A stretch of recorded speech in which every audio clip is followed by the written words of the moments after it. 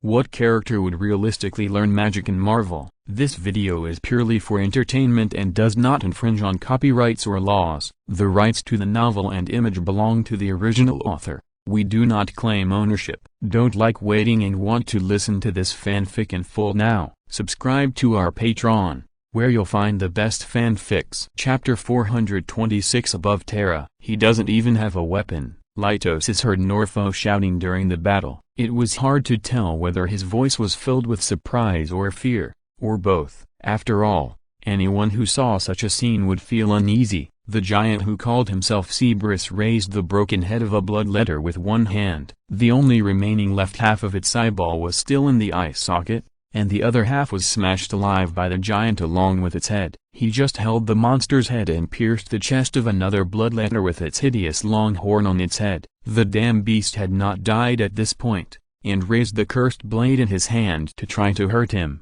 but Cerberus calmly raised one hand first and grasped the demon's wrist. With 5 fingers together, he easily crushed its wrist as if it was made of steel, and the bone fragments splashed out with blood. The knife hung on the ground, and Cerberus bared his fangs, giving the bloodletter a terrifying grin, which was the last thing it saw. After doing all this, he let go of his hand and disappeared naturally.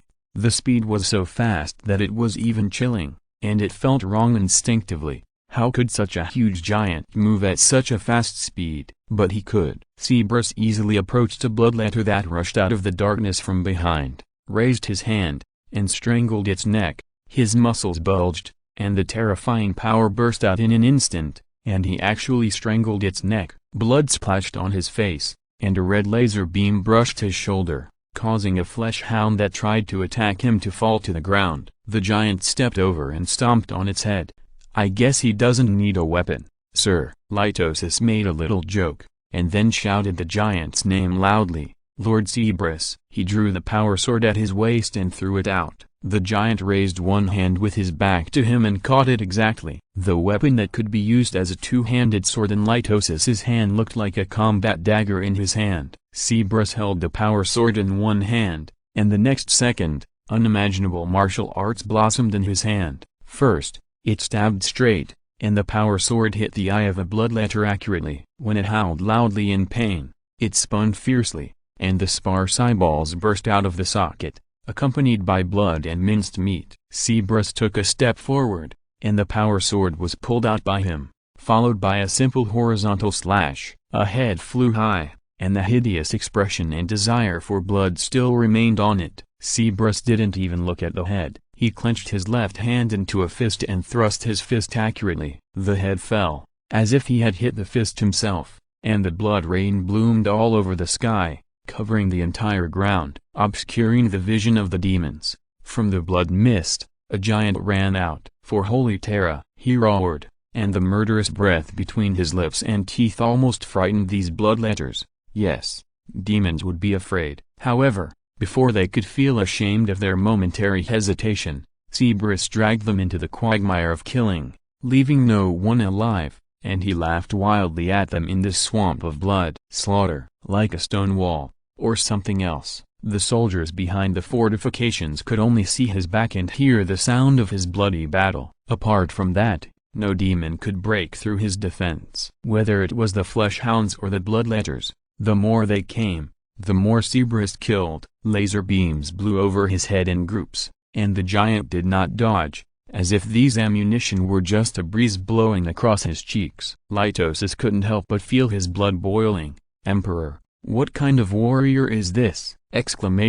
For Holy Terra. The soldiers also shouted loudly. They did not notice that their pupils were slowly turning into a light golden color, and their emotions became more and more excited. At this moment, there was no fear, no hesitation, and nothing else in their hearts. There was only one thing left: kill. Kill all enemies of mankind.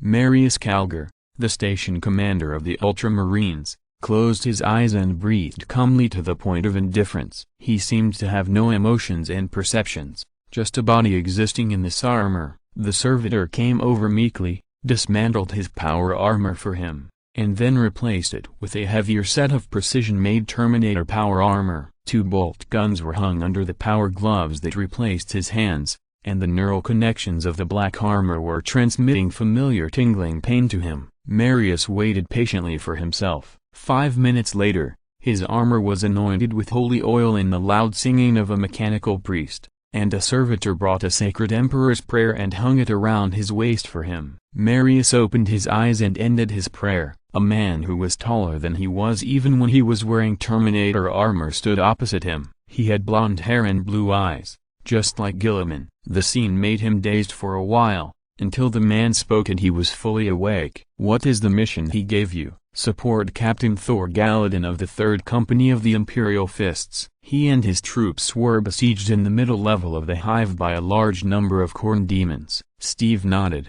"Very good, then, I will act with you." "What?" Marius exclaimed in surprise. "Your help is not needed for this kind of mission." "Then when is the time?" "Fighting is a matter of course, Marius," he explained. "Don't get me wrong, I'm not here specifically to support you. The middle level of the hive is connected to a huge power plant. If it explodes, the entire hive will be destroyed. You should know better than me what disaster a collapsed hive will bring. You are responsible for supporting Captain Thor Galadin, and I will be responsible for the power plant." Marius certainly knew that in the cellar of the Ultramarines Fortress Monastery in Hera, his achievements and deeds were recorded in a full 28 volumes. In terms of quantity and scale, he was second only to his Primarch, Robert Gilliman. These are warriors that were recorded because of their huge scale, not to mention those that he thought were not worth mentioning. So, as an experienced warrior, Marius can say this: there is no battlefield emergency worse than the collapse of a hive.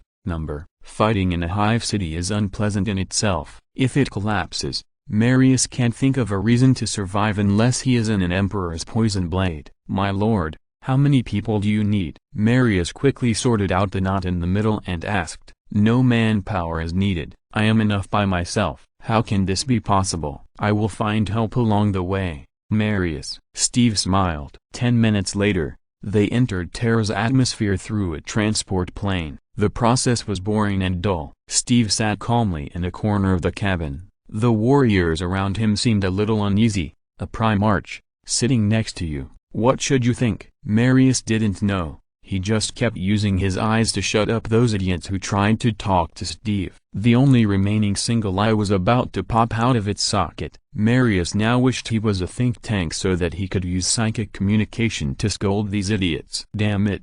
There's a big battle ahead, and they're still thinking of talking to him? His eye attack was ineffective, and an Astartes sitting diagonally opposite Steve spoke up. There were a dozen medals of honor hanging on his shoulder armor, and an ancient parchment ribbon tightly surrounded them. He was not wearing a helmet, revealing a resolute face. "Sir, are you here to fight with us?" he asked expectantly. Marius wanted to punch him. What a stupid question. But Steve didn't show any impatience or dissatisfaction. He smiled, looking gentle and approachable. "Don't call me sir. Maybe I've been fighting for even longer than you." "How long have you been in service?" The soldier proudly puffed out his chest, and the transport plane bumped, causing him to shake in his chair just right. 371 years, sir. "That's really long," Steve said in surprise. "I'm not even a fraction of you. In this regard, I can't be called a master." He looked around, and the Astartes were all looking at him. "That's why I won't command you. My combat experience is not enough for me to command warriors like you." "Everyone, please stop calling me a master, okay?" No one answered, although many people almost laughed out loud because of his humorous joke. But Marius's cold face made them hold back their laughter immediately. Steve glanced at him and laughed out loud first. The atmosphere was very harmonious, but when the transport plane arrived at Lionsgate Starport smoothly, such an atmosphere had disappeared. There was a constant click, and they put on their helmets one by one and untied their straps.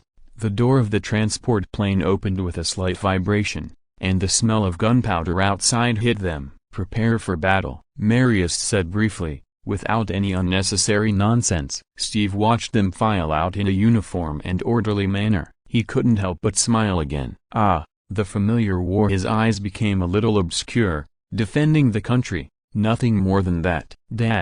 Run. Imperial Inquisitor, Hugh Drake ran in the headquarters of the Inquisition with fear. He shouldn't have shown such an expression, but the shadow of the monster has been hovering in his mind for too long. How many people has he killed? In the intervals between running, Drika's mind flashed this fragmentary thought. His legs trembled, his expression twisted, and even his thinking was stagnant. The indicator lights above the corridor flashed, and he ran past one after another. As long as he ran to the end of the corridor, he would reach the security door. He only needed to spend a few seconds to pass the authentication, and he could avoid this monster once and for all, and then activate the defense measures to let him die here. Their secret must not be exposed. He ran, and his lungs were sore from the smoke. As if someone had made a hole in his lungs with a lit cigar, Drika gasped without image, and saliva splashed out. Just when he was only 300 meters away from the emergency door,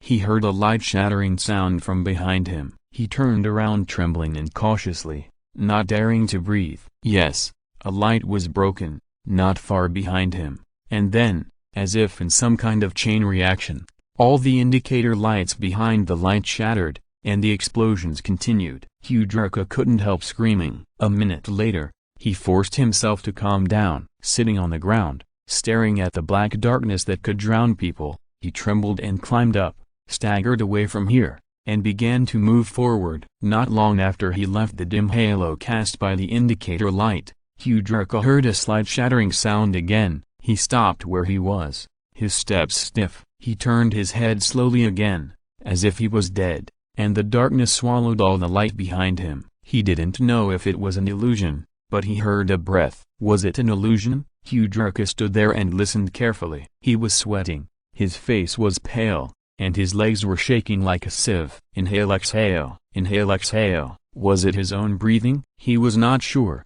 so he continued to run forward, running into the yellow halo cast by the next indicator light, and then the light he ran past shattered again. This time, he did not look back, he just ran wildly, and the fear had completely devoured his heart. Bloodshot climbed up his eyes, and Drika only hated himself for not undergoing transformation at this moment. He ran too slowly. Every time he ran past a light, there was a shattering sound behind him. Just when he was 2 indicator lights away from the safety door, his steps were weak and he fell to the ground. He screamed and crawled on the ground with his fingers. His nails turned up and blood flowed out. He continued to crawl on the ground as if he could not feel the pain, leaving dirty traces with blood. He came under the second to last light, and a shattering sound made his whole body tremble. Right in front of him, right in front of him. Drika exhaled a breath of air filled with fear, stretched out his hand, and crawled forward. At this moment, the surroundings were completely plunged into darkness, except for the last light and the indicator light where he was standing. The surroundings were filled with pitch-black darkness. He looked around nervously, and felt as if there were 1,000 pairs of eyes staring at him in the darkness. "Don't come over, you monster. Don't even think about catching me. Don't even think about it," he screamed hysterically and stretched out one hand outside the yellow halo. The bone-chilling cold attacked him. He withdrew his hand and looked at the palm that had been completely frozen and necrotic in disbelief. His eyeballs seemed to fall out of his eye sockets. Then, only incomplete phrases came out of his mouth. The completely collapsed man stood up from the ground, screaming and shouting with tears and laughter, and tore off his clothes and threw them on the ground like a madman. Then, a chuckle came from the darkness. Drika stood there, frozen. He looked at the indicator light above the security door, which was trembling slightly at this moment. 3 seconds later, it broke. Drika did not look back. He knew that a monster was standing behind him. 2 seconds later, the light above his head also broke. A scream sounded in the darkness. 5 minutes later, Batman walked out of the long corridor with his body in one hand. He dialed the communication. "I have checked it out. More updates will be added tomorrow, and I will tell a Slimebo joke by the way." Korn once had a name, called the Slimebo Champion. Chapter 427 Above Terra, Thor Galadon, the Stone. That's what everyone who knew him would say, no matter what he was called. Sergeant Thor Galadon, Captain Thor Galadon, or Lord Thor Galadon. They would always call him the Stone. It was a high compliment. At this moment, the Stone was lying on his back. It wasn't his fault, because even though he was wearing power armor, He had 3 flesh hounds on him. They jumped out of the darkness and tried to attack him. Thor-Galladon killed them all, but couldn't stop their bodies from crashing into him. 3 calf-sized beasts crashing into you, one after another. He lost his balance and fell to the ground, which was a fatal thing in battle. Fortunately, he had many brothers to look after him. Galladon saw Marlin, nicknamed the Blade, pierce a bloodletter that was about to be blessed with his power sword. The horns on the bastard's head were glowing red, and it was obvious that it had killed many people. Then, Malin pulled him up from the ground. Galladon said nothing, and he used his chainsaw sword to saw another flesh hound that jumped out of the darkness. Blood splattered, and the loud sound of the bolter being fired came to his ears. Thor tilted his head slightly, and his dynamic vision allowed him to accurately capture the bolter. It spun and drilled into the head of a soul grinder that came out of nowhere. The skull of the ugly thing was blown off, but it was not dead yet, and the power of its master even made it roar loudly. The Crimson Brain trembled with its roar, and then Thor pulled out the bolter and shot it again. Silence. The battle was over in 7 minutes and 31 seconds. Thor-Galladon silently adjusted the gear of the chainsaw sword to the lowest gear,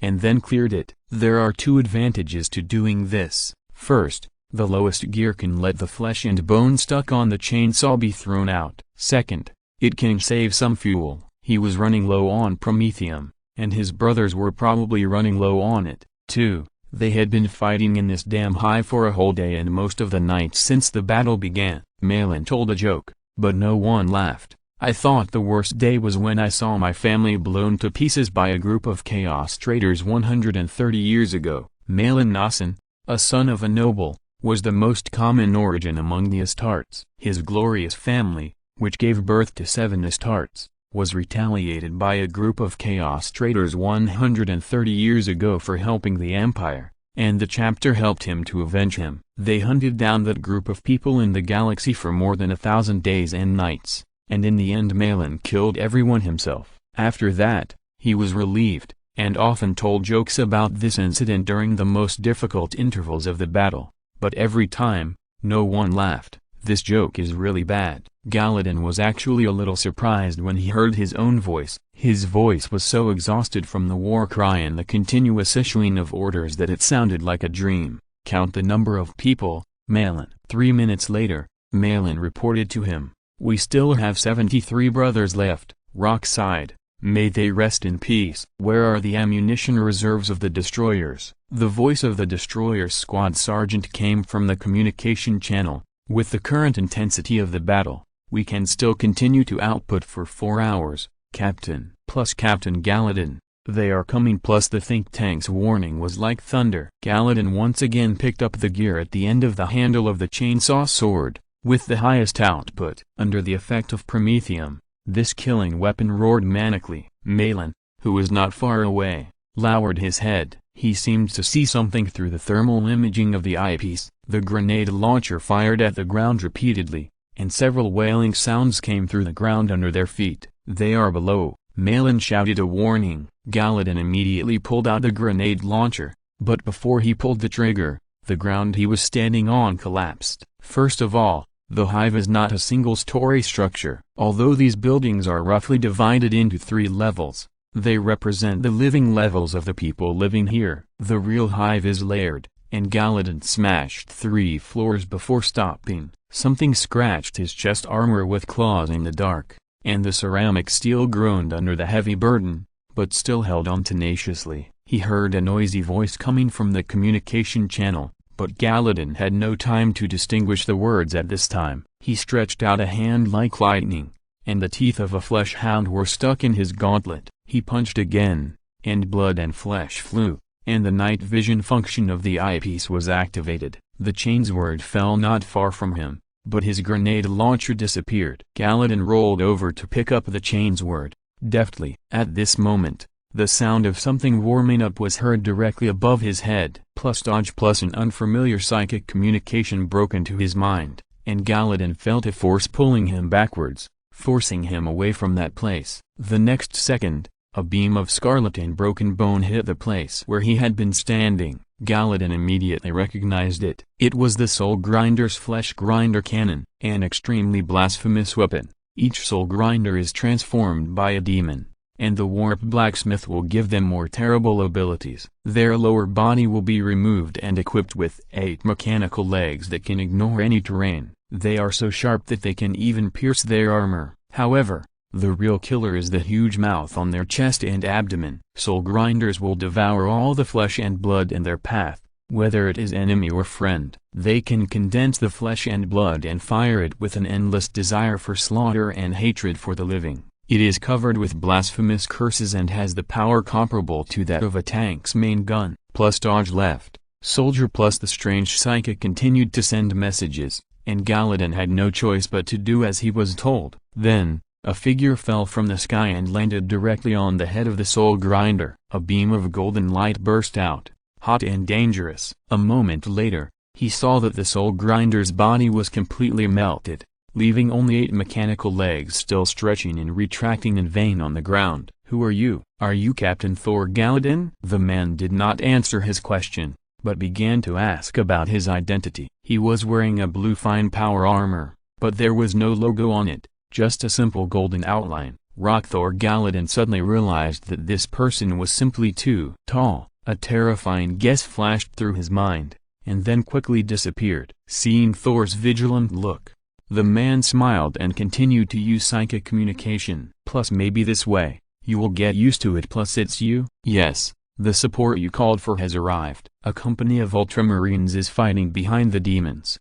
Captain Galadrin, can you issue an order to let your brothers push back?" "Yes, but I need to know your identity first." "Steve Rogers." They looked at each other for a while, and finally, Thor Galadrin was the first to lose his temper. "I mean your military rank." "I have no rank, I'm just a soldier." Steve smiled again. "You can communicate with the commander of the Ultramarines yourself about the specific situation." Chapter Master Marius Calgar should be happy to kill the enemy with you, Captain Galadin. As for me, Steve disappeared on the spot, and the golden light flowed out from his hands, gradually covering his whole body, turning him into a golden stream of light and flying away, leaving only a faint whisper echoing in Galadin's ears. "I have other tasks." The Astartes nicknamed the rock stood there in a daze, staring at his departing back, and only came back to his senses after 30 seconds. At the same time, a strange voice came from the communication channel, mixed with the roar of the grenade gun. "This is Marius Calgar, Chapter Master of the Ultramarines. We are here to support you."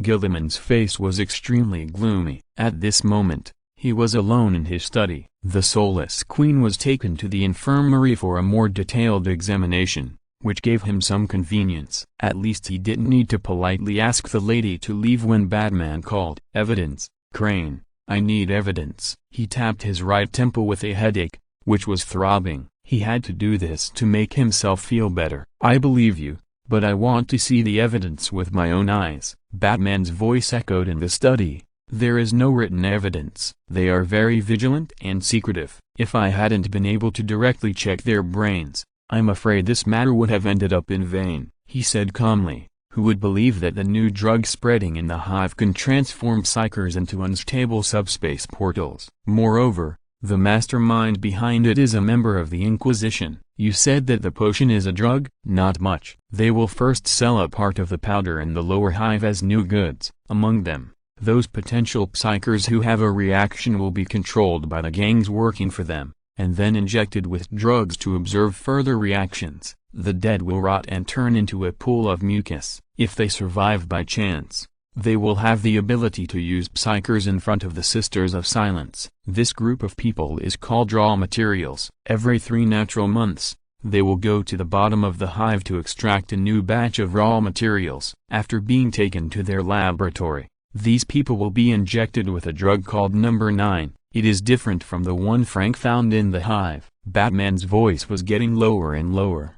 "The 3 girls killed by Frank are called defective products in their official terminology. The pain that erupts when they die can turn them into unstable portals, but they are uncontrollable. Most of the portals in the hive are like this now." Gilliman clenched his fists. "The place they are in is called Holy Terra." "Holy Terra?" "Such a thing happened right under his father's nose?" Gilliman raised his head and stared at the portrait of the Emperor on the ceiling. He didn't say a word for a long time. Only Batman's voice continued to narrate. According to my guess, they were trying to develop a way to counter the Sisters of Silence, but they ended up with something else. I'll continue investigating.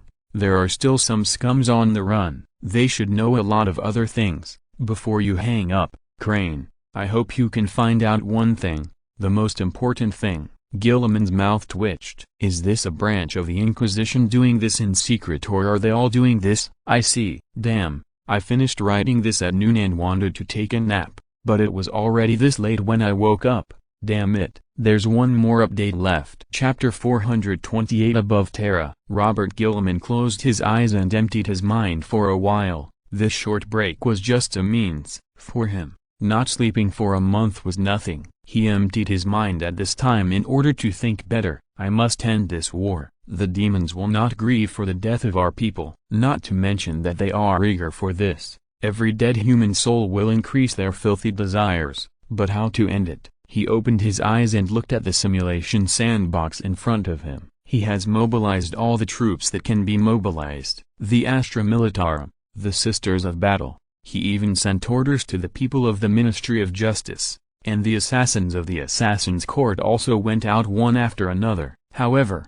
the demons still launched attacks continuously. Their number seemed to have never decreased, which was chilling. The shadows of these blasphemous creatures were everywhere on Terra. The bloodletters of Khorne were rampant on this sacred land. These low-level demon infantry were still difficult opponents for mortals to deal with. They were also the main members of the Khorne demon army. Perhaps, he should say so, the current Khorne army. Those big demons with names. Those bloodthirsty demons that ravage the sky. And demon engines that can rival the Titans. And this is just the demons of Khorne. What about the other three? Gilliman interrupted his complicated thoughts. Humans need to rest. He may be able to hold on for a long time, but what about those mortal soldiers? They are the main body of the defense line. The number of Astartes is too small for the whole of Terra. Too few can't even influence the situation of this battle. There are still 5 days before the support promised by the mage named Shenyan. How can he make the people of Terra survive these 5 days?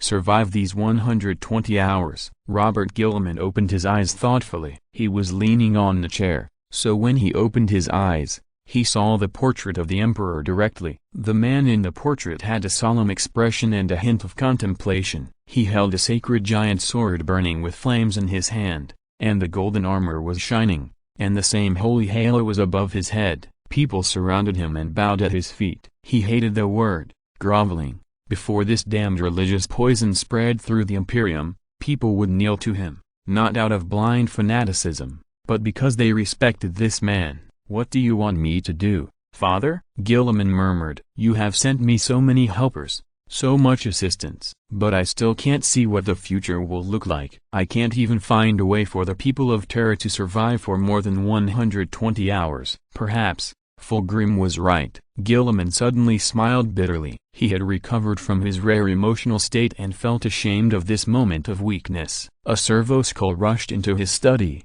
creaking, and its claws carried a personal processing terminal. The name of Marius Calgar was flashing on the personal terminal. Gilliman picked up the communication, and his chapter master's calm voice came out. Primarch, we have contacted Captain Tor Galadon. The war portal in the middle layer of the hive has been basically controlled. Where is Steve? Marius was silent for a while. The Lord had a brief conversation with Captain Galadon half an hour ago, and helped him avoid a shell attack from the Soul Grinder, and then went straight to the power plant. He didn't bring any brothers with him, Primarch, Marius said carefully. I know. Gilliman's calm voice made Marius realize that he obviously knew about this for a long time. Gilliman continued, don't worry about his actions. Steve Rogers has his own considerations. He has his own battles to fight, Marius, and you should also focus on yours. I understand, Primarch. Steve looked at the scene around him with a curious look. Long,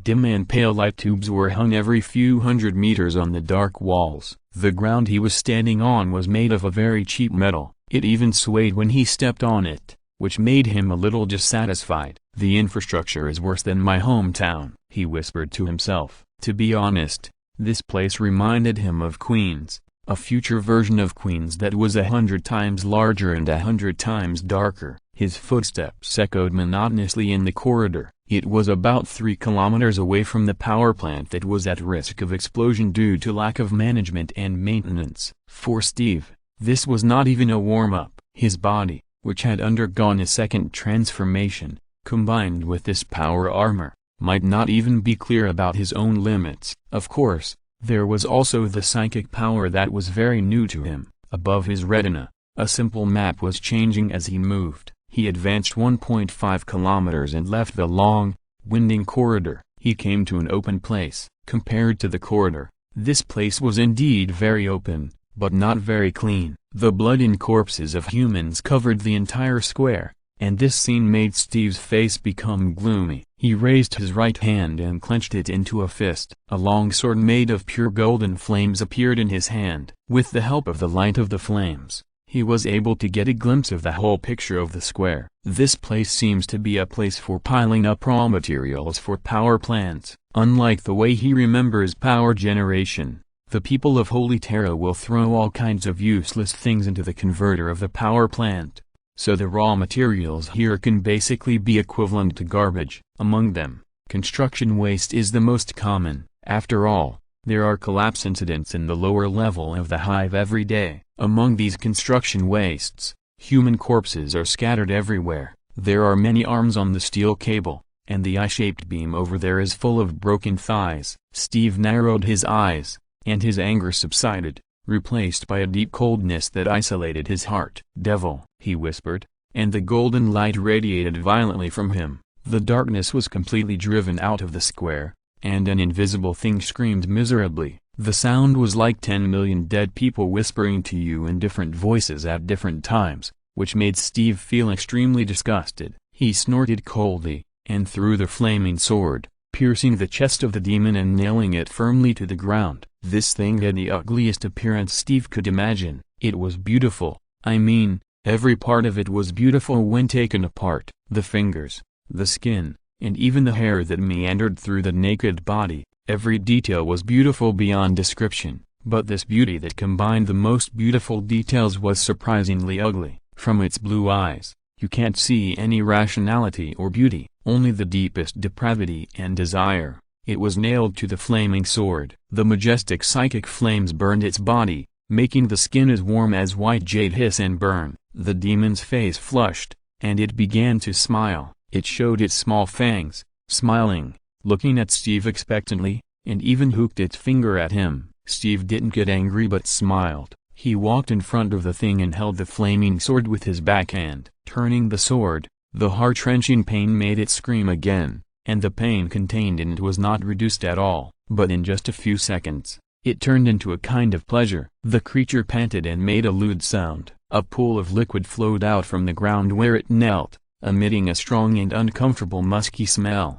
His warrior had twisted its naked body, actually craving more pain. "Do you have more tricks? I want to taste it." Steve just looked at it coldly without saying a word. A huge pressure swept from behind him and filled the entire square inches in an instant. The separated limbs flew up and silently combined into a huge monster full of hands and feet in the air. The purple light covered the golden light. It chuckled, "If you don't make a move, it's my turn. We're going to have a lot of fun." Hee. That boring man is not here. Old Bacon is sitting in his chair. Who else can help you? "Help me?" Steve sneered and drew out the flaming sword. "You got one thing wrong, monster. I'm the one who's here to help. I finally have nothing to do tomorrow, so I'll continue to update." Chapter 429 Interlude, Quarrel, The Vengeance. There are still 72 hours to reach Terra.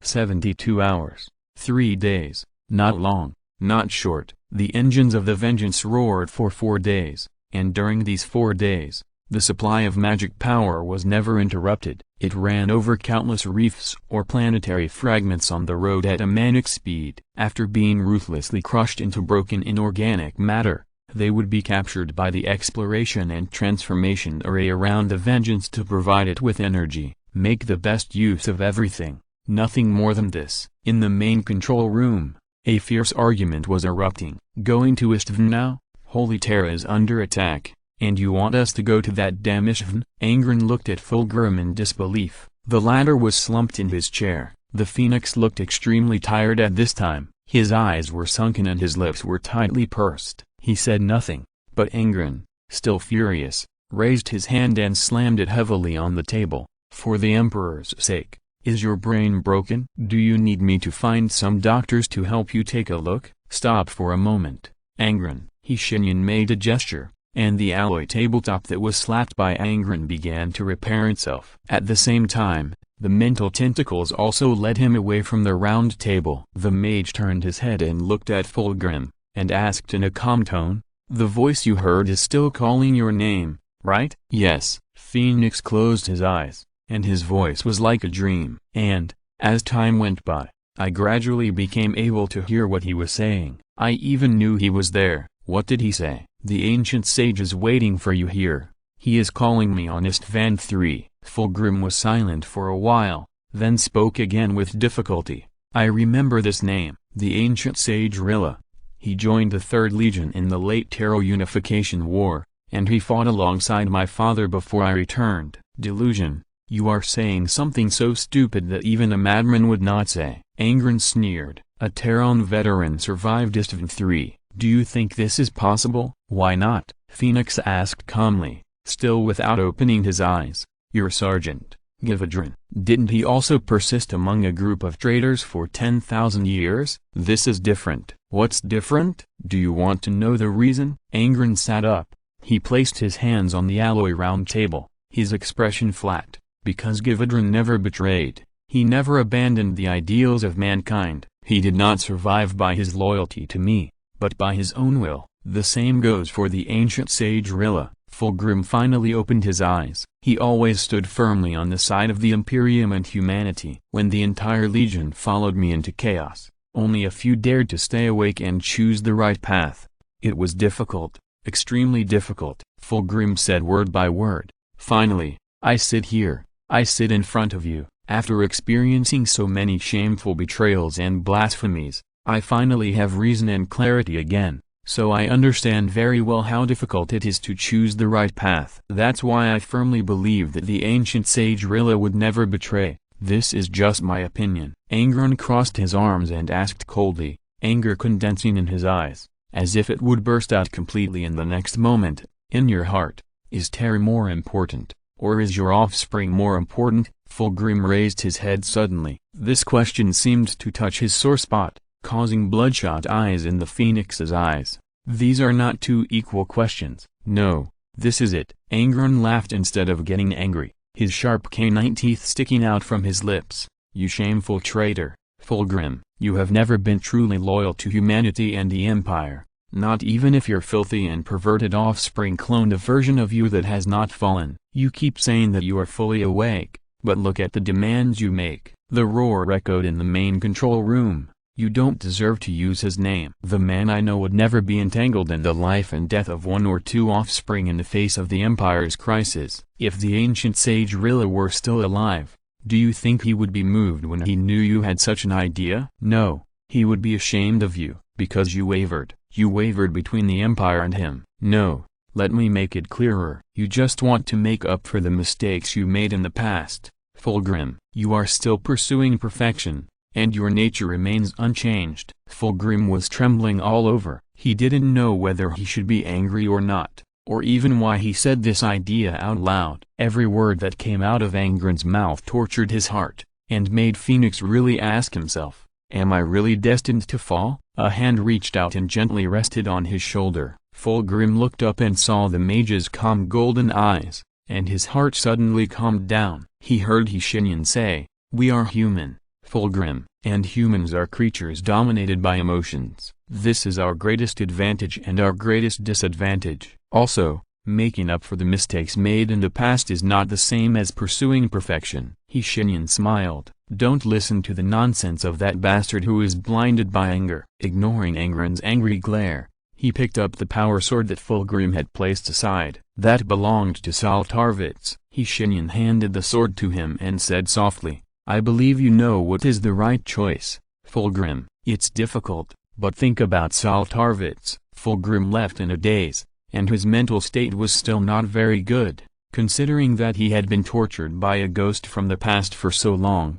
Shenyan decided to be more tolerant of him. More importantly, if he was really disloyal, he would not have picked up the sword. Shenyan leaned on the table and looked at Angren with a smile. "You were very angry just now." "Yes," the Lord of Red Sand admitted readily, "I was indeed very angry, but those words were not my true feelings. I wanted to use provocation to make him fight with me. Maybe this would make this idiot feel better." "This won't solve the problem," Shenyan said calmly. "Unlike you, Fulgrim is sensitive and fragile. He pursues perfection because he is inferior. He lives under the shadow of the Emperor. This is the fate of every child. They will be overshadowed by their father's shadow, but they will eventually break free from the shackles." "You seem to have a lot of confidence in him," Shenyan said strangely. "He is a clone, Angren. His biological age is less than 2 years old." The wizard spread his hands, and, "Not only him, I have confidence in you all."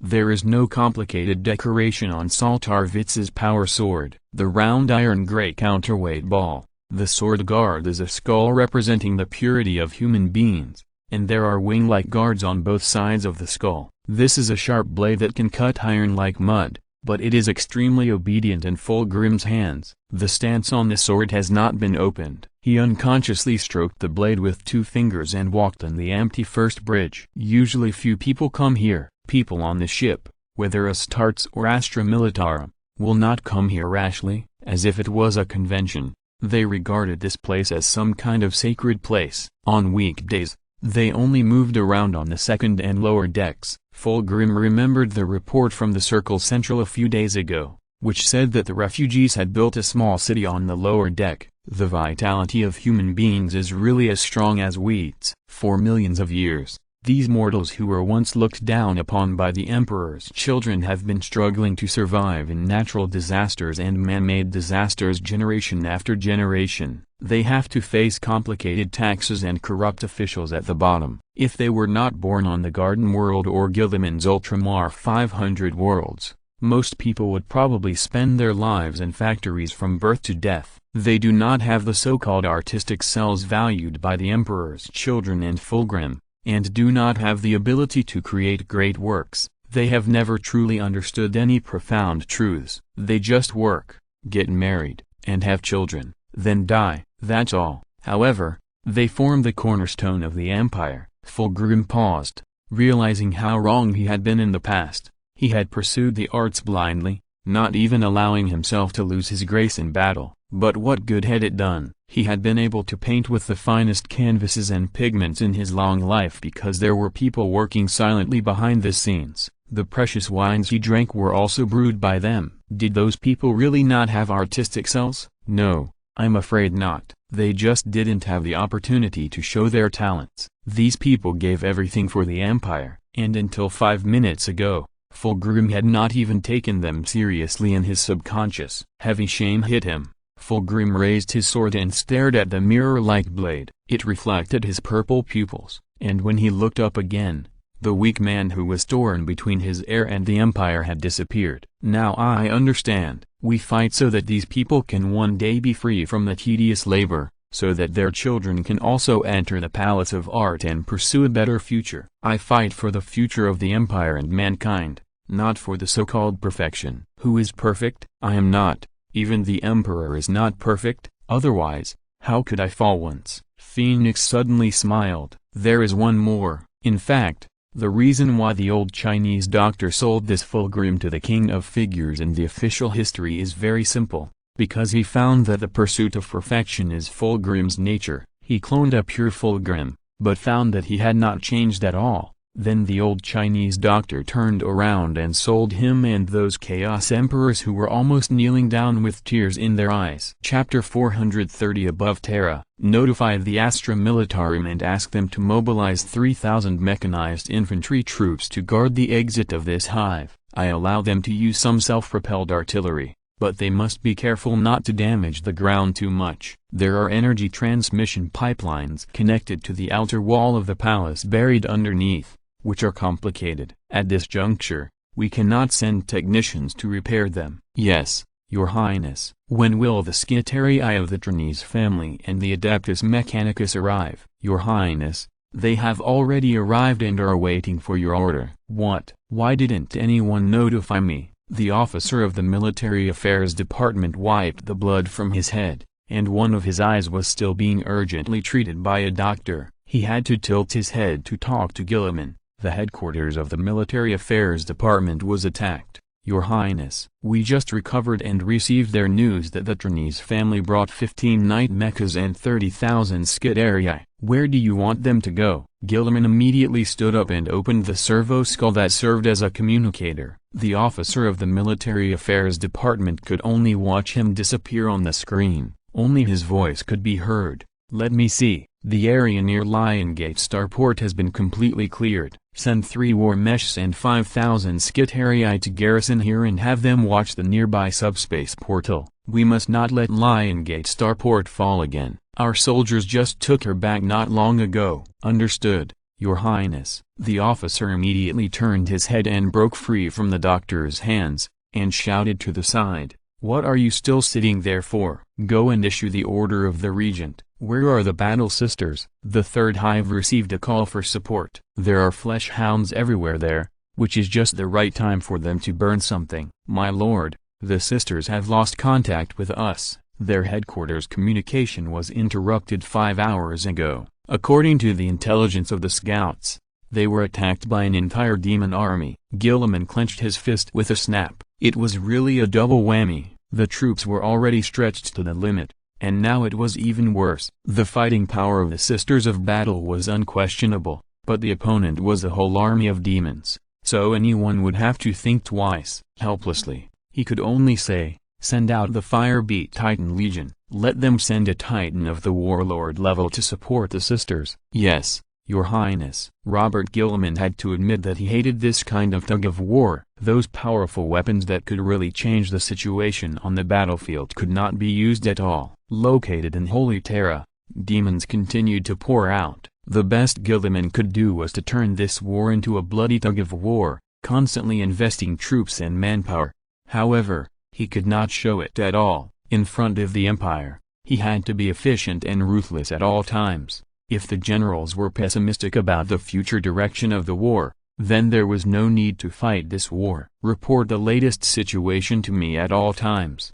Understand? We must use any means to keep the communication channel between us unobstructed. I want to receive the latest information on the battlefield at all times. As you command, Your Highness. Gilliman reached out and pulled the servo skull a little further away. Then he sighed very quietly. Litosis was running along the position. 3 days later, he was still fighting a seesaw battle with those deadly things at the Martyrs' Bridge. Their offensive was getting stronger and stronger, and the position was retreating again and again. Fortunately, the support forces came quickly, and they could still withstand it. A day and a half ago, a violent scream came from the hive, and just hearing it made people feel cold all over. They only learned from the pilot of a paladin who came to support that a slain-ish demon had appeared there afterwards, but it had been killed in advance, and no one knew who did it. "Medic, medic," he shouted loudly while running wildly. "We need a medic at the front of the position. Hurry up." Someone reached out and called him. Litosis turned around and found that it was the medic who had examined him before. The bolter was still on his waist. He hurried to Litosis, his hands even stained with blood. What happened? It was Commander Norfo. One of his legs was chopped off by a bloodletter that rushed in. Lord Cerberus rescued him. "Why didn't you come earlier? And you should have brought him here. We can't spare any time." Commander Norfo didn't want to go to the rear. "He has fainted now. We gave him injections and medicine. He should be able to hold on." The doctor turned around silently, took out a suitcase from the tent where medical supplies were piled up and threw it to Litosis. "There are 3 emergency hemostatic gels in it. Take them to him. I'll be there soon." There are 2 more wounded here, so Litosis ran back. 3 days later, only 123 people including him were left out of the 350 Lucifer Blackguards, and the Terry Guards were even more exaggerated. They originally had 3,000 people stationed here, but now there are only 700 people left. At the front of the position, behind the roughly built portable fortifications, Norfo was half lying against the wall. Norfo's legs were covered with used bandages, and the blood had even stained the ground. Several refugees sat beside him, carefully wiping the dirt off his face. They volunteered to help at the front line, and although they had no right to use weapons, they made great efforts in building fortifications and transporting the wounded. "The doctor will be here soon." Without too much time to explain, Litosis squatted down with sweat all over his forehead. He roughly opened the suitcase and quickly found the hemostatic gel. He trembled as he reached out his hand to pull off the bandage, but he was completely unable to calm down. A dark hand reached out from the side and pulled off the bandage for him. The hemostatic gel gushed out and stopped the bleeding after a few minutes. Litosis breathed a sigh of relief. A refugee handed him a glass of filtered water. "My lord, you should drink some water." "You drink it yourself. I'm not thirsty." Waving his hand to decline his kindness, the young blackguard stood up again. The giant who called himself Cerberus was standing not far from them. He was still naked to the waist, with blood all over it, like a layer of bright red armor. He walked to Cerberus, lowered his head, and said respectfully, "My lord, you should take a rest. We are on guard here. I can see farther than you." Cerberus did not refuse explicitly, but took a roundabout way. "Besides, I'm not tired. Killing them is a comfort to me." "Okay, my lord." In addition, a team of extreme warrior monks passed by here not long ago, and they asked about your identity. "Oh?" Cerberus lowered his head and looked at the young blackguard. "I hope you are telling the truth. Remember, don't lie to them for my sake." "It's not worth it. We don't know who you are." "Sir, how can this be considered a lie?" The Ultramarines didn't care. They went to the fifth hive and said that a group of blasphemers appeared there. "I don't even know what they are." Cerberus seemed to understand it very well and even explained it to him. "It is a kind of demon engine. It was transformed by Chaos Traders. It is a multi-legged mecha and is very difficult to deal with. The cannon on the chest is large enough to blow up our position with one shot. This kind of thing." He shook his head and said nothing more. But Litosis could already imagine their terrifying appearance. The blackguard swallowed his saliva and realized that he was terribly thirsty. He began to regret why he didn't take a sip of the glass of water. They stood shoulder to shoulder. Litosis was actually only up to Cerberus' waist, staring at the dark bridge surface of the Martyr's Bridge together. They installed explosives below, and if the situation really reached the worst, they would blow up the bridge deck immediately. Let these bastards fall down with them. After a while, Cerberus suddenly frowned. "Something is coming." His voice echoed above the position, and immediately there was a sound of laser guns being loaded. In the 3 days of fighting, this mysterious giant won the respect of everyone with his actions, and everyone was willing to listen to his orders. Whether it was a newcomer or someone like Litosis who had been fighting here for a long time. "Don't worry," Cerberus said calmly. "It doesn't look like an enemy." "Let me take a look." The soldiers held their breath and signaled the refugees who wanted to stay and fight alongside them to return to the rear of the position. Not long after, a battle sister came out. She looked like a duelist, a kind of sister who specialized in close combat with double swords as weapons. She had white hair and terrible scars on her face, and blood was dripping down. Her steps were limping, her expression was blank, and she looked like she was no longer conscious. However, she warned them the first time she saw them, "Support, hive." After uttering these 2 short words, she fainted. Litosis looked up at Cerberus, and after receiving a slight nod from the latter, he climbed over the fortifications. The soldiers raised their laser guns, guarding against any possible attacks, and praying for him. Fortunately, the Emperor finally protected him. Litosis brought her back safely, and at this moment, the doctor arrived. The blackguard put the nun on the ground and smiled at the doctor. "It seems that you have more patience." The doctor took off his full covering mask, revealing a young and beautiful face. She was actually a woman. Sweat wet her hair and her whole face. Litosis widened his eyes in surprise, but before he could say anything, the doctor pulled him over. "Come and help me." Chapter 431 Above Terra.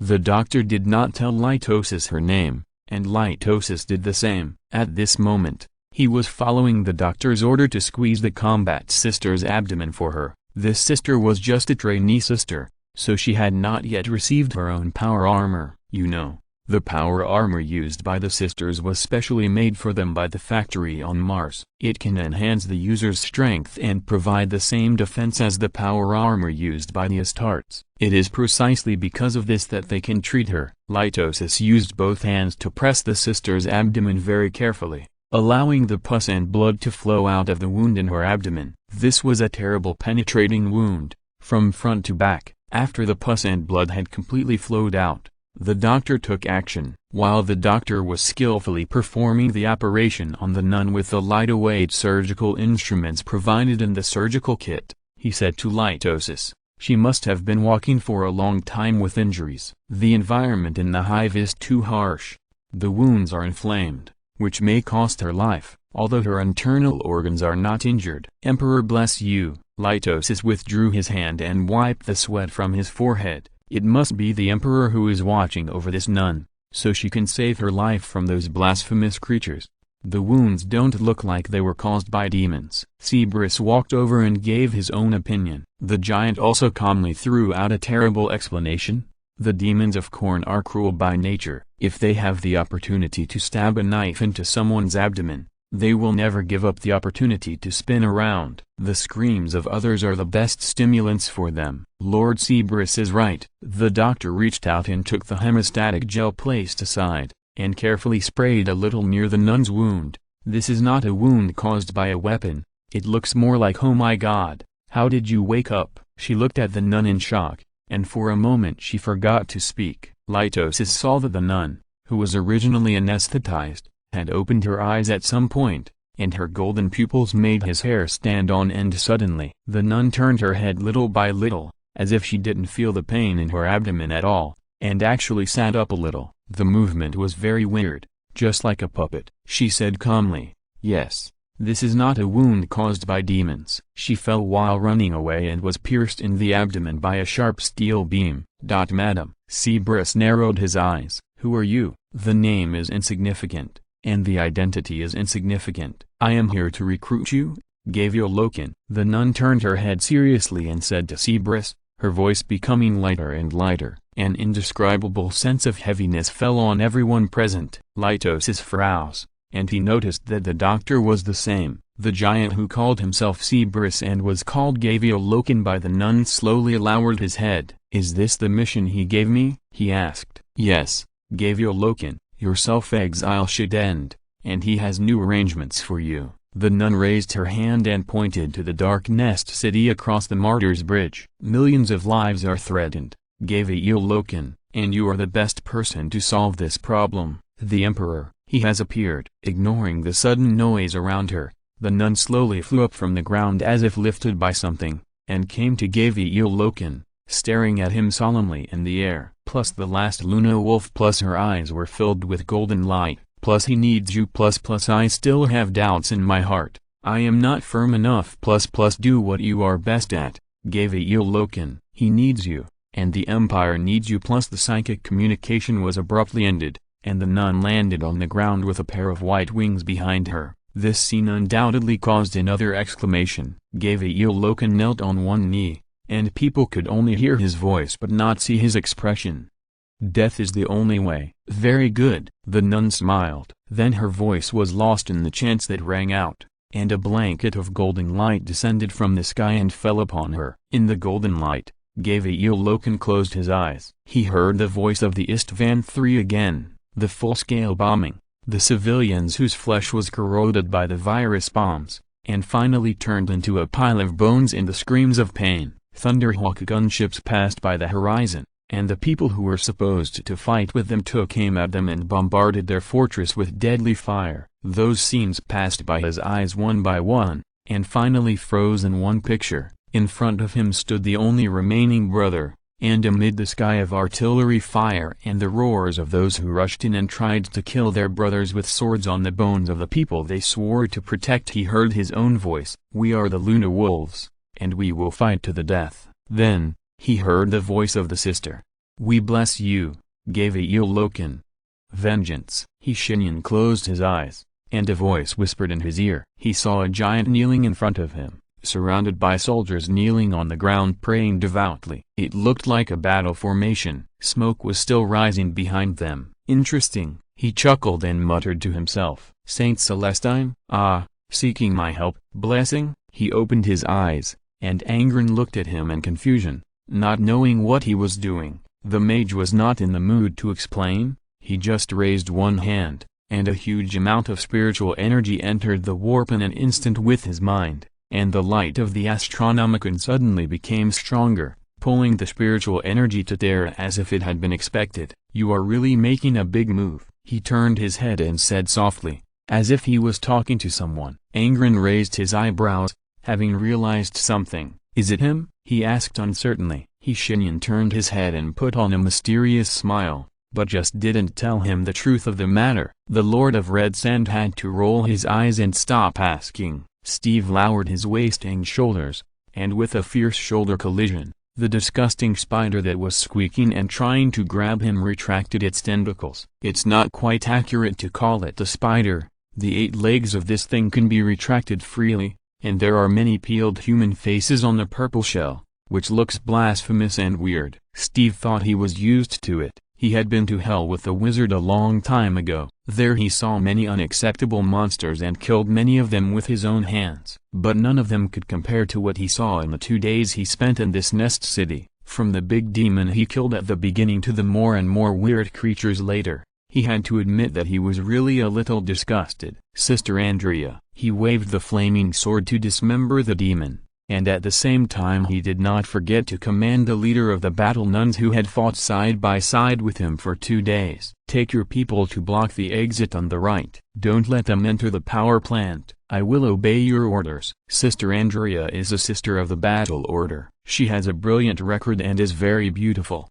but Steve is more impressed by her ferocity in battle. He met this team of battle sisters who were sent out to perform a mission 2 days ago but were besieged by demons. Steve joined the battle without saying a word. After killing all the Slaanesh demons and chopping a leading keeper into more than a dozen pieces, they exchanged their mission targets and found that they were exactly the same. The sister regarded this as a revelation from the Emperor. Steve did not comment on it. He just wanted to complete the mission. This mission must not fail. Absolutely, it cannot. The power plant in the inner layer of the hive is hundreds of meters high. The energy contained in such a huge building can be imagined. Steve didn't know why this group of Slaanesh demons kept entangled with them here and didn't join the battlefield outside. But he was not interested in knowing. Gilliman told him very clearly that the power plant must not be lost. The explosion was even a minor problem. Gilliman's worst scenario was that they would use their enormous energy and blasphemous rituals to tear open a huge rift on Terra again. Although there were portals everywhere on Terra,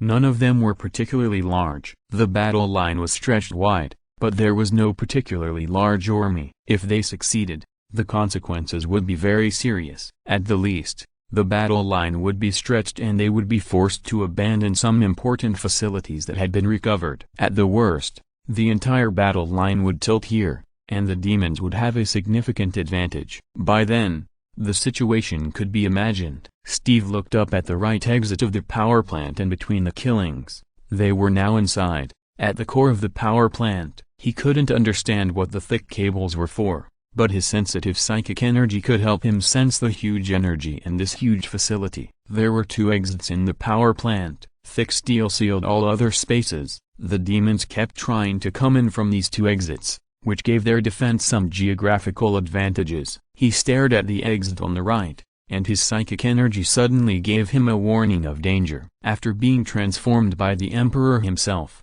he could see things that ordinary people could not see. Psychic energy is very convenient, but also very dangerous. Steve strengthened his mind, took a deep breath, and stared. At this moment, in his field of vision, the dark door of the right exit turned into a ferocious mouth that was about to devour the ignorant sisters. A sincere anger surged in his heart. Steve narrowed his eyes, and the flaming sword in his hand shone brightly. He threw it hard, and it whistled and fell into the demon pile at the right exit like a cannonball. In the explosion of psychic flames, more than a dozen low-level demons of Slaanesh were melted in an instant. They screamed and died, and the function of converting pain into pleasure in their brains did not work at all. The morale of the sisters was boosted. "Sister Andrea," he shouted again, and deliberately used the amplification of psychic energy to ensure that she could hear his voice clearly. "Hold my sword. Quick!" The sister did it immediately. The smaller version of her chainsword was still deadly, creating a huge wound on a Slaanesh demon that stood in her way, its brain exposed. The brain turned into a sticky mass, and she stepped over the disgusting and sticky thing, throwing the chainsword to the ground, and then she reached out and grasped the hilt of the flaming sword, and the pain came. But there was something else. A special warmth immediately filled her body, and the nun's eyes widened. She had never felt anything so special before. It was as if a warm sun was shining on her, and joy rose in her heart. However, Steve's words immediately brought her back to reality. "Swing, nun," he roared. "Swing." So she swung the sword. A sun rose in the power plant, and countless demons turned into pillars of fire in an instant. Their dirty and filthy etheric flesh met the nemesis of this psychic energy. Sister Andrea's eyes widened with anger, and she tried her best to control the flaming sword that was shaking in her hands like a wild horse. A scream full of resentment sounded in her ears. A naked, hairless monster with a pink and purple color appeared in the darkness. It raised its arms to cover its face and kept retreating. Sister Andrea gritted her teeth, raised her sword and roared towards it, and her boots stomped on the ground, making a noisy sound, mixed with the screams of the monster. However, the sister should have been unable to hear. Her ears were bleeding, and so were her eyes. She was bleeding from all 7 orifices because she saw things that mortals should not see. But she was still moving forward because her faith was so firm. She did not waver, and did not retreat. She could not see anything, could not hear anything, but she was still moving forward. "I renounce you, demon." The nun's voice drowned out its screams, and together with the light of the flaming sword, it filled the dark power plant. "You blasphemous monster, go back to where you belong. Go away. Leave our world. Leave here. You are not worthy to stand in front of us." Her face was completely distorted,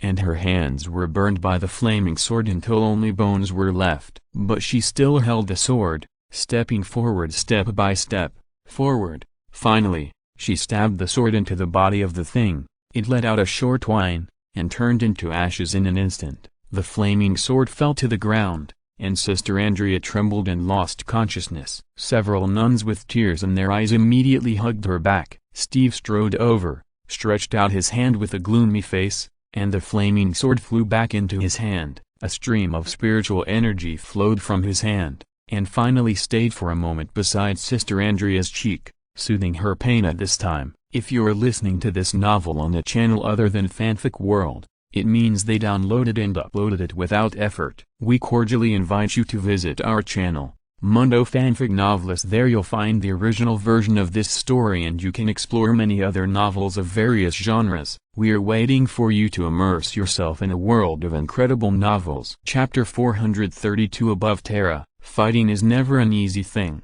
let alone facing demons. When facing these creatures that are condensed from pure evil and corruption, mortals often become weak and fear will devour their hearts. Only those who are truly loyal and courageous will keep fighting them angrily. This is one of the reasons why they are so difficult to deal with. Of course, there is another reason: they are demons of Slaanesh. 3.5 hours have passed since Sister Andrea was injured and unconscious. Steve is tirelessly killing one Slaanesh beast after another. These things with sheep heads are nightmare-like stitched monsters that only appear in the deepest fears of humans. The scorpion tails filled with poison are powerful enough to pierce armor. They have 4 human thighs, strong and muscular. A human-shaped torso grows on the soft abdomen, with several pairs of chests on it, and crab-like arms that can even directly clamp people apart alive. Not to mention the scent they exude, rich in pheromones that can excite any creature. The unique temptation designed by Slaanesh himself will combine the minds of mortals with the most ecstatic dreams for them. If your will is not firm and your faith is not pious, then, you may be hypnotized at first sight, standing there, mouth wide open and drooling, with tents in your lower body, shaking like an idiot.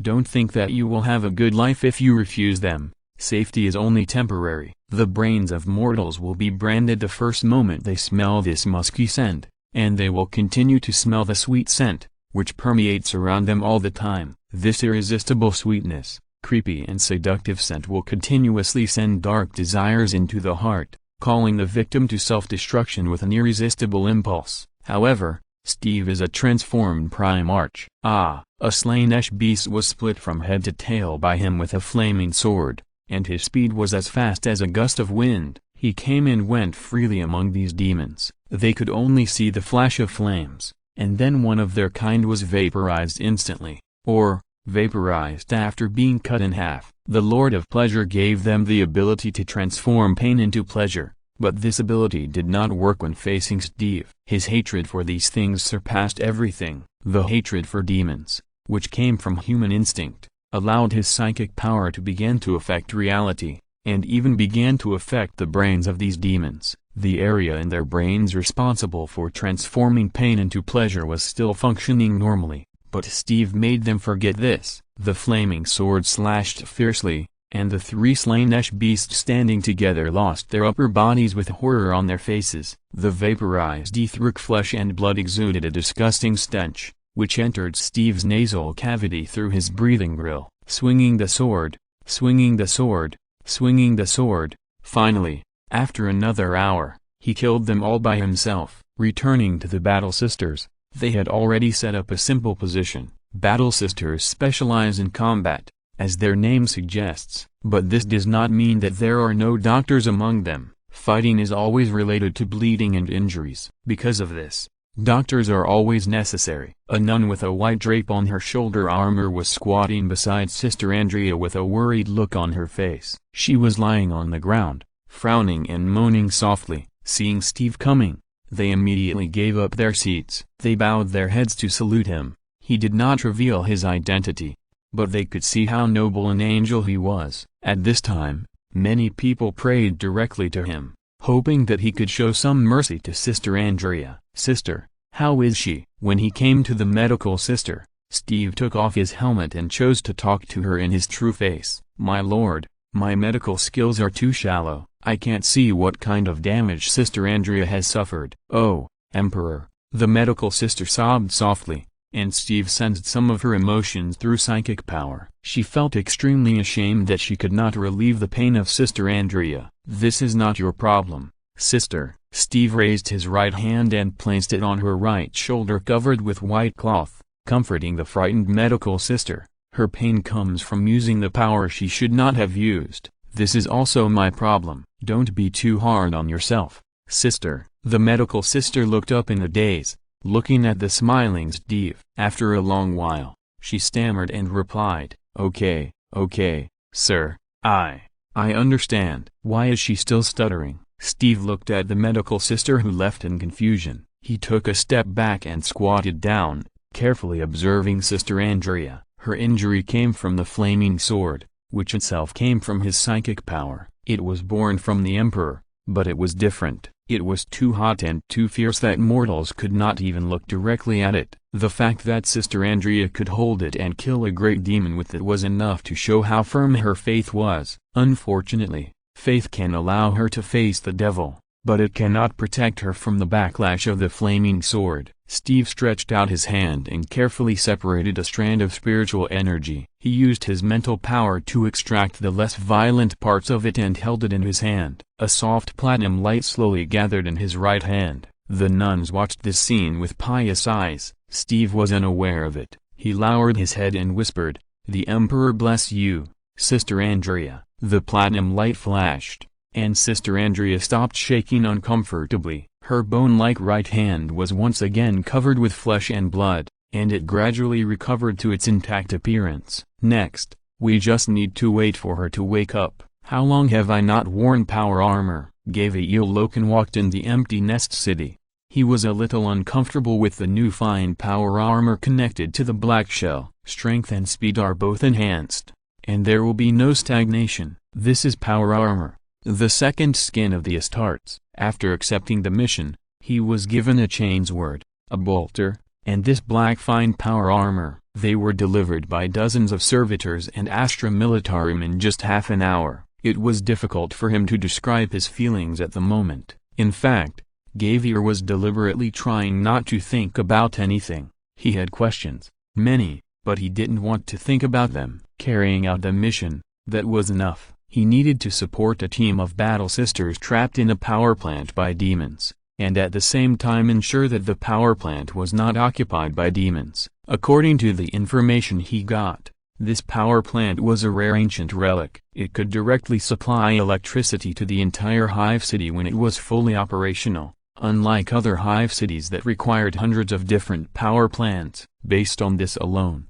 Gavier could understand why this power plant could not fail. He was going to the middle level of the hive city, and he should have entered from the bottom level. That was the bottom entrance of the power plant, but he fought his way out with the refugees from the bottom level. Naturally, he knew what it had become now. He came to a square. The top of the originally magnificent spire church on the right was now full of corpses, and the statue of the emperor was also toppled. Loken walked past quickly without saying a word, his right hand already on the chainsaw sword. The familiar anger climbed up his nerve endings, making the corners of his eyes twitch nervously. Continuing forward, blasphemous scenes were endless. Children who were skinned and thrown on the roadside wantonly, women who were trampled into meat paste, some tragically dead Astra Militarum soldiers, their bodies were even sewn into a huge aggregate. Everyone's face was full of fear. Loken took a deep breath once, and then again. He forced himself to calm down.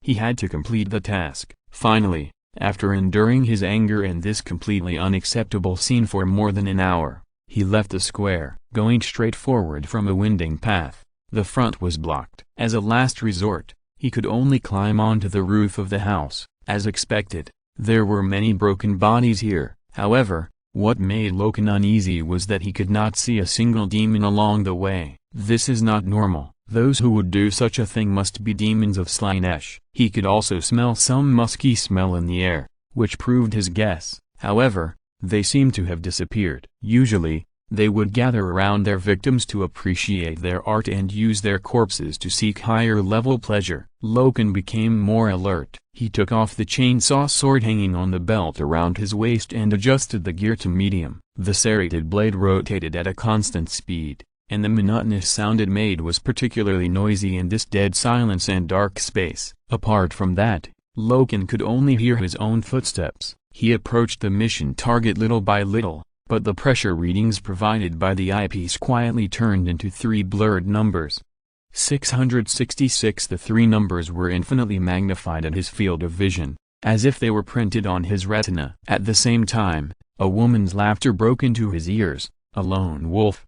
You really shouldn't come here alone." Gavier Loken silently adjusted the chainsaw sword to the highest gear. It suddenly became manic and roared in Loken's right hand, thirsting for the devil's blood. The woman giggled and walked out of the darkness. She was tall, with a pink glow on her skin. She was naked, and her curly hair covered her chest seductively. "Do you want to dance, wolf?" she asked with a smile. The arc of that smile was perfect, blending purity and temptation, with the cuteness of a girl and the beauty of a young woman. Loken just felt nauseous. He raised the chainsaw sword. "Die." There is one more. Chapter 433. Above Terra. The chainsaw sword hit nothing, and the woman disappeared from the spot. In just a blink of an eye, she appeared behind Loken. Her breath was as sweet as orchid, and her seemingly weak hands wrapped around his shoulders like some kind of sticky reptile.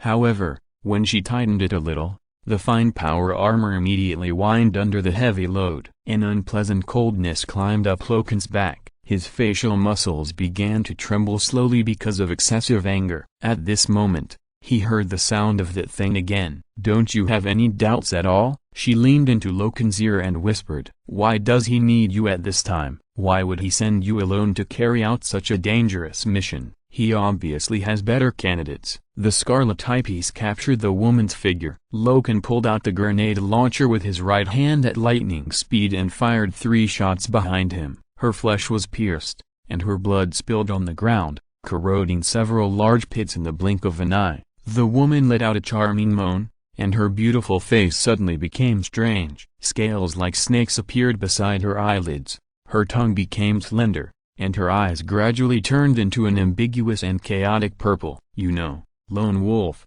We are actually the same. I am not understood by my kind. They are all just greedy for temporary enjoyment. Only I." She locked tightly with her arms, and her pointed tongue left a wet mark on his helmet. "Only I will choose to eat you slowly." The artificial muscles began to operate at maximum output, and Locke's own strength was doubled again. The servo unit of the precision power armor began to make frantic noises, and Locke himself roared in anger. He roared and broke free from the woman's restraints, turned around, and slashed at her neck with a chainsaw sword. The monomolecular blade that should have been indestructible made a sound of slashing on a tank when it touched her white and slender neck. The woman didn't even choose to resist. She was still smiling, and her slender tongue that made people feel uncomfortable was swinging in the air. "It's too late," she said suddenly. "Your mission is doomed to fail, and your name is doomed to be buried in the dust. Just like your legion, it will be nailed to your history forever and despised." Astarte didn't listen to her at all. He held the chainsaw sword in both hands, and the grenade launcher was thrown to the ground casually. He raised the chainsaw sword slightly to find a better way to exert force. He used his greatest strength to press the saw teeth against her neck, but she was still not injured. "I can't even hurt her?" This absurd thought appeared in his mind, and was buried by Loken's will in an instant. He gritted his teeth and raised his hands again, intending to try again, but the woman obviously didn't want to play with him anymore. Her skin began to crack inch by inch. It peeled off bit by bit like a piece of ceramic, falling to the ground with a crisp sound. The musky smell that was so strong that it seemed to drown people began to spread. She finally stopped hiding herself and completely abandoned her human form. A disgusting thing drilled out of the gap. It had a crab-like body, but more slender, with human limbs trembling around its body like bones. A fat woman's head was nailed to its chest shell, and there was also the head of an old man. Their dull eyes stared at the ground, and after the monster crawled on the ground with its wet body, it raised its head. Loken looked at it fearlessly, with nothing but murderous intent in his eyes. This murderous intent could even be conveyed to the demon through his scarlet eyepieces. It raised a human female hand, with white skin shining, and even a string of agate bracelets on the wrist.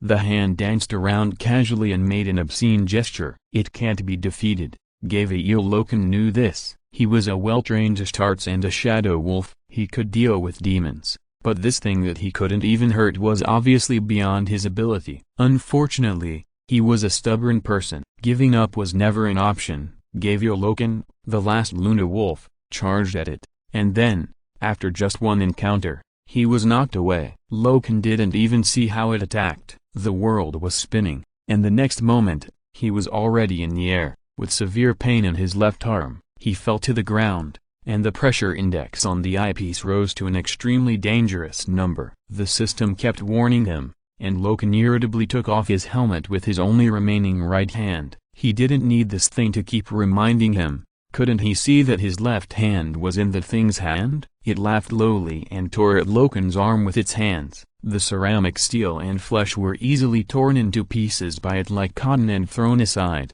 like useless waste. And the woman's voice was still echoing in this dark space.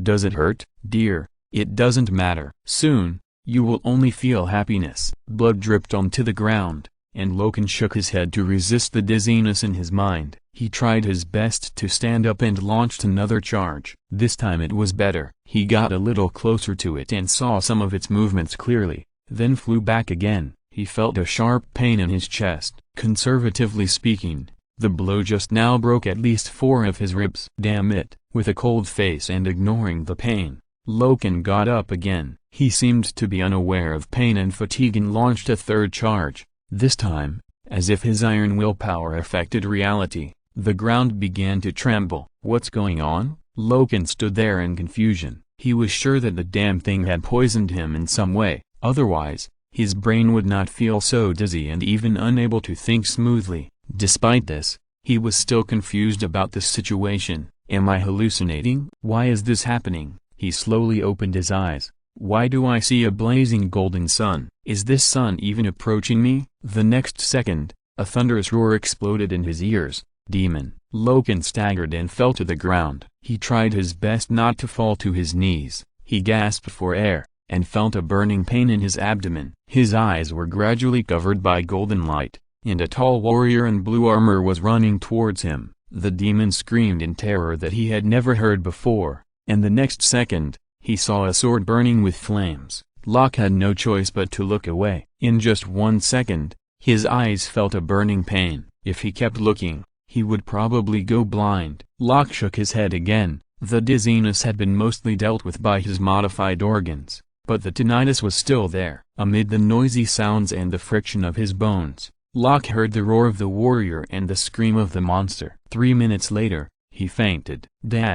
His bleeding is too severe, sir. There are toxins all around the wound. The hemostatic gel doesn't work. Psychic power should work. If I use psychic power to remove the toxins around his wound, will the hemostatic gel work? It's worth a try, sir. Very good. The unconscious Loken heard a few vague words, and he felt someone carefully touching his wound. A burst of severe pain woke him up from his coma, and the instinctive scream caused by the pain was swallowed into his throat. Loken's eyes were dark, and he couldn't see the things in front of him very well. He just felt that there was a man watching him worriedly. "Who are you?" he shouted loudly, and raised his hands to make a defensive gesture. His mind was already in a trance. The sounds on the Istvan 3 came to his ears again, the bombing, the screams, and the laughter of the traitors, and the cold voice of the man he once regarded as his father. "Since you are unwilling to join, Loken, then you will die with them." "No," Gavial Loken roared furiously, "no, no," until a warm hand pressed on his shoulder, causing him to shudder. A convincing voice said to him, "It's okay, soldier, calm down. You need treatment." "Treatment? What treatment?" "Treatment for whom? Me?" The darkness in front of his eyes finally retreated, and a worried face looked at him, and finally breathed a sigh of relief after looking into his eyes. "Are you awake, soldier?" "Me. Where am I?" "Middle level of the hive, soldier." The man gave a bitter smile. "Can you sit down and let this nun do some treatment for you? Your arm is still bleeding." Loken lowered his head and saw a nun standing beside him with hemostatic gel, covered in blood, looking at him angrily. Shadow Moon Wolf opened his mouth apologetically, but didn't know what to say. He had to sit down honestly. While receiving treatment, he talked to the man. "Who are you?" "Just a soldier like you. Nothing much to say." In Locke's gradually clearing brain, he recalled the scenes he saw and heard at that time. His eyes widened little by little. "No, sir, he said in a dry voice. Who are you?" The man looked at him and signed helplessly. He patted Locke's shoulder again. "Come to me over there after the treatment, and we will talk about these issues then." He pointed to the exit on the other side. Locke nodded, and then the nun patted his shoulder armor. The nun, who was still angry, said coldly, "Lie down." He did as he was told, and saw a swaying lamp hanging from the dim ceiling, but he felt unprecedented peace in his heart. Chapter 434 Above Terra. A pungent stench filled the interior of the factory, the smell of the burning etheric flesh of the demons. The nuns patrolled the corridors in groups of 3, under Steve's leadership. They repelled many waves of demon attacks. All they had to do now was wait for reinforcements to arrive. Loken walked weakly, and he refused the nuns' support and suggestions to let him rest for a while. He needed to know the identity of the man. Having said that, he could only walk at a relatively slow speed for the Astartes. The injuries left by that thing were too terrible, and the toxins almost took half of his life. 5 minutes later, he stepped on the creaking cheap metal floor and came to one of the exits of the factory. The man was standing there, and Loken could only see half of his resolute profile. "Oh, you're here." Noticing his arrival, the man turned his head and smiled. He extended his left hand, and Loken looked at him in confusion. "Sir, this is called a handshake. You just need to extend your right hand." "In my time, this was the most common etiquette," the man explained with a nostalgic smile, and Loken did as he was told. At the same time, he also caught a key message in the man's words. "My time." He kept these 4 words firmly in his heart, feeling that he seemed to have grasped something. After the simple etiquette, the man introduced himself to him. "My name is Steve Rogers, soldier, and you?" Gavial Loken. "Sir," Steve interrupted what he wanted to say. "Don't care too much, "Soldier, we are all just doing our duty and carrying out our mission. We don't need to know too much. What do you think?" Looking into his blue eyes, Loken nodded. "This is good." The other party didn't want to tell him which legion he belonged to, which saved him from telling his former legion. "So, soldier, what is your mission?" Steve asked. "Support the Battle Sisters and ensure that the power plant is not occupied by the demons." Steve nodded thoughtfully. Not sure if it was his illusion, Locke felt that for a moment. His eyes turned pure gold. "So," Steve said softly, "who gave you the mission?" To none. Locke didn't know if the other party would believe him, but he could only choose to tell the truth. There was no other way. In wartime, the identity of friendly forces coming to support is usually determined by identification codes, but this lord didn't do that. He didn't know the reason, but he just answered. "She borrowed the body of a dying novice combat nun to convey the mission to me. But I am very sure that it is definitely a living saint." Steve stared at him, and a golden light flashed in his eyes again. This time, Locke saw it clearly. He also heard Steve's whisper, "So that's it, it's his power." Locke remained silent. He didn't think this was something he should get involved in, nor did he think he should ask. Steve didn't mean to explain to him. He just glanced at Locke's empty left arm, and a strange smile suddenly appeared on his face. Locke felt that he saw nostalgia in it. "Does the wound still hurt?" Steve asked. "A little, but it's okay. I can fight at any time, sir." "You can put the fighting aside for now. They won't come back in a short time," Steve said very firmly. "But your arm problem needs to be solved immediately. You can't go to the battlefield in this state." "Tell me, is your left hand your dominant hand?" "I can wield a sword with both hands, sir." "Then bear with it for a while." After the voice fell, Steve raised his right hand. Golden light actually emerged from Locke's body. The beautiful and shocking light was like a fragment of starlight. Fascinating. Locke stared at them closely. His whole body tensed. He didn't know what was going on. He even breathed more lightly. Obviously, he had realized something. The light gathered in Steve's hand and condensed into an arm bit by bit. The temperature of the starlight suddenly rose after that, almost turning into the sun. The heat wave hit him, and Locke actually began to feel palpitations. In this daze, he heard Steve's voice. "I know how frustrating it is for a warrior to face an enemy that he cannot hit or hurt. Just like the demon you were facing. Many times, mortals just lack a means to directly harm them." He loosened his hand, and the illusory yet solid golden arm began to tremble and flew into the air. The next second, Loken's body seemed to be hit violently by a beast. He suddenly bent down and stared at his left arm with wide eyes. There was a severe pain there, and sweat immediately gushed out, rolling down his face, and evaporated in the high temperature before it hit the ground. The Astartes have a very high resistance to pain, but that does not mean they cannot feel pain. Loken let out a suppressed howl from his throat, and he couldn't help himself and fell to the ground. The idea of trying his best to maintain his demeanor in front of this adult failed, because the new left arm was constantly burning his soul. Loken didn't know if it was his own hallucination. He felt that there was a fire burning inside his body, which was burning his bones and internal organs. This hallucination was so real that he even heard the crackling sound and smelled the special smell of flesh and blood being burned. It was unknown how long it took for him to calm down. He gasped for breath, and the pain faded, replaced by incomparable determination. He stared at his left hand, and the flames were burning on his arm. "Now, you have the ability to hurt them, soldier." Steve smiled and stretched out a hand to him, pulling Loken up from the ground.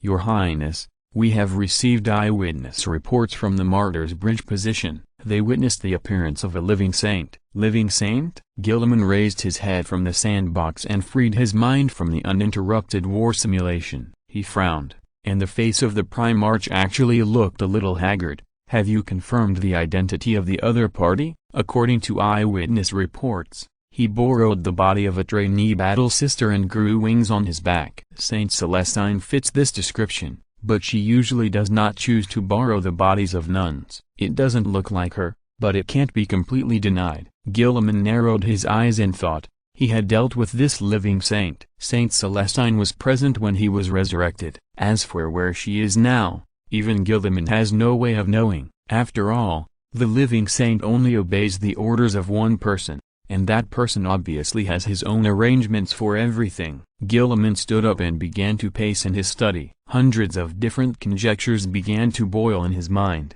making the Primarch's face look even worse again. War simulation is too laborious, and he also has to take into account the mobilization of troops across Terra and the resettlement of civilians. He even had to deal with the bureaucrats who were still arguing with each other at this time. The rotten and huge bureaucratic system of the Empire finally showed its drawbacks at this time, but Gilliman had no intention of reforming it, at least not now. He sighed and began to worry about why he couldn't directly ask the person who had planned everything behind the scenes, his father, the Lord of Mankind. "You just don't want to make it clear, right?" Gilliman whispered, and this sentence obviously scared the military affairs official who had been communicating with him. The other party, like him, had not slept for several days. Hearing this, he was frightened and jumped up on the screen. "Your Highness, why do you say that?" the official asked tremblingly. "No, I'm not talking to you. You've done a good job.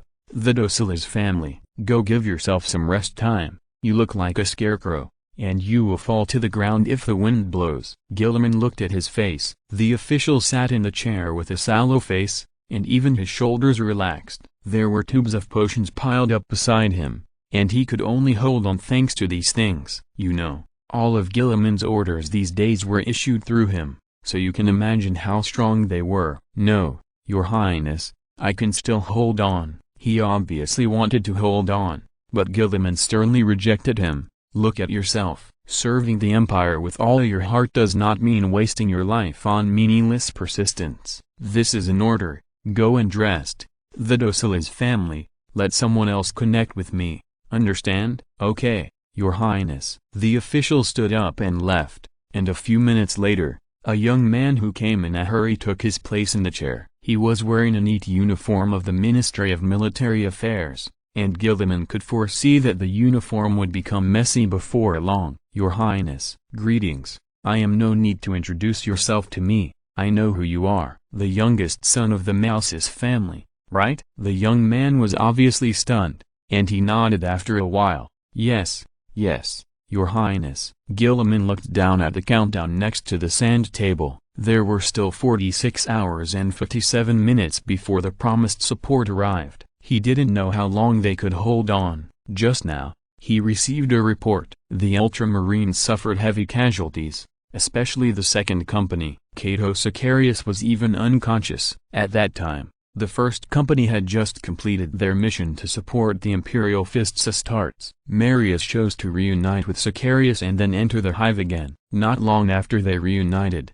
they encountered a Damcorn warlord on the front battlefield, the kind of thing is usually used to fight titans. His descendants won the victory, which made him proud, but it also made him feel uncontrollable sadness. Sitting in this small study, he wanted to join the ground battle more than once, but because of the constraints of his duty, he had to reject himself again and again. "Come quickly." Gilliman sighed. "There is one more update. I have been saving some drafts recently, and they will be released all at once in early July." Chapter 435. Above Terra. Inside the outer wall of the palace, it should have been solemn and elegant, with statues standing in the square gazing at the Imperial army coming and going. It should have been like this. Now, it is crowded with refugees. The crowd is noisy, with the cries of children and the comforting voices of mothers. You can't see many men. They either died while covering their wives and children to escape, or were ordered to reinforce the fortifications. The stench is in the air, almost everywhere. The refugees are hungry and dirty. The air is suffocating, stiff and retching. But it is also very sad, heartfelt sadness. As long as you see the faces of those mothers who are trying to cheer up for their children, and their prayers to the Emperor and Astartes squeezed through the crowd. His armor was blue with gold lines. The honor mark of the Ultramarines gleamed on his right shoulder. Some medals of honor jingled on his breastplate. The heavy turbo accelerator on the jump pack made his steps a little heavy, but this warrior still maintained their demeanor. He felt the gazes of the people around him. Those eyes full of speculation and suspicion seemed to ask him, Why didn't you save us from the suffering of war? Their gazes made the warrior feel like a lump in his throat. He wanted to explain to them, but he couldn't, because they couldn't understand. These people often couldn't read a single word, and might not be able to write their own names from birth to death, but they knew how to spell the emperor, and even memorized many of his words. Even if he wanted to explain to them, they might not understand. Astarte didn't know what to think about this. What should I think? He asked himself, but couldn't get an answer. Simply put it behind him. Astarte breathed a sigh of relief after squeezing through the crowded crowd. The sour smell was insignificant to him. The breathing grill of the helmet helped him isolate the influence of those smells, but the eyes of the people around him made it difficult for him to straighten his back. He still had to cross a magnificent corridor to reach his captain, Cato Sicarius's operating room. The back of the corridor used to be a museum hall, used to record the amazing talents of ancient Terra in history, whose inventions laid the foundation of the current empire. Therefore, it was remembered forever, and countless pilgrims came here from all over the galaxy to pay homage to them for tens of millions of years. As for now, it is a place used as a field hospital by a temporary sign. Astarte saw rows of refugees leaning against the wall of the corridor. Most of them were well dressed, just a little messy, but now they were crowded around the servitors distributing food, surrounding them. One bastard had his pockets full of dehydrated nutrition packs, but he still asked for more. He was furious. Your compatriots are suffering outside and starving. They are all women and children, and you men are crowded here, like maggots. He couldn't say vulgar words, but felt disgusted. Very disgusting. Astarte deliberately increased the sound of his footsteps, and was satisfied to see those scum, cowards and garbage were scared and fled. He did not grab their collars and ask them to distribute the food, nor did he scold them for their obscene behavior. He could not do that. He had a more important mission. I can't waste time again. Walking quickly through the corridor, there were many people lying in the museum hall. There were soldiers of the Astra Militarum, civilians, pilots of war mechas, and Ashtartes. The medical sisters presided over this temporary hospital. They provided treatment services to all citizens of the empire, helping the poor, healing the sick and the wounded. No one was rejected. The Astartes always felt that compared to him, they were the real angels. Angels should know how to save, not like him, who only knew how to kill. A nun wearing a white hood and a mask, revealing only a pair of agate eyes, saw him and hurried over. Are you the lord of the second company of the Ultramarines? Yes, sister, your captain is. Well, forget it. May the emperor bless him. Please follow me. The heavy tone of the nun made him feel a little uneasy. He took off his helmet and followed the nun into the museum hall step by step. The monotonous sound of medical equipment came from all around them. Some nuns ran past them with anxious faces,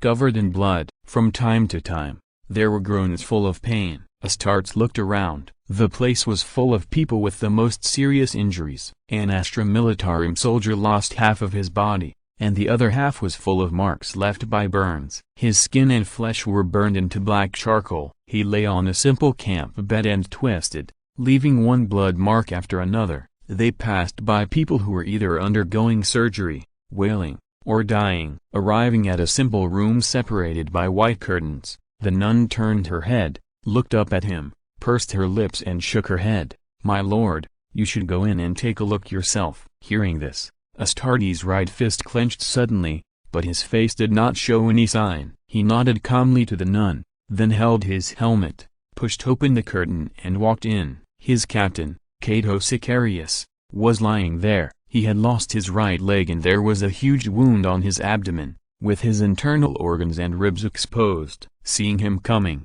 Sicarius turned his head. He spoke as if he could not feel the pain, but his voice was trembling. Xumirs, you are here. How is it? Is the damn thing dead? It's dead, Captain. After you stuck the sword into its brain. Captain Marius jumped up and the destroyer squad supported him with a volley of fire. The captain used his power gauntlet to hammer your sword into its brain. It's dead. Very good. Sicarius showed a smile on his pale face. Then our sacrifice is worth it. What information did you bring me? No information, Captain. I just came to see you. Sicarius frowned and suddenly raised his voice. The war is getting intense. Cough, cough, cough. The war is getting intense. You have no information and things that need my decision. Why are you running here? Cough. He coughed. His exposed internal organs trembled, and blood splashed out and dripped onto the bedsheets. But he still kept talking. The medical equipment began to beep non-stop,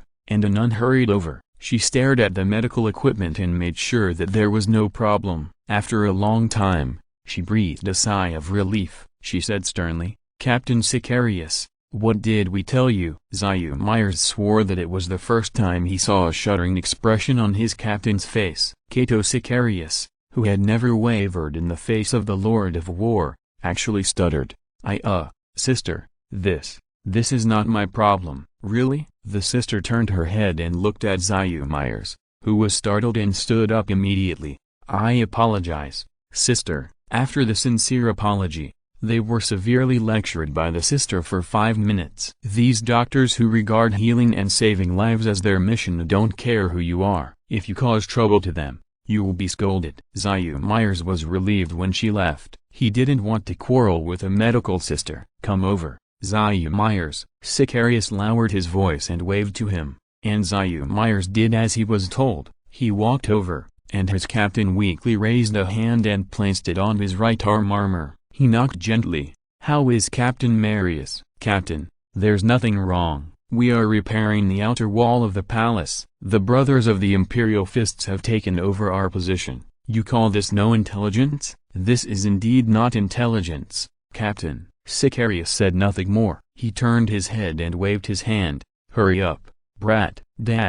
Marius sat on a stone with a tired face. It should have been part of a building. As for now, no one cares what it is. There were pharmacists walking around, sending the gene seeds of their brothers to a transport plane responsible for transporting them back to Macrag's glory. A think tank was reporting to him the latest news from the Gene Father. He appreciated our results, but also felt that we should not take such risks. At the same time, he issued the latest order to us to go to the middle level of the hive for support. Support? Support who? A team of battle sisters. And Lord Steve Rogers. Hearing this, Marius adjusted his sitting posture to make himself look more solemn. He nodded to signal the think tank to continue. The Gene Father did not explain in detail, but I believe it should be related to the ancient ruins power plant there. The think tank touched his bald head and sighed worriedly. "Since the start of the war, we have not seen any demons belonging to Nergal, Captain. I am very worried." Marius did not answer him directly. He was actually thinking about this question. The most on the battlefield are Khorne's demons, which is normal. Those slain-ish demons are all huddled in the hive to practice their disgusting art, and there are only a few siege demons, which makes sense. But why can't we see Nergal's demons? This is completely unreasonable. Although they are not as keen on killing as the demons of Khorne, they will not miss any opportunity to spread the so-called blessing to humans. After thinking again and again, Marius could not come to a conclusion. He simply put this question aside for the time being. The commander of the Ultramarines stood up and issued an order to the think tank with an expressionless attitude. "Gather the warriors and we will go to the hive immediately." "Yes, Commander." The think tank bowed slightly and began to connect with the brothers present through psychic communication. It will soon reach the climax. Chapter 436 Above Terra. It was not easy to move quickly on a chaotic battlefield, but fortunately they had transport ships. 3 transport ships flew at low altitude and dropped 3 battle companies of the Ultramarines onto an exposed square inches the middle layer of the hive. They dropped from the sky and landed on the ground, stirring up smoke and heavy sounds. In the flying dust, scarlet goggles lit up. Marius was the first to step out, with the Ultramarines following behind him. The 3 battle companies were not full. According to the standard of 100 people per company, the second company had already suffered more than half of its casualties. They only had 193 people at present. While advancing cautiously, they soon arrived at the power plant. The battle sisters patrolled in teams of 3, and the huge power plant core stood behind them like some kind of sleeping monster. The sound of boots stepping on the metal plate was so loud that he was relieved. Fortunately, the situation was not as bad as he thought. Not long after, Steve, who got the news, came over. The first time he saw Marius, He smiled. "Glad to see you're safe, Marius." "Where's Sicarius?" "He's injured, sir. He's currently lying in a makeshift hospital behind the front, and the medical sisters are taking care of him." Steve's smile faded a little. "Really? How was he injured?" A Khorne warlord. The scene at that time reappeared in front of Marius's eyes. The blasphemous thing had a huge cannon barrel in its right hand, with 6 rounds, and a single shot could blast a several-meter-deep hole in the ground. In its left hand was a special chainsaw axe that never stopped, rusty but still incredibly sharp. Even the Terminator armor couldn't withstand a single swing from it. They paid a huge price to take this thing down. In short, the current situation is still not optimistic. Steve made a gesture, motioning Marius to come with him. They walked all the way to the bottom of the power plant, where the fuel was dropped. It had been out of operation for a long time since the start of the war,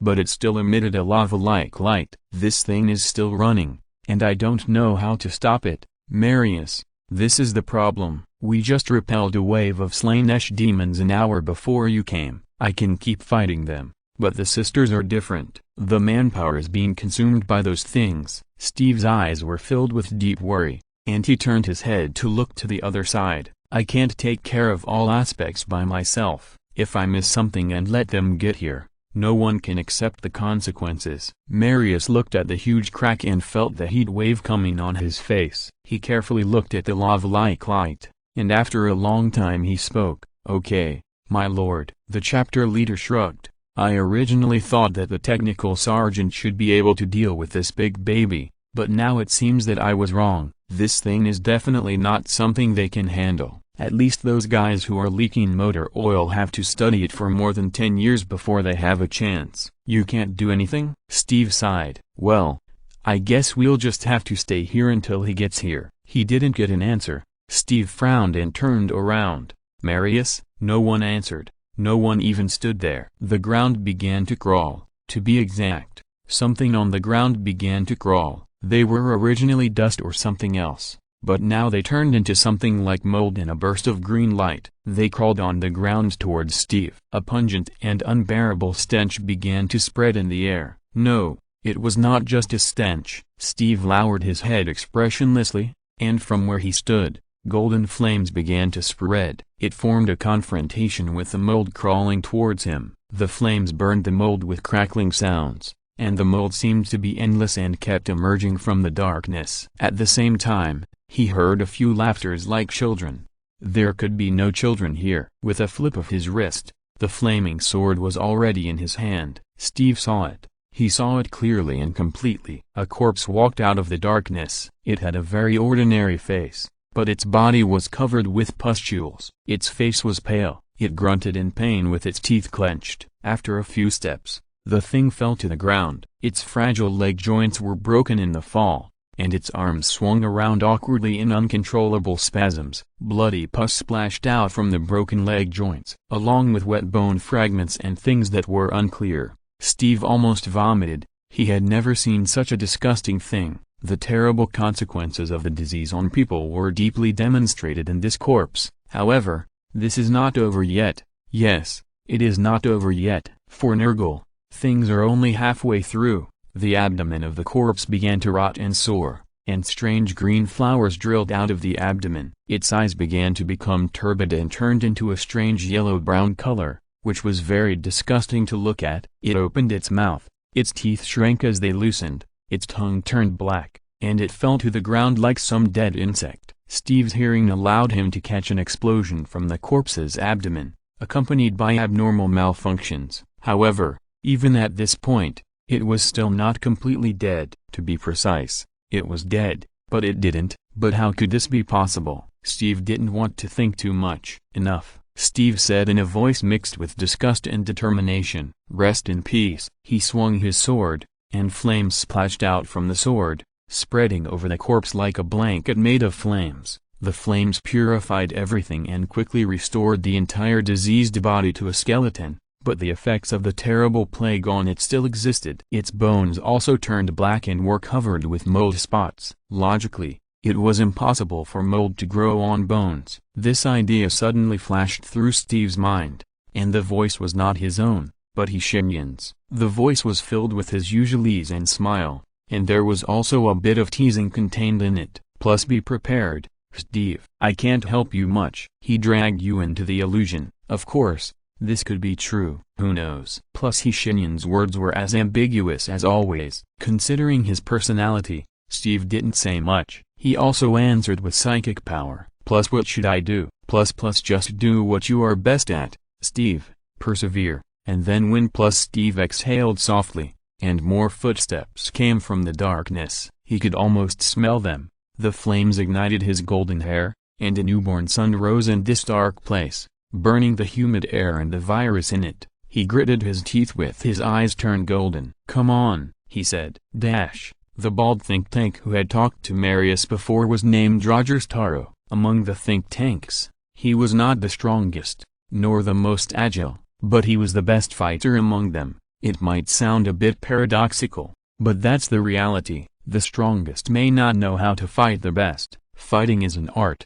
About the weak defeating the strong and the strong bullying the weak, about how to use strategy to turn defeat into victory. Logris is fascinated by this and is proud of the attacks he has set. But he will never stop, because he is fighting for humanity and the Empire. That is why he can always follow Marius's footsteps, and that is why he sensed the abnormal psychic fluctuations 3 minutes later. Logris's body suddenly stiffened, and his eyes began to emit blue psychic light. Several battle brothers who were closer to him noticed something was wrong almost instantly and rushed over immediately. They didn't know what happened to Logris. Perhaps even Logris himself couldn't explain it. He really couldn't explain it. At this moment, his eyes were staring at a green dark cloud, a thick, strange dark cloud full of wailing and pain that came from behind Terra, and then an acid rain fell. What else? What else? Logris anxiously used his psychic power to spy on the future at that moment,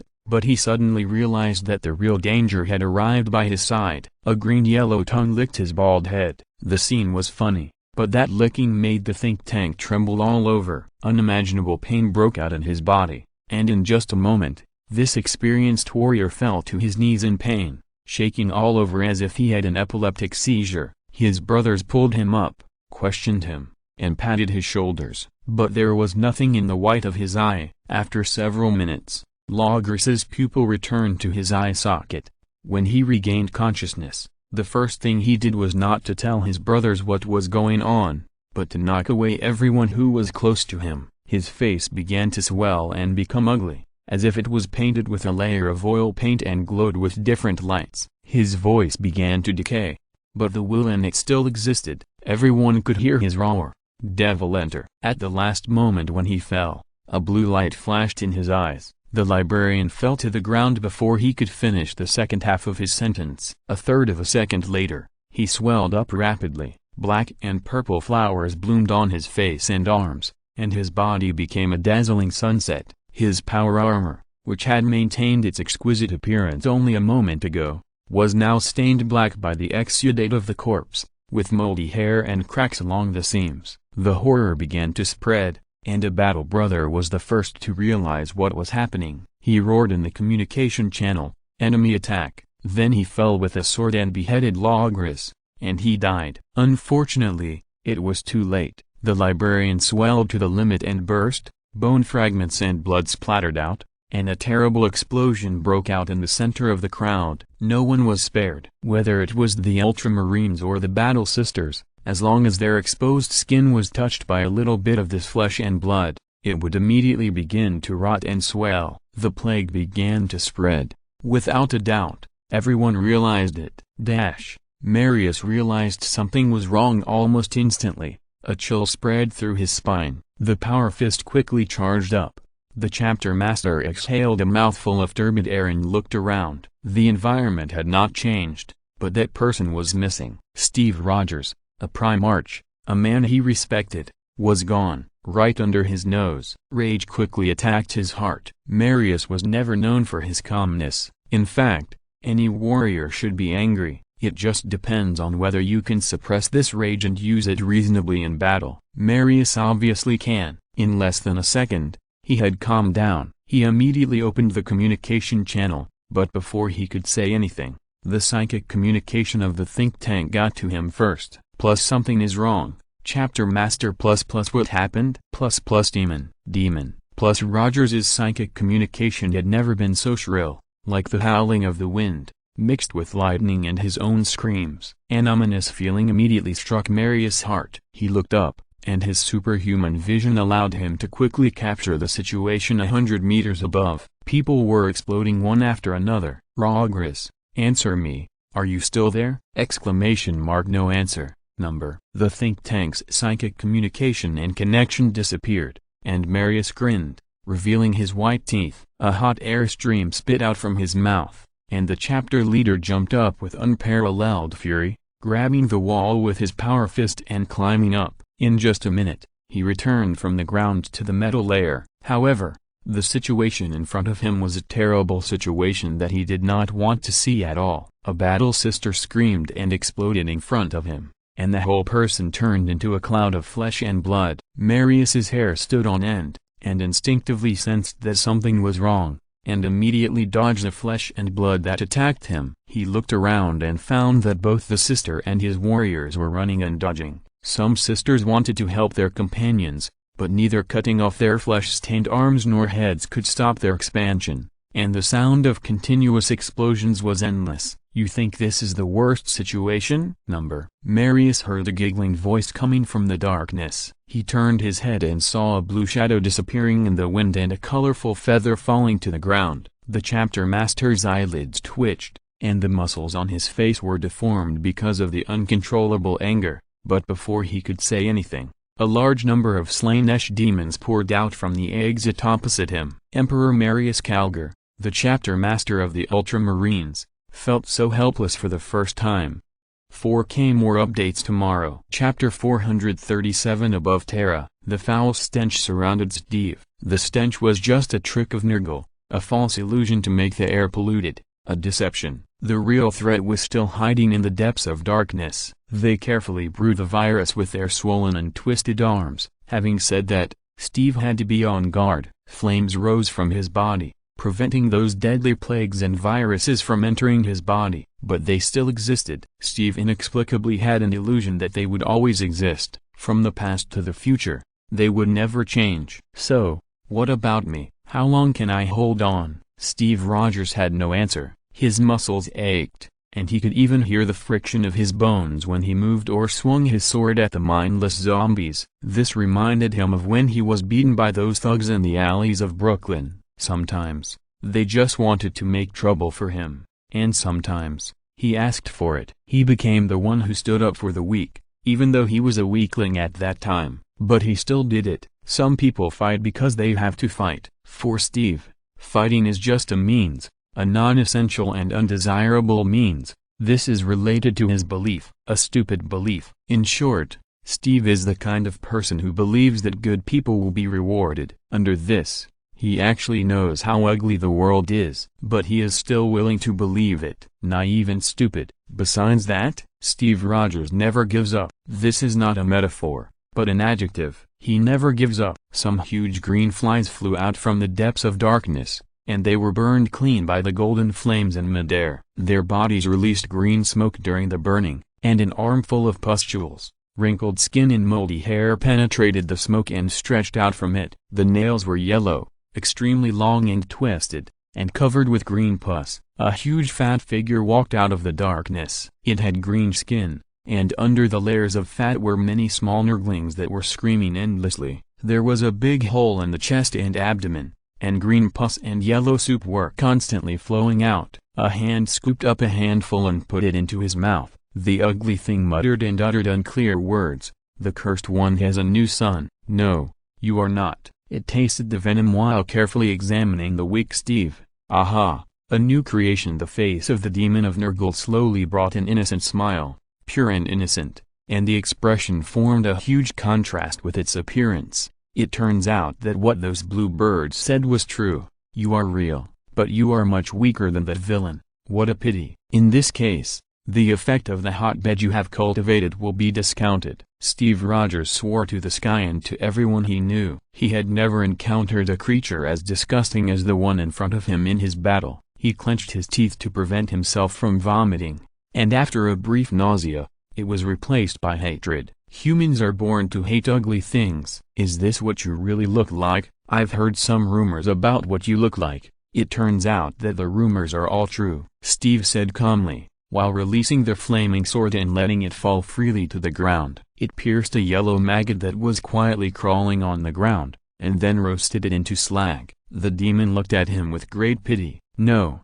that's not right. It wasn't looking at him, but at the dead maggot under his feet. It wiped its eyes, and white tears like tissue fluid flowed out of them. The demon sobbed and cried, and it sobbed and said, "How can you kill it? It just wants to share the love of a kind father with you. I don't want the so-called fatherly love you mentioned." Steve drew out the sword and breathed in the air with the smell of flames. Staring closely at the demon, he forced himself not to pay attention to how disgusting it was, but to concentrate on analyzing its weaknesses. However, the gains were not much. In his impression, things of this size are usually very difficult to deal with, considering the layers of fat on this thing. Steve doubted whether the flaming sword could pierce its heart. It seems that only fire can work. It doesn't matter, little man. The loving Father loves everyone. It doesn't matter whether you love him or not. On the other side, the demon was very proud. It raised its chest with a very large amplitude, and this action made a small nurgling jump out from the interlayer of its fat and fall into the big mouth in its chest and abdomen. It began to swim comfortably in the pus. Love is love. Little man, you are the creation of the cursed man. You don't understand it now, but one of your brothers has already understood it. It suddenly muttered in a low voice again, but unfortunately, even a mumble was much louder than the roar of the bravest man. Steve heard. He doesn't really understand it and is still trying to figure it out in the loving Father's garden, but it doesn't matter. Now, we are going to make your place a new garden. New garden? Steve suddenly had a bad feeling, and he asked in a stern voice,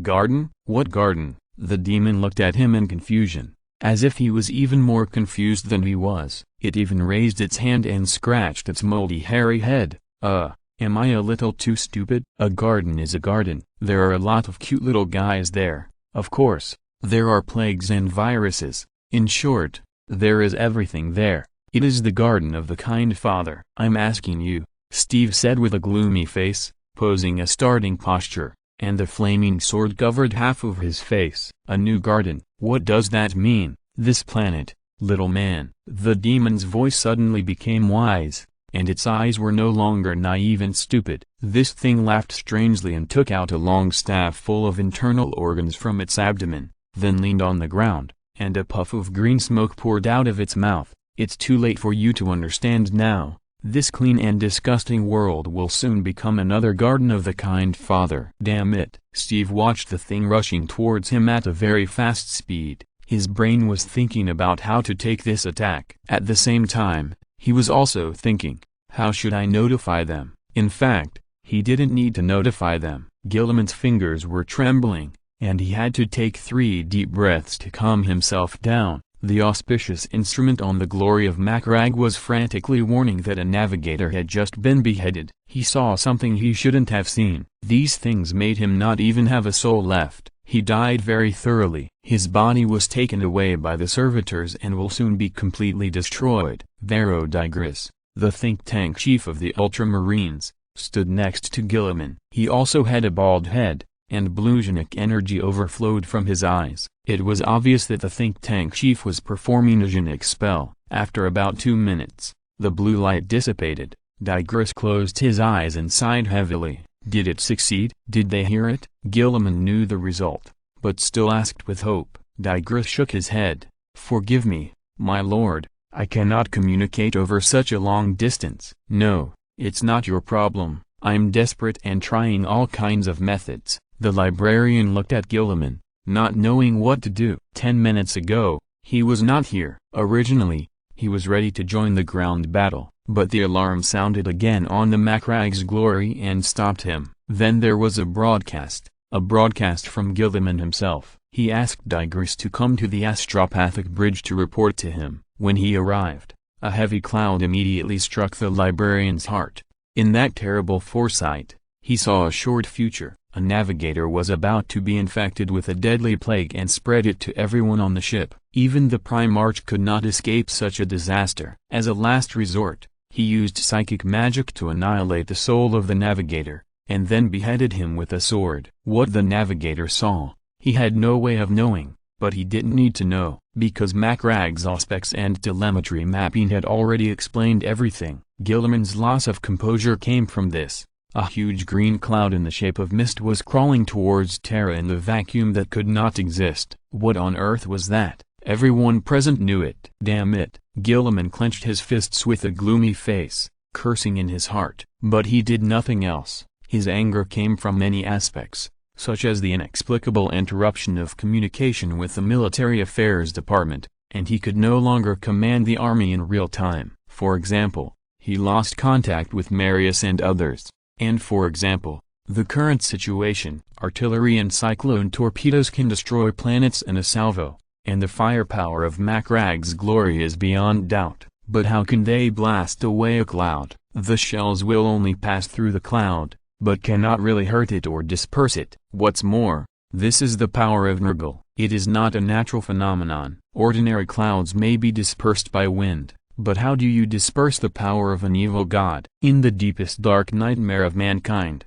artillery is just a joke. After a moment of silence, Guilliman quickly issued an order: send out transport planes, have the military department prepare, mobilize soldiers. Also, have the astronomicon calculate the size of this cloud and the enemy it is heading to at all costs. I want to know this within half an hour. Digris used his psychic power to quickly issue orders to the soldiers on standby in the hangar. In just a few minutes, 3 transport planes roared away and quickly approached Terra's orbit. He looked at his Primarch and found that his expression was as calm as ever, but his clenched fists were shaking. Chapter 438. Above Terra, the young man from the Malsis family stood in the crowd with a panicked look on his face. Technicians came and went, and officials hurriedly ran from one end of the room to the other, trying to find out why the communicator failed. He didn't understand what happened. 15 minutes ago, the communicator in front of him had a problem. It was not just that he couldn't communicate with the regent, even the most basic startup could not be achieved. The technicians were helpless about it. One of them said that the machine soul had been taken away. Machine soul, taken away? Are you kidding me? Fuck machine soul. The young man chewed on these 6 words, unable to understand what was going on. He stood in the crowd and waited for a moment, and saw his predecessor, Caridosilis, running over in a hurry. He was still extremely weak, but he was still holding on. He cursed loudly at the first sight of the young man. You damn beast. I trusted you, so I gave you the opportunity to take on such an important responsibility. But what did you do? My lord, that's not my problem. The young man from the Malsis family explained with strong repressed anger. There's something wrong with the communicator. What's the problem? I've been in front of that communicator for 4 days. 4 days. Caridosiris made vulgar gestures, his eyes wide open, bloodshot. 4 days. There was no problem, but you, a bastard, made such a serious mistake not long after you sat on it. He roared. How could a top student who graduated from a military academy not be able to operate a communicator? I now have reason to suspect that you are a traitor.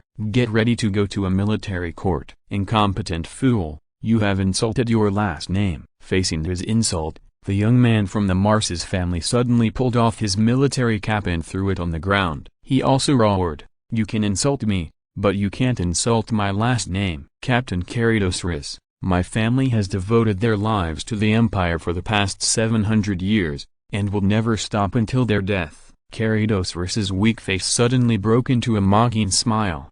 Do you think you are the only one like this here? Damn it. He grabbed the young man by the collar and dragged him to the center of the room, pointing at the faces of every officer who had not slept for several days and shouting loudly, pointing at the powerful stimulants scattered all over the floor. Everyone here is the same as you. Their families, like your family, are equally devoted to the Empire. Let me make it clearer. He leaned close to the young man's face and whispered in his ear, you are insulting your surname, because incompetence is the greatest sin. Stop arguing, sir. A technician grabbed his arm and dragged him away from the young man. Dosilis slapped his hand away and asked, "What's wrong?" The technician looked like he was going crazy, his face trembling constantly. "Communicator, communicator, what's wrong with the communicator, you damn idiot? Make it clear." The technician couldn't say a word, he just pointed in the direction of the communicator with a trembling hand, and the sounds around him suddenly disappeared,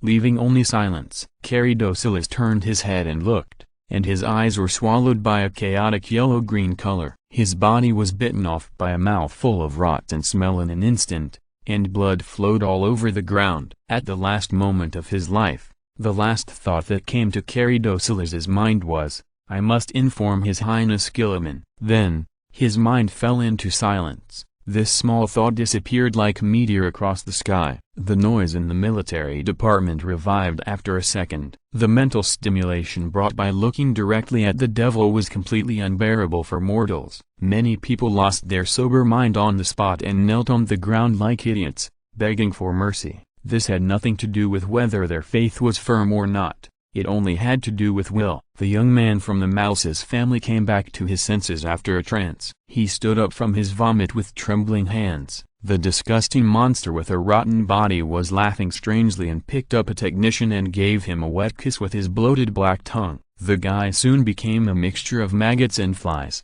He kept replaying the scene just now in his mind. Caridocilis, who was still scolding him before, was bitten in half by this demon who drilled out of the communicator for some reason. He stood up with difficulty, then pulled out the portable laser gun on his waist and fired repeatedly. Some people resisted like him, but the original laser guns could not hurt the demon, not to mention their reduced power portable pistols. The demon looked at them indifferently, put down the technician who had become a hotbed of plague, and turned around gracefully. "The Bluebird's tricks are really useful," it said with a strange smile. "Everyone, I'm here to share love with you." It exhaled a puff of green smoke, and the young man from the Malsis family was the first to be swallowed up directly. 3 seconds later, the pistol fell to the ground. The others looked at his face, which had become swollen and red due to suffocation, and looked at his black fingers and neck full of spots in fear, watching him explode bit by bit. Mycelium emerged from his body. Someone couldn't bear it anymore,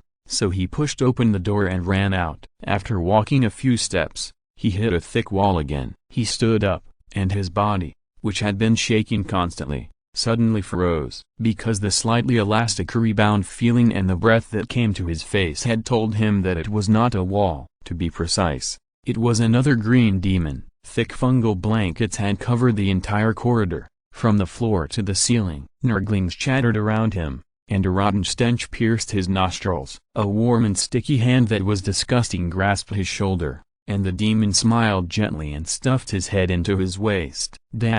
Marius's power fist was not only able to smash the heads of traitors or demons, but also 2 special bolt guns were placed under his fists, which could fire at will as he wished. He had killed many things before, aliens, traitors, demons, and this time, the target of his killing was his own brother. Captain, a battle brother knelt on the ground, painfully untied his helmet and threw it on the ground. The helmet began to yellow and rot in just a few seconds, and the ceramic steel easily turned into a pool of acid. He screamed, "Captain, kill me," he said, and the sound was not just because of pain. Marius raised his hand, and the muzzle of the gun did not tremble at all, ending his pain. Behind him were the only 45 Astartes who were not infected by the plague, and 13 battle sisters, 2 of whom were carrying the injured sister Andrea. At this moment, everyone was running, facing those slain demons while dealing with the Nurgle plague. Marius thought he was not a fool, and naturally he would not make such a suicidal decision. The first strategy he could think of was to retreat to the bottom of the power plant. There was the fuel injection port, and if the demons wanted to do something, they would probably start from there. They would hold on there, relying on a little bit of geographical advantage, and should be able to hold on for a while. This time should be enough for the battle brother he sent out to send the information to the glory of Macragge. Thinking of this, Marius stood on the side of the stairs and jumped down, landing firmly on the ground. Others did not follow suit. They chose to jump from a place higher than the ground. Steve Rogers was not here. He seemed to have disappeared. Marius didn't know what he had encountered, but he couldn't do anything. He could only pray for him sincerely, 45 Astartes quickly deployed their formations, and the Sisters of Battle provided them with cover with their bolters. The bottom of the power plant was very large. To reach here, one had to jump down directly like Marius did, or go through those simple metal stairs. However, Marius didn't know whether there would be any flying species among the slain-ish demons that came this time. He just raised his power fist to ensure that he could hit anything that appeared in his field of vision. He had 1,000 questions. Why did Steve disappear? Where did these plagues come from? Why did the slain-ish demons seem to have colluded with the demons of Nurgle? And he saw that blue shadow. And what kind of conspiracy was hidden behind all this? Marius had 1,000 questions, but he couldn't answer any of them. But he knew one thing, and he knew it very clearly. His voice echoed among the warriors. Ultramarines, Sisters of Battle, we will die, no doubt. Tell me, are you afraid of death? No. Yes, that's right. Marius shouted loudly, and the resolute will in his voice was heard by everyone. We despise death. Death is just a common occurrence. The only thing we fear is not being able to complete the mission. So, Ultramarines, Sisters of Battle. Marius Calgar's voice became calm, but the emotion in it was as hot as fire. Let us fight to the death, for the Emperor, for Holy Terra. Amid the high roars that came one after another, Sister Andrea's eyelids trembled slightly. Vengeance. 31 hours away from Terra. Shenyan sat upright in midair. He was meditating when he suddenly frowned. When he opened his eyes again, the light of the Astronomicon was already filled in his vision. Unlike the original gold, it was now extremely bright, almost pure white. Is that so? The mage narrowed his eyes, stretched out his arm, pulled a ray of the light of the Astronomicon, sent it to his mouth, and then swallowed it abruptly. I understand, he said calmly, blood oozing from his mouth. We'll be there soon. Let's talk about the situation of adding more chapters first. The editor told me that there will be a weather vane on July 3rd, so I will release all my manuscripts at once on that day. There are not many in total, just over 20,000 words as of today. Should there be 30,000 or 40,000 words by then? I'm not sure. After all, I won't have much time to write in the next week. I can only say that I will try to write as much as possible. If you're listening to this novel on a channel other than Fanfic World, it means they downloaded and uploaded it without effort. We cordially invite you to visit our channel,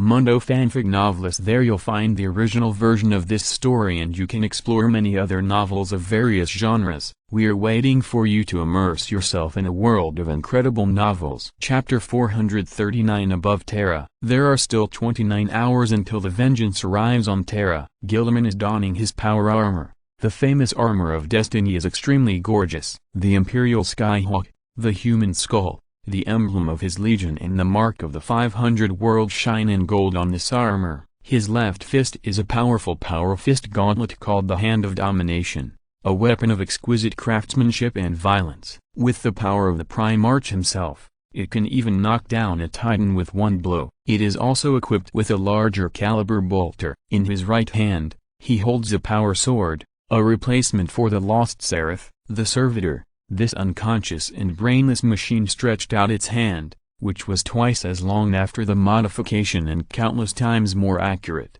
polishing Guilliman's armor of destiny. But he, who was already dressed, did not have the mood to wait for them to complete this unnecessary process. The Primarch looked at the poor thing with a human form with a complicated look and gently pushed it away. The servitor tilted its head. Its brain could not understand what the Primarch meant, so it stepped forward again and tried to polish his armor. That's enough, Guilliman said softly and in a low voice. Your work is over.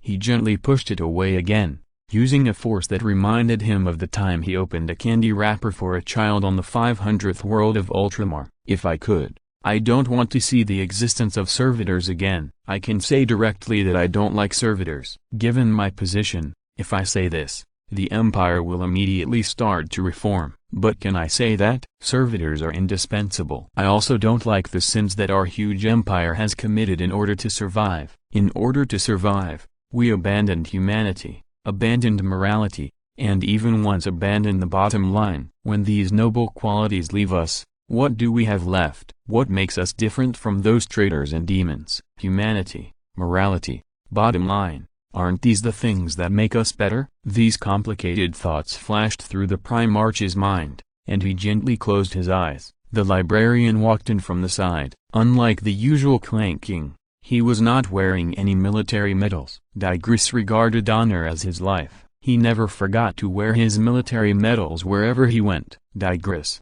Gilliman asked with his eyes closed. Is the Legion ready? The librarian noticed that the word used by the Primarch was not chapter, but Legion. This violated the Astartes Codex he founded. Could it be that the Primarch used the wrong word? Digris didn't know the answer. He just replied, "My lord, the 5th to 10th companies are ready to attack. The remaining fearless elders in the battle company have also woken up from their slumber. Captain Antilius of the 10th company has already gone to the ground to investigate the situation according to your orders." Gilliman pondered for a while. The librarian didn't dare to guess the Primarch's thoughts casually, even if he treated them very gently. It was the same. This involved some of Digris' own principles. He had sworn a long time ago that he would never use psychic profiling or mind reading on anyone in the chapter. Let the 6th company ride their battle bikes to the inner side of the hive to support Marius. We must find out what happened at the power plant. At the same time, inform the Brothers of the Imperial Fists that the Phalanx is relatively close to Mars. Let them send people to Mars to communicate with the people of the Mechanicus. Gilliman still closed his eyes. His breathing was very calm and long, as if he was brewing something. This is not the time to hide. I want the Mechanicus to support Terra with all its forces. If the person in charge of communication disagrees, let them go to Belisarius' call. This is a matter of life and death. Digris, use psychic energy to connect us. I want to make a pre-war speech. The head of the think tank nodded silently. Robert Gilliman finally opened his eyes, and his voice began to echo in the hearts of the Astartes who stayed on Macrag's glory, with unprecedented fatigue. This is Robert Gilliman speaking. Have I done all I can? I don't know. I must admit, Ultramarines, I am just as confused as you are. I remember what I saw when I woke up. You surrounded me. For 10,000 years, you never gave up the possibility of saving me. If it weren't for you, I wouldn't be standing here. Digris felt some warmth trying to well up in his eyes. For them, nothing could be better than this. Coming from the Primarch must be one of the many goals that an Astartes pursues throughout his life. The reactions of other brothers in the psychic communication were similar to his, but the empire I saw after waking up was very different from what I had imagined. Superstition and ignorance filled the hearts of our people, and corruption has spread throughout the entire empire. I am disgusted by this phenomenon, but I can't do anything about it. Gilliman was shockingly frank. He told his thoughts in full without hiding a single thing. Yes, you may be surprised. You may think that as the Primarch, as his son, as a demigod, I should be omnipotent, just like the miracles that occurred when I awakened. As long as I am present, I can cure anyone infected with the Nurgle plague. But I am not omnipotent. On the contrary, I hate my own inability. I hate that I can't change the current situation of the Imperium. I hate that I can't make it better. Ultramarines, I am just a human. Gilliman's voice became lower and lower, and the Ultramarines' emotions fell with his voice. At this moment, what Gilliman had been brewing finally broke out. It was a storm. It was thunder. It was the first ray of light from the sun piercing the night. So, his voice was very calm. Do I stop fighting for this? Do I give up for this? Digris heard his Primarch say, no, never. Let us fight to the death, everyone. Using the power of the Astronomicon and directly consuming part of the power from the Astronomicon after it was completely boiled. These are two completely different experiences. The former is not dangerous at all, and the Astronomicon will even actively supply him with energy. The latter is extremely dangerous. What exactly is the Astronomicon? According to the Emperor's official explanation, it is a lighthouse, a glory that shines on the future of mankind. However, the Astronomicon is actually just a giant pile of firewood that relies on the Emperor as a controller, and on weekdays, 10,000 psychers trained by the Astronomicon court function continuously, and 100 psychers are put into use as fuel every day. This is the essence of the Astronomicon. It was built in M30, and countless souls were sacrificed to power it over the past 10,000 years. Think about how many soul fragments are floating in it. And now, Shenyan took the initiative to eat a part of it. He had to do this. In those few short and vague psychic communications, Shenyan could hear from his voice how weak the Emperor was now. The worst thing is this. No one knows if this is also one of Tzeentch's plans. He did not send his monsters to the front battlefield. Most of those deadly silver-tonguers were fighting the custodians between the thrones, and Tzeentch himself was distracting the Emperor's remaining energy in the warp. Terra is now extremely dangerous, no doubt about it. If Shenyan does not come, the Emperor is not without a solution. He can just stand up from that chair. But what may happen after that? Probably no one except Tzeentch will be happy. There are still 29 hours before they can reach Terra. Shenyan exhaled lightly and changed his posture. He lowered his legs and no longer floated in the air, but stood firmly in the main control room. The power of the Astronomicon was boiling in his body, and billions of different voices shouted at him in his brain. Some of them volunteered, and some were captured. They were of different identities. There were sons or daughters of nobles, who were proud to dedicate themselves to the Empire. There were also illegal psychers born on remote worlds, who were captured on Terra with resentment. They were of different identities and classes. But all of this has become a thing of the past now. They have been dead, long dead. The ancient dead were talking to him non-stop. To be fair, it was quite noisy. The mage raised one hand, and every finger on his right hand was trembling. He withdrew 4 fingers with difficulty, and only raised his index finger. A little blazing white light emerged from the tip of his finger. He closed his eyes, and the chatter of the dead was blocked for a moment. This thought only flashed through his mind for less than a second, but the psychic power had faithfully executed it. Shenyan's soul power was stronger than theirs combined. When the strong wanted to speak, the weak had no right to speak. Shenyan suddenly realized this, and his inappropriate sense of humor came into play again, and he almost laughed out loud. So, I have become an oppressor too, am I? He didn't overthink it, but just sighed slowly. The distance of 29 hours cannot be smoothed out artificially. The navigation between the universes pursues extreme precision. Just like the universe itself, it is cold and ruthless. However, Terra's current situation did not allow them to sail smoothly for another 29 hours. He had to find another way.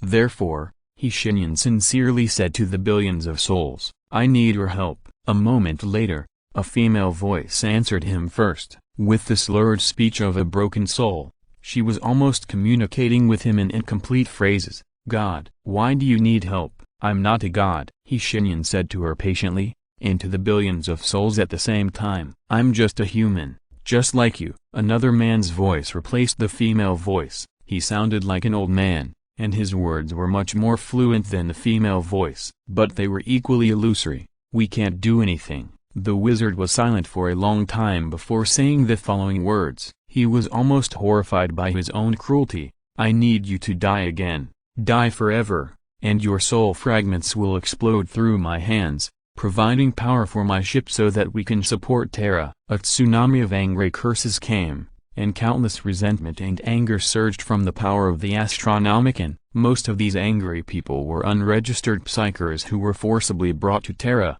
and some of them did not even know why they were tortured like that until they died. Shenyan lowered his eyes and said to them in a voice so calm that almost no emotion could be heard, This is for the Empire. The Empire has given me nothing. I have been picking up garbage in the mud since I was born. Someone shouted. Another person agreed, crying, I was beaten by you, and my mother was beaten to death by those who took me on board. I don't even know if she is dead or alive. Liar. A huge roar like a mountain collapsing rushed towards Shenyan. In the psychic vision, they filled half of the sky, and every face was filled with deep anger and hatred, cursing Shenyan in unison. Hypocrisy. Why don't you sacrifice yourself first? I won't work for you. I've died once. My debt has been written off. Shenyan closed his eyes and said nothing. He is not a person who likes others to sacrifice for him. If he has a way, how could he choose to let these people who died once die again? His behavior was understood as a sign of guilt. In return,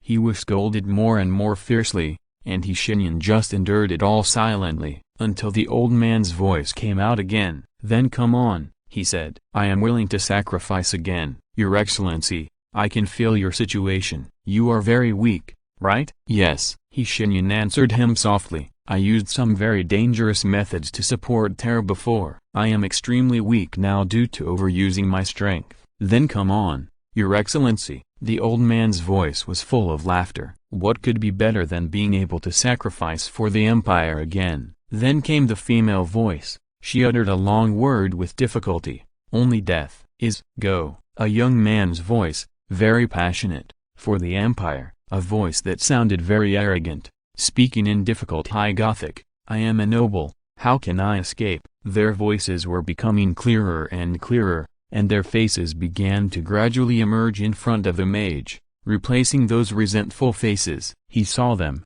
saw each of their faces clearly. Old people, young people, women, beautiful, ugly, ordinary. All of this dissipated in their shouts. A breeze blew across Shenyan's face, and he only heard a firm and unparalleled word. For the Empire, they said. Angren rushed into the control room. He bumped in. The core of the magic circle was buzzing, accusing him of the atrocities committed against the door. The Lord of Red Sand looked anxiously at Shenyan, who was crying with his eyes closed. A few minutes ago, he suddenly felt a palpitation. Some essence from the instinct of the Primarch made him rush forward. He shouted, "Don't be so loud, Angren." The mage closed his eyes and turned his head, speaking softly to him. His voice was full of sadness and then turned into a power that made his heart surge. For the Empire, he heard Shenyan say. The climax will be tomorrow. Damn it, why did I write such a long story for Warhammer? It's just asking for death, but I really enjoyed writing it. Of course,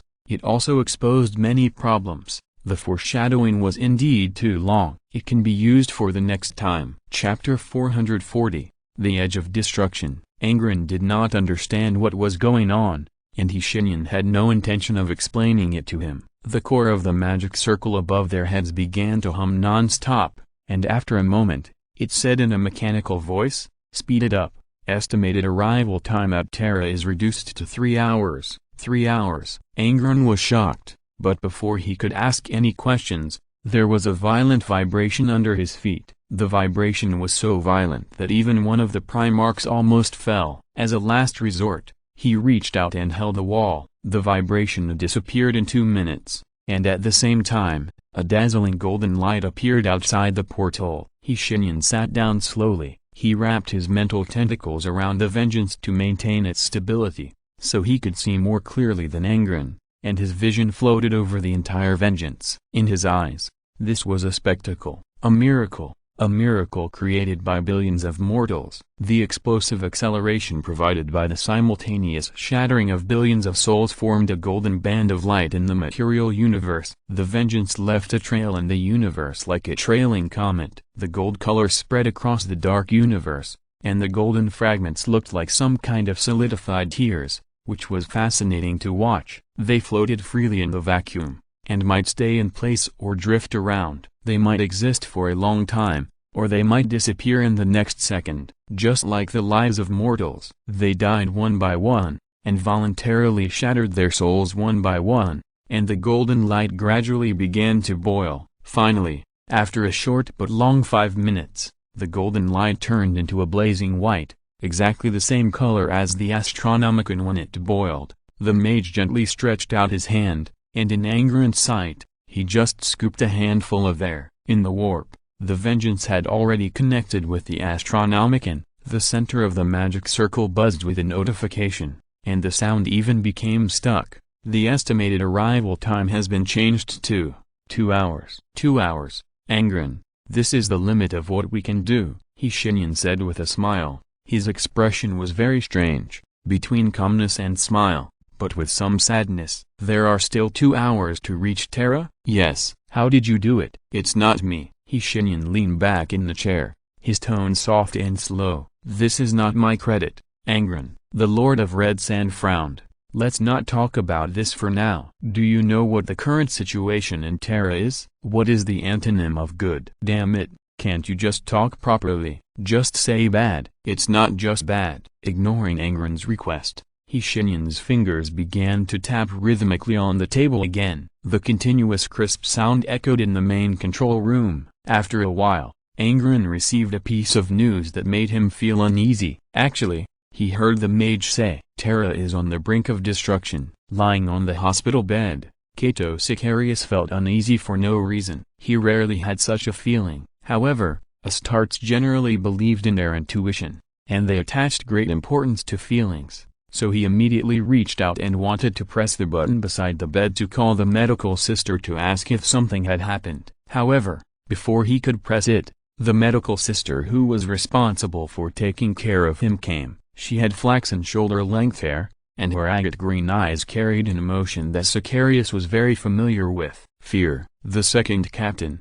who was only half of his body left, frowned and asked in a deep voice, "What happened, sister?" "There is no time to explain too much, sir." The medical sister took out a clean gas mask from her waist with trembling hands and put it on Sicarius' face. After doing this, she anxiously ran to the side and took out 3 injections from the medical bag on her waist, and then began to operate those complex medical instruments. "Sister, what happened? Explain to me." Sicarius pulled off his gas mask and swallowed the rest of his sentence before he could finish it. An abnormal ground tremor forced him to hold the bedsheet tightly. The sister immediately pulled down a rocker on the side of his bed, locking the movement function. This special bed was designed to carry Astartes from the beginning. She picked up a blue needle and injected it into Sicarius without saying a word. "This is a powerful anesthetic, my lord, which can make you ignore pain for a short time. Then a red one, stimulant, my lord. And this." She bit open the safety tube of the third white needle with her mouth, spit it on the ground, and then stabbed it into Sicarius's forearm. "This is nutrient solution, my lord. You must leave here." She trembled all over, and her eyes were filled with tears. She had thought that her faith in the emperor was unparalleled, but when those monsters really appeared in front of her, her spirit was still shocked beyond compare. At that time, the sister understood. That has nothing to do with whether one's faith is firm or not. Just looking at them is a difficult challenge for mortals, a projection of fear that strikes the soul. They are synonymous with blasphemy and depravity, and the embodiment of all evil in the real world. Just looking at them, the deep malice almost made the nun faint. Sicarius looked down at the tear in his abdomen, which was covered by a bandage, and the itching at the wound was still there. If he exerted force, the wound might split again. While the nun was pulling out the tubes of the medical equipment inserted into his body,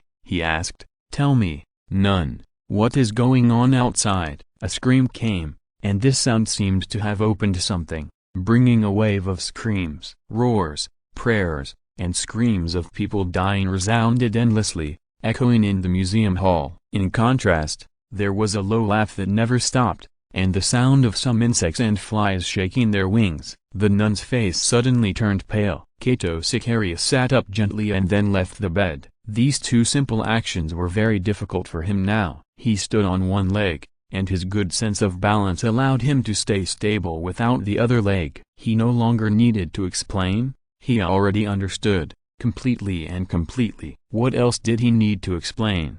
When he heard those sounds, he understood. For the Astartes, this sound was very familiar. "Damn it," he said gloomily. "Where are the patrol guards? How did they break through the defense line and come to the interior of the palace?" Sicarius asked, while stretching out 2 fingers, lifting the white cloth and peeking out. "The situation outside was worse than we thought. An Urgal demon rushed in, spreading the plague on a wounded Astra Militarum soldier. The poor man's body was swelling and turning green quickly. He became a breeding ground for the plague in his painful sleep. The soldier next to him could only watch all this with bloodshot eyes. He was tied to the bed with a strap and had no weapon at hand. Therefore, he could only watch his companion become the source of blasphemy, constantly groaning in his throat, but he was powerless. Sicarius clenched his fists. They were deep in the museum hall, which should be impregnable. This is the interior of the palace, not to mention the imperial fist monks on the city wall.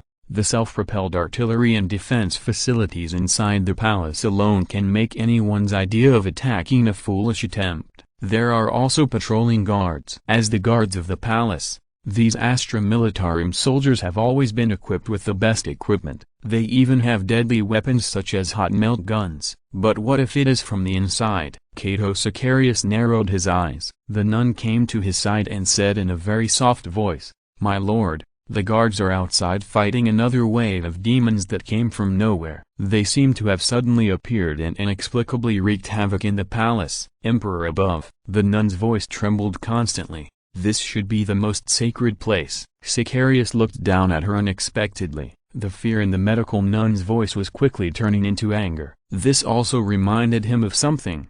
The medical nuns were not the powerless doctors people imagined. Sure enough, the next second, the demon's movement was interrupted by the unique sound of the laser gun. A dozen nuns with the Imperial Standard M35 laser guns fired continuously, accurately shooting short bursts at the demon's eyes, and it had to raise its hands to block. Other parts of its body might be able to withstand the laser beam, but its eyes could not. What's more, it was a volley of fire. When dealing with unarmored targets, the firepower of the laser gun should never be underestimated. The opportunity has come. Sicarius' eyes flashed. He would never miss such an opportunity. The demon was 70 meters away from him. He had no weapons, lost a leg, and was even injured. But he still had a way to kill it. At least, he had to create an opportunity to kill it. Without time to explain, Sicarius grabbed the iron railing at the end of the bed with one hand. He lifted the 300 kilograms of special bed with one hand, and at the moment when he was about to lose his fragile balance, Cato Sicarius roared, "Attack!" He threw the iron bed fiercely with unparalleled momentum. Such a heavy object is not something that an Urgal demon can ignore casually, not to mention that this is a long-planned attack that appeared in its blind spot. It can block the laser beam fired by the laser gun, but it cannot ignore the existing laws of physics in the material realm. Gravity plus speed equals destructive power. The heavy iron bed whistled and sent it flying far away, leaving a long trail on the floor of the museum hall. Yellow pus hissed on the floor. A dozen Nurglings emerged from its body and began to chatter around its head. The scene was very funny, as long as you could ignore what they were. It tried to stand up, but Sicarius aimed at its head. The ugly monster was obviously still dizzy. It shook its head from side to side, and Nurglings drilled in and out of the mucus-covered holes on its face, making disgusting little noises. The medical sisters who rose up to resist did not waste this opportunity. They were well trained and immediately adjusted the gear of their laser guns, switching from semi-automatic to full automatic. They no longer worried about battery consumption. The M35 laser guns fired at full power and roared out beams full of hatred. At the same time, Sicarius's roar rang out again, hit its eyes. He lay on the ground, and the wound on his abdomen that had just fallen opened again. Sicarius was still giving the correct command. Suppress it, eyes. Don't let it stand up, and don't let it get close to the wounded. Damn it, sister, do you have any heavy firepower? We are just doctors, sir. The medical sisters in charge of him ran over. Their unique hospital knight armor provided some extra strength, allowing the sisters to reluctantly give Sicarius some help and let him climb up. The sister said bitterly, "We don't have heavy firepower." At this moment, the huge rosary on her neck attracted Sicarius's attention. As far as he knew, the sisters' rosaries were all made of adamantium, not the same as Marvel's, but also very hard, and even used to make the internal structure of Terminator armor. Thinking of this, Sicarius narrowed his eyes. He said in a deep voice, "Give me the rosary on your neck, sister, and then go and meet up with your companions. I will buy time for you. Be sure to quickly transfer all the wounded." The sister took off the rosary with a bewilderment. Each rosary was the size of a child's fist and felt heavy in her hand, but it was still too light for Sicarius. He waved his hand to signal the sister to leave quickly, and then bit off the tough cloth soaked in holy oil with his teeth. He wrapped the cloth around his right fist, and the hard rosary stuck between his knuckles. In this way, two brass knuckles that could not be simpler were made. Sicarius stood on one leg and took a deep breath. This was the first time he made such a bad combat decision. With a broken leg, no armor, and the only weapon he made was the rosary brass knuckles he made, but he had to face an Urgal demon. Even if he defeated it by luck, he would probably die. Not to mention that Nurgle demons often act in groups. But so what? Cato Sicarius began to jump. The scene was extremely funny. He jumped in the museum hall with a history of 10,000 years. He jumped over the restored artifacts in the glass cabinets on both sides of the aisle, and the carvings on the walls. Step by step, little by little, under the gaze of the nuns, the patients, and the portraits of great men and emperors in the history of ancient Terra on the ceiling, he approached the Nurgle demon, who finally stood up. The stench rushed into his nose and he began to feel uncomfortable. The gas mask given by the nun had long been forgotten at this time. The demon looked at him in confusion, as if looking at a fool. Its swollen and green face squirmed, and several pustules burst. It wanted to say something, but Sicarius did not give it the chance. The Astartes, who only had one leg left, began to punch. The first punch tore the wound on his chest and abdomen. A warm current surged from his abdomen, and the numbness and itching turned into pain. With the second punch, the demon finally came back to his senses. It swung its wooden staff in anger, and Sicarius blocked the powerful blow with one hand. Compared with the Khorne demon army, which is extremely adapted to close combat, Nurgle's demons are generally not very good at close combat. Their real lethality lies in the damp plague. This also gave Sicarius an opportunity. He continued to swing his fists, punching the dull and fat demon's face again and again. Disgusting pus and tissue fluid covered his hands, and blood began to ooze from the corners of Sicarius' mouth. His breath began to smell of decay. Fighting Nurgle demons in close combat without protection. This is what I deserve, Sicarius thought between punches, and then threw another heavy punch. His good luck ended here. Thanks to the plague, he began to feel severe pain in his body. This also made the force of this punch much smaller. The Nurgle demon furiously swung the wooden staff with mycelium and huge mushrooms again and knocked him out. In midair, Sicarius conservatively estimated that he had broken at least 4 ribs. He coughed up a mouthful of black blood, which splashed on his neck, and the skin there began to turn abnormally pale. Sicarius didn't even look at it. He struggled to get up, and he took the ancient hand-to-hand combat stance from the internal regiment. "Come on," Sicarius said. "Come here, you damn beast. Come and fight me." A glimmer of gold flashed in his pupils. Thor Galladon stared at the sky above his head in a daze. They evacuated the hive after receiving support. It's not that he didn't want to stay and fight side by side with the Ultramarines, but the casualties were too serious. He had to save the lives of those injured battle brothers. They borrowed a troop transport and stopped halfway because of the collapsed building. They had to clear the rubble that blocked the road before they could continue on their way. However, standing in the open space, the rolling heavy green clouds above his head made Galladon's hair stand on end. "What the hell is this?" Rock immediately began to warn on the communication channel. "Everyone come closer to me." "Damn it, no, no, find shelter." A sharp feeling from his back made him tremble uncontrollably. The physiological reaction of human beings surpassed everything. Thor Galladon felt as if he was standing naked in front of a launched whirlwind torpedo. The Astartes quickly found shelter, and the troop carrier was driven into the ruins. Not long after, a drop of green acid rain fell on the ground, right at Galladon's feet. The ground was corroded, and then, from the deep pit that was corroded, a bunch of green flowers bloomed. Mycelium crawled all around, extending all the way to Galladon's feet. He looked at all this and suddenly realized what kind of disaster was about to happen. Chapter 441 The Resurrected. The rain of plague fell from the sky. Thick and strange green clouds rolled in the sky. There was no thunder or lightning, and there was no need for these two things to shock people's minds. In fact,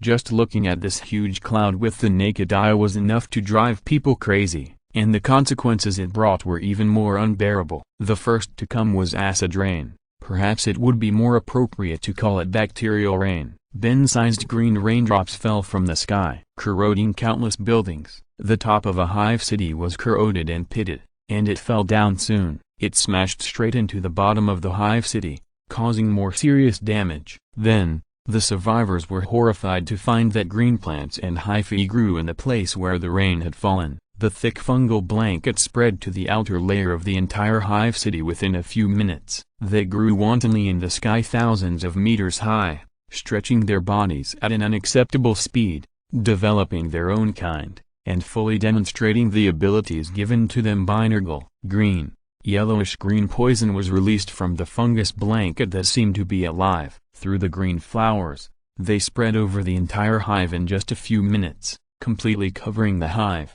There were still many survivors inside, but they soon became so. Under the influence of Nergal's plague, they would suffer from dozens or even hundreds of different diseases at the same time. They died without dignity and painful groans, and even after death they could not rest in peace. Nerglings would turn their bodies into a breeding ground for new diseases, or simply control them with hyphae and use them as mindless zombies that spread the plague. This only happened in one hive. In fact, Nergal's plague does not distinguish between enemies and friends. Humans, demons, buildings and even mechanical creations are all unable to escape the poison. A cornblood letter was dripped into the eyes by acid rain, and 2 minutes later, it became a corpse strung by hyphae. The once strong muscles shriveled up, the brain was stretched open by a flower, and the skin became full of holes, and new Nerglings were being bred in it. Next to it, a Trini's war mech had its joints corroded and fell to the ground uncontrollably. The pilot sat in the cabin,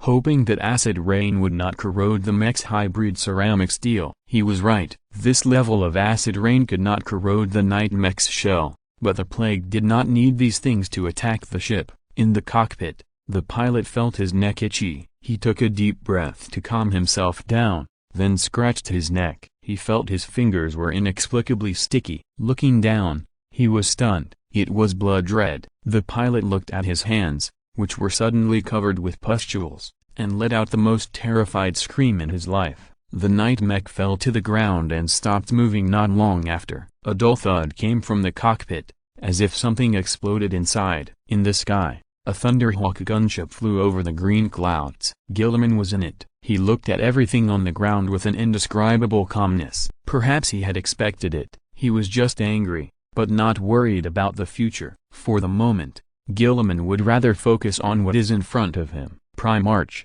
there is a report from the captain of the 10th Company. The librarian walked over to him, his magnetic boots fixed to the ground, so that he would not fall due to the bumps of the Thunderhawk gunship. As for Gilliman, he did not have magnetic boots, he just wanted to stand there, and he could. Go ahead. Gilliman nodded thoughtfully, motioning him to continue. Digris did not know how to start, and after a few seconds of silence, he chose to speak directly. The situation in the palace is very bad. The military department is completely paralyzed, and we cannot issue or receive any orders. The situation on the ground is hard to describe. The plague of Nergal is spreading endlessly on Terra, according to the reports of the astropaths, from the North Pole to every hive. The plague is everywhere. Holy Terra, the cradle of mankind, the holy land of mankind, the place where the Emperor's throne is located. Gilliman hated these terms at this time. If this is not Terra, how good it would be. If so,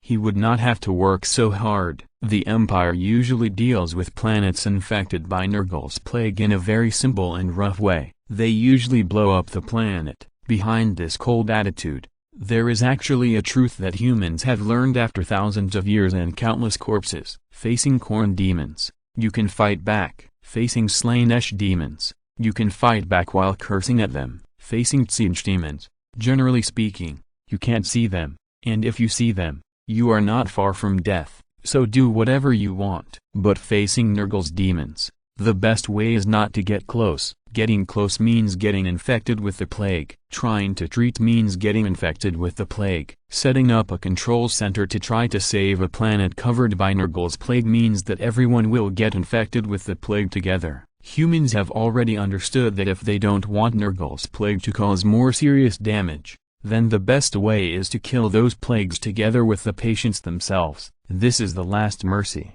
Gilliman lowered his head and rubbed his brow. The librarian inevitably noticed his frustration, and his psychic power was naturally capable of doing this, sensing the subtle emotions of the people around him. However, a voice suddenly interrupted his mind. He felt that voice was very familiar, as if he had heard it somewhere. Vero Digris, I need you. Who are you? The voice avoided answering, but showed him a picture from the universe. Terra was completely covered by green mycelium. Zooming in, Digris recognized where it was. It was the palace. The majestic outer wall had completely collapsed at this time, and all kinds of disgusting plants that made people feel uncomfortable climbed on this majestic capital in the Himalayas. The main part of the palace had collapsed, and the exposed interior was full of rotten corpses that were corroded and could not be seen in their original appearance. The mycelium connected them all together. Digris felt an indescribable fear. He only saw a dead silence. The poisonous fog of the plague floated above the holy Terra,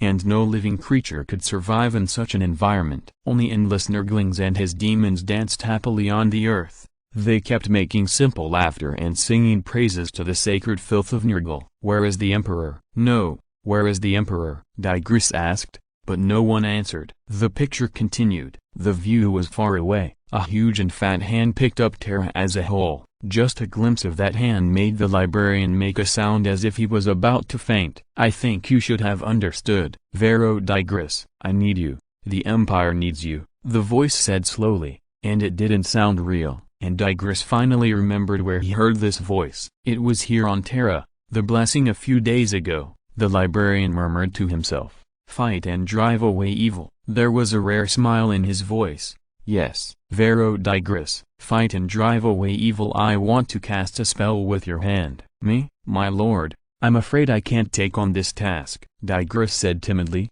not because he was timid by nature. It was that the librarian did not trust his ability to take on such a heavy responsibility. He was not a fool, so he naturally understood why the Lord wanted to show him the terrible future. I just need you as a medium. And, Digris, don't underestimate yourself. The voice continued. Then, get ready. In Guilliman's perception, Digris seemed to have suddenly become a different person. He looked at him and found that the librarian's expression had changed. This discovery made him suddenly nervous, but Digris's next words made him feel relaxed again. The time has come, Guilliman. The voice had two tones. One was Digris's, and the other was Shenyan's. Guilliman saw that two golden lights lit up in Digris' eyes. The other Astartes looked over, and some slow-witted ones did not understand what was going on, and were angry that Digris called the Primarch by his name. However, the next second, with the divine light coming over,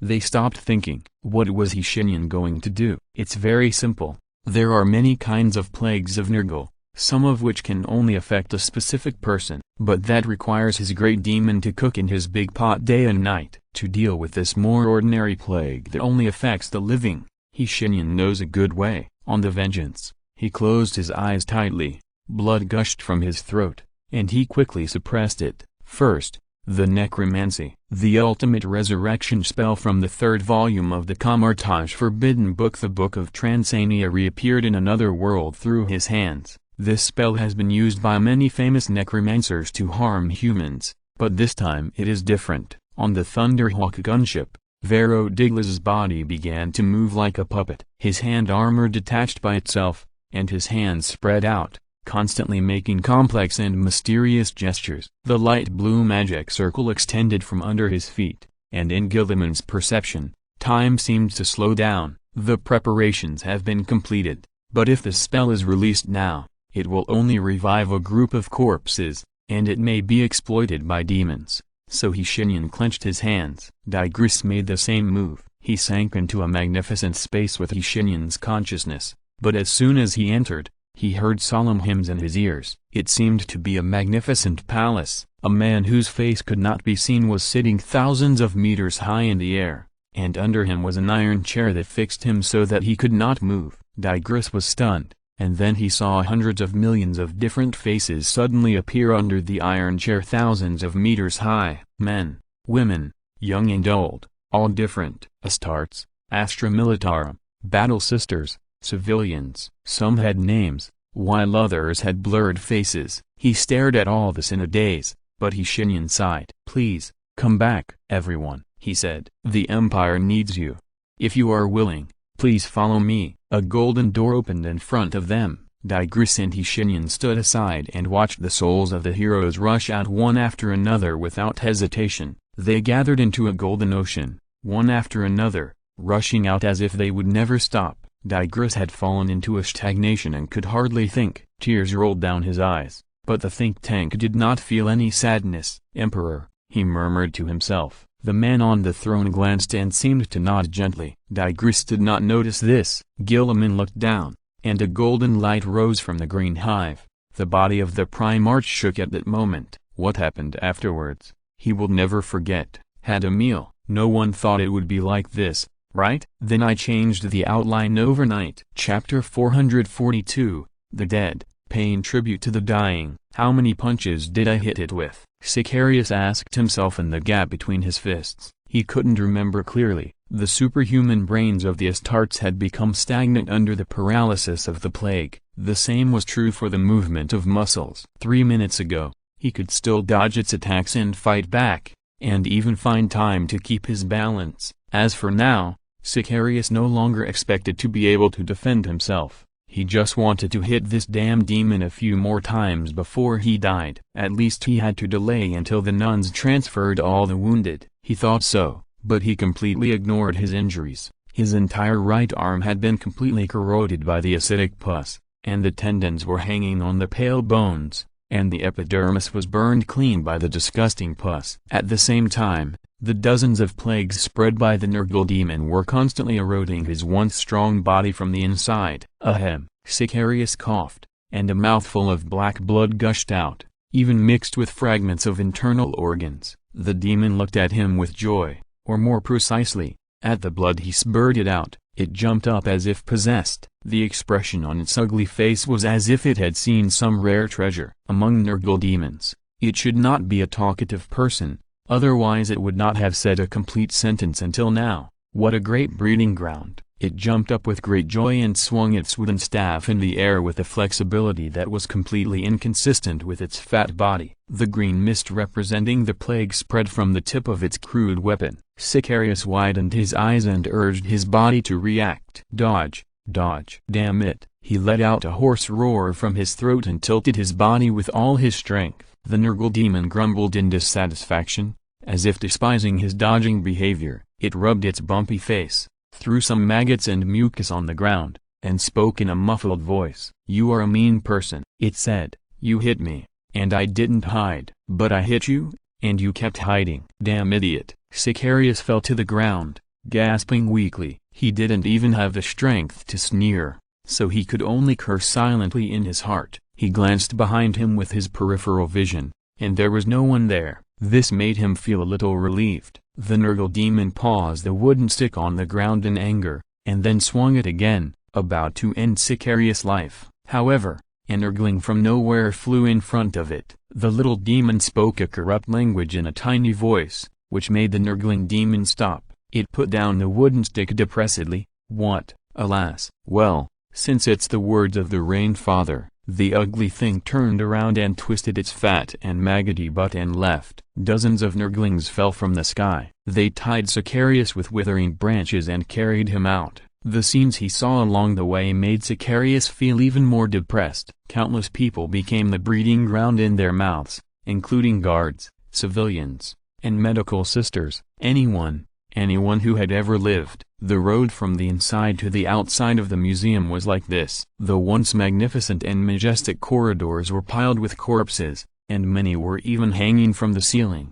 Green viscous liquid was glittering on it, covering the sacred murals. Sicarius turned his head and saw a man who was not dead yet leaning on the side of the road and looking at him desperately. His only remaining eye that was not wrapped by mycelium was full of bloodshot, and the fear and pain were almost ready to burst out. But Sicarius could not do anything. He could not help him. He could not even help himself. The smelly Nurglings carried him, making a panting sound, and carried him all the way to the front of the museum and stood up. At the bottom of the long steps stood a huge figure. It was extremely fat and had a nightmare-like face. It held many Nurglings in its arms, stroking them constantly. It had 3 mouths, its stomach, its left arm, and the place where the mouth should have been. This thing grinned at Sicarius, and the maggots fell from its mouth as it spoke. Its blasphemous words even had a special sense of humor. "Hello, Ultramarines. I am Rotigus the Rainfather, the second most favored by Nurgle,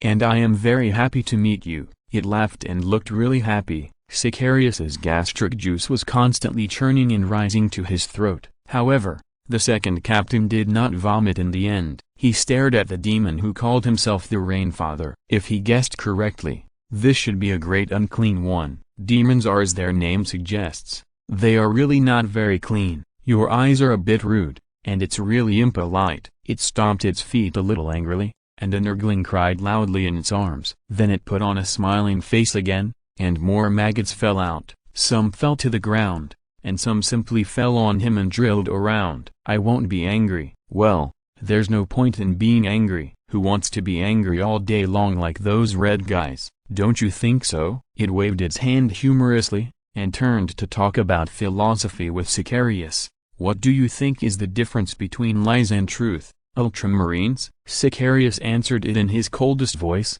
with deep hatred. "You are not worthy to talk to me." Rotigus was not angry. It shrugged, bringing a rebound of fat. "Lies are part of the truth, but the truth is different. The truth is the truth, without any falsehood, even if it is cruel and terrible. This is what I read from one of your books. To be honest, it's not bad. If only he himself wasn't so scared of me. Since you don't want to talk, I won't force you. Look at the sky, ultramarines." It smiled and said, "It just so happens that I brought the truth you need, a cruel truth that can let you civilians whose eyes are blinded by ignorance understand the true face of the world." Sicarius was turned over by the nurgling and placed on the ground, just enough for him to see the sky. There was a glass dome above the museum. At this moment, through the transparent dome, Sicarius saw a scene that made him feel cold all over. Heavy green clouds rolled endlessly, and terrible acid rain fell from the sky. He could even guess what would happen. This was not the first time he had dealt with the demons of Nurgle. Rotigus said leisurely, "The Father is very generous. Even if you don't love him, he is willing to bring you gifts. Life and death, the Lord of rebirth, the end of all suffering." The demon grinned again, laughing loudly, and maggots spewed out of its mouth. "What do you think? Extreme warriors, huh? If you ask me, this is wonderful enough." Cato Sicarius clenched his fists. He wanted to say something, but when the words came to his lips, he couldn't say anything. His consciousness was becoming more and more blurred, and as time went by, the pain in his body that seemed to be burning was becoming more and more severe. Sicarius had an illusion. He felt that he was rotting. The demon who called himself Rainfather looked down at him and uttered a low groan that only a researcher could have. "Well, the plague that unskilled fellow planted for you is really too bad, but it doesn't matter. We don't lack a breeding ground now." It pointed at the dark cloud very proudly and said, "Rainfather Rotigus, I will reshape your body and will on behalf of the loving Father." "I object," a loud voice interrupted it. Rainfather frowned in anger. "Who is so rude?" The clanking heavy footsteps came from behind Rotigus, and a warrior wearing golden lightning walked out of the illusion. He was very tall, and his old-fashioned power armor was covered with metals. That was also the source of the sound. He was not wearing a helmet, and his staring face was burning with undisguised hatred. Two golden lights shot out from his eyes, causing Rotigus, who was looking directly at him, to scream in pain. The warrior did not miss this opportunity. He pulled out a power sword from his waist and appeared in front of Rotigus in almost an instant. The undecorated power sword drew a fatal arc and cut deeply into the fat on Rotigus' waist. The blade of the power sword suddenly burned with golden flames, and the smelly grease was crackling. The fat and ugly monster waved his hands randomly, and the nurglings squeaked and flew around them, trying to attack the warrior with their claws,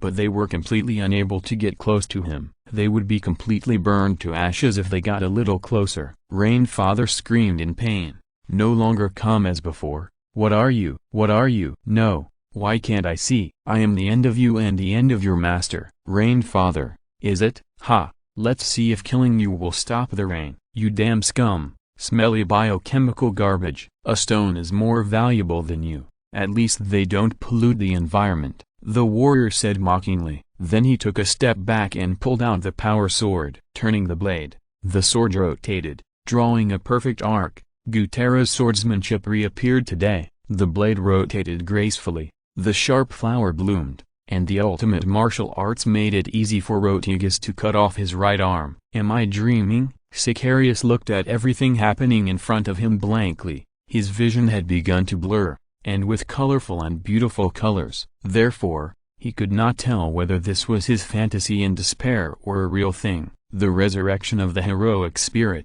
How could I have such a dream? This is not a dream. The warrior raised his hand, holding the sword in one hand, and a fierce shoulder collision knocked the great unclean one away. Its fat body rolled down the long steps, leaving disgusting yellow pus. He turned around, and his burning golden eyes were full of fighting spirit. He looked at Sicarius, stretched out his hand and pointed at him. Stand up. The battle is not over yet. Sicarius's remaining hearing allowed him to hear the three words stand up. He wanted to refuse and give a reason. However, the next second, the golden flame burning from the surface of his body solved all the problems. The holy fire burned away the disease in his body and even rebuilt his lost leg. Seeing this, the warrior laughed heroically, took out a long combat dagger from his waist and threw it over. Catch it. Sicarius stood up like lightning and caught the dagger accurately. The feeling of weakness disappeared completely, leaving only complete health and strength. He even felt that he was reborn,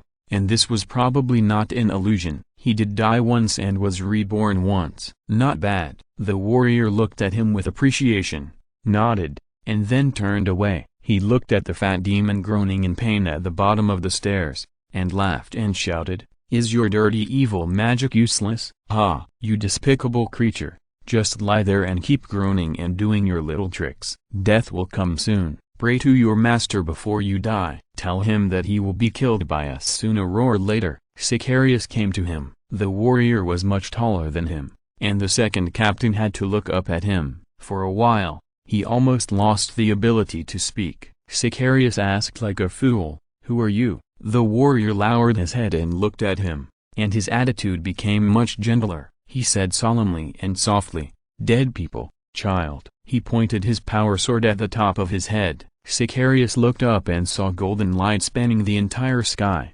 forming a vast gathering, firmly blocking the deadly acid rain. At this moment, he heard the warrior's voice. "Dead people, salute to you," he said. "You have done well, but manpower is limited. Now, we are here." Gilliman was rarely so emotional. He raised his hand, then put it down. His 5 fingers clasped together and then loosened, as if he wanted to say something, but in the end, he could not utter a single word. The Thunderhawk gunship kept flying in the sky at a low speed, and the golden light shone on everyone's face. Digris asked softly, "Is it beautiful?" "Yes." Gilliman looked up and answered, "I rarely see such a beautiful scenery, but unfortunately I am not a poet, and I can't say any long and ornate sentences to express my own feelings." "Not necessary." Digris smiled and blinked. Then, his head tilted and he almost fell to the ground. Fortunately, the magnetic boots fixed him firmly in place. When he raised his head again, he was the familiar think tank director Gilliman was familiar with. Bluesionic energy flashed in his eyes. Digris groaned and rubbed his temple. He said slowly, "The Primarch said that they will reach Terra's orbit in an hour and a half." Chapter 443, Rewards for Fighters. Fighting bloody battles at this moment is not an exaggerated metaphor, but a fact. Martyr's Bridge. The position has been retreated to the point where it can't retreat any further. There are only 317 people left in the Astra Militarum Army. This is the report data received 13 minutes ago. As for how many people there are now, Litosis doesn't want to think about it. He only knows that they must repel the attack of this wave of Khorne demons now, then they will be qualified to talk about the damn acid rain. Fortunately, the doctors and the wounded have evacuated in advance, Litosis thought. Otherwise, they will have to face this terrible situation with us, the unlucky guys without support. The young black armored guard was covered in blood. A laughing Khorne bloodletter strode from the front, with several heads that had just been chopped off hanging on it. Those people were Litosis's comrades and he didn't know their names at all. This scene made him gnash his teeth and his eyes red. Damn demons. The demon's hellblade slashed down with a fierce wind pressure. If Litosis hadn't had the power sword in his hand, he would have been beheaded by now. He raised his sword and made a deflection. He didn't take the bloodletter's attack head on, but used the strength of the power sword to cleverly deflect the blade. This prevented him from having his right hand bone broken by the demon's power. After making that dangerous block that made his right hand numb, Litosis took a step forward swiftly, taking advantage of his shorter height and stepping into the bloodletter's blind spot. The abominable monster reacted almost immediately, and its long forked tongue flashed in the air. It turned around abruptly, but it was too late. "Die, demon!" the black-armored guard roared like a madman, and the power sword cut off the bloodletter's knee. Then, he took a step forward, and the power sword cut deeply into the bloodletter's chest and abdomen at a cruel angle. It was over. This thought flashed through Litosis' mind. He was not strong enough. The power sword was still sharp, but he was not strong enough. Damn it, he was not strong enough. Litosis' eyes were red, and he roared madly in his heart, trying to squeeze more strength from his arms. He couldn't fall down, he couldn't die here. Only 7 black guards with power swords were left, and only they could fight against the bloodletting demons in close combat for a while, so that they would not jump into the crowd and kill people immediately. Litosis didn't dare to think about what would happen if he fell now. The bloodletting demon grinned weakly, and licked its blood with its forked tongue. Then it raised the hellblade, and Litosis could even smell the sulfur in its mouth. "Mortal, useless attempt. What qualifications do you have to laugh at him?" As the voice fell, the thunderous footsteps echoed above the small position. The sound was so fierce and so frightening that the bloodletting demon even forgot to swing the hellblade. A golden figure was reflected in its blasphemous and dirty pupils. A third of a second later, its shattered body flew into the sky. Dang, the power sword fell to the ground. Litosis's 2 hands were in so much pain that he couldn't hold the sword anymore. The built-in safety system on the power sword immediately took effect, and the decomposition position was cancelled. A hand grasped its blade and then picked it up. The black-armored guard raised his head blankly, and at this moment, a golden light pierced down from the thick clouds and hit them. Litosis couldn't see his face clearly, and the light deeply hurt his eyes, but he just stared at his eyes that had begun to tear up, and stood there in a daze. He heard a smiling voice, "Hold your sword, child, tight." He followed the order, and then a warm hand patted his shoulder. The golden warrior turned around and roared again and began to charge. He charged like a titan mecha, and the sharp ram on his right shoulder increased the power of the charge. He skewered a bloodletter with his ram, and then smashed it into pieces. It was like a dream, Litosis thought, and at the same time, a rustling sound came from his headset. That was the unique sound after the communication channel was connected. At first, the black guards thought it was a problem again. The communication system had been paralyzed for a long time, and they could not send any signals for support, nor could they receive any orders. At first, this situation was extremely disturbing, but as time went by, they became indifferent. If there is no support, then there is no support. We still have to fight. Behind us are people who are unarmed and cannot fight. Litosis patted his right helmet, and the rustling sound not only did not stop, but became more and more intense, until a sharp dripping sound pierced his eardrum, interrupting Litosis's action of following the warrior into the demon pile. He took off his helmet unbearably and threw it aside. However, the rustling sound still existed. After a few seconds, a steady and wise voice came into his ears. "This is Dinah's Chain, the captain of the 3rd Company of the Lucifer Black Guard. I ask any soldier who hears this broadcast to report your identity and location to me immediately. I will send support immediately." Dinah's Chain? Litosis widened his eyes, unable to believe what he heard. In the history of the Lucifer Black Guard, he is an extremely famous figure. Dinah's Chain's swordsmanship can be said to be the pinnacle.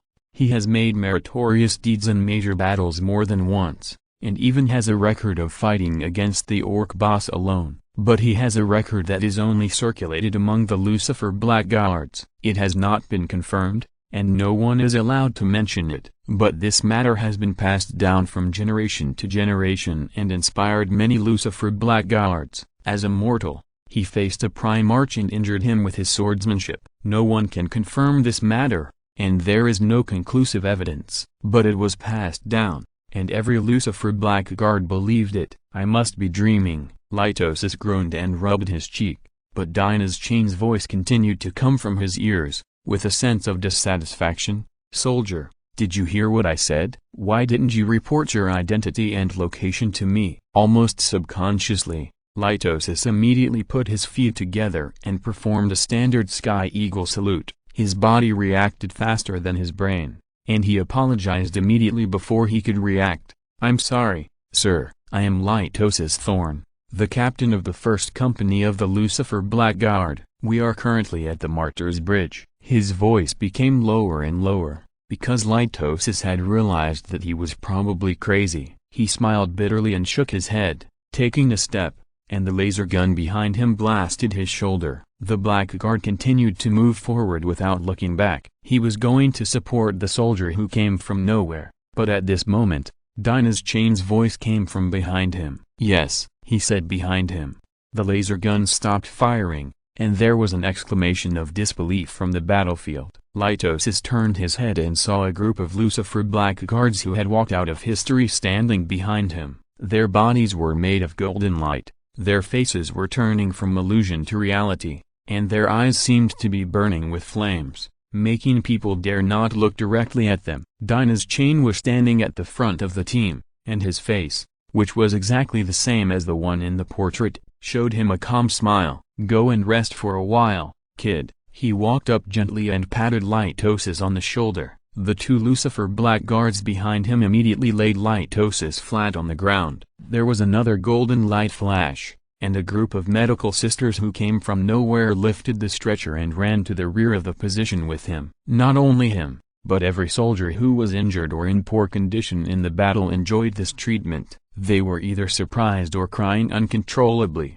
and their reactions were different. Litosis lay on the stretcher, and heard sharp and distorted chirping in his ears. He thought he was going crazy. However, the medical sister slapped his face and brought him back to reality. "Wake up, you are bleeding." "Alas, how come you soldiers never know how to take care of your bodies?" Litosis looked at her blankly. "Am I bleeding?" He raised his hand and touched his abdomen, and suddenly found that there was a narrow wound there. As he discovered this fact, pain came with it. He lay weakly on the stretcher as if all the bones in his body had been pulled out. The sister gently stroked his face, and the golden light made him feel unprecedented warmth. "It's okay, child. We are back," she said with a smile. Litosis closed his eyes, then raised his hand to his eye sockets to slightly cover up the fact that he was crying. "Emperor, it turns out that you have never given up on us, and those heroic spirits are really with you on the battlefield."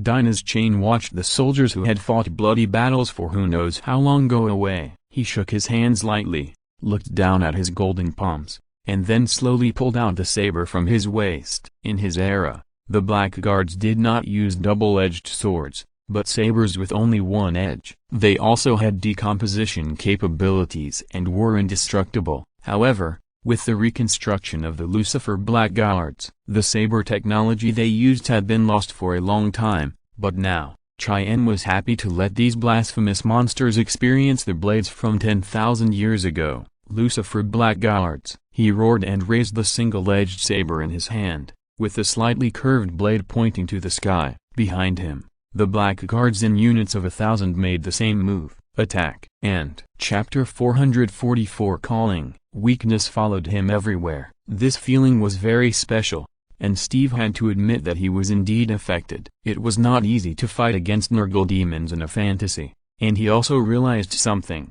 This was not a fantasy. Absolutely not. His eyes might deceive him, and the feedback from the flaming sword hitting the demons might also deceive him, but the psychic power would not. From the psychic power, Steve truly understood that this was no longer the world he was familiar with, but a world made up of pure malice. Here, there was nothing but him and evil things. "Okay," Steve coughed, and the flames surged from his throat, burning the area there and clearing the existing plague. It also made his breathing smoother. He thought that the barrier constructed by the flames could keep the plague out, but he never thought that they were really pervasive. After he killed the demon, the other's bones turned into some kind of sticky substance, even sticking to the blade made of flames, and the virus produced by the air entered his lungs. By the time Steve realized it, it was too late. He was a little dissatisfied with this, dissatisfied with his carelessness. But he would not let this emotion control him in the battle,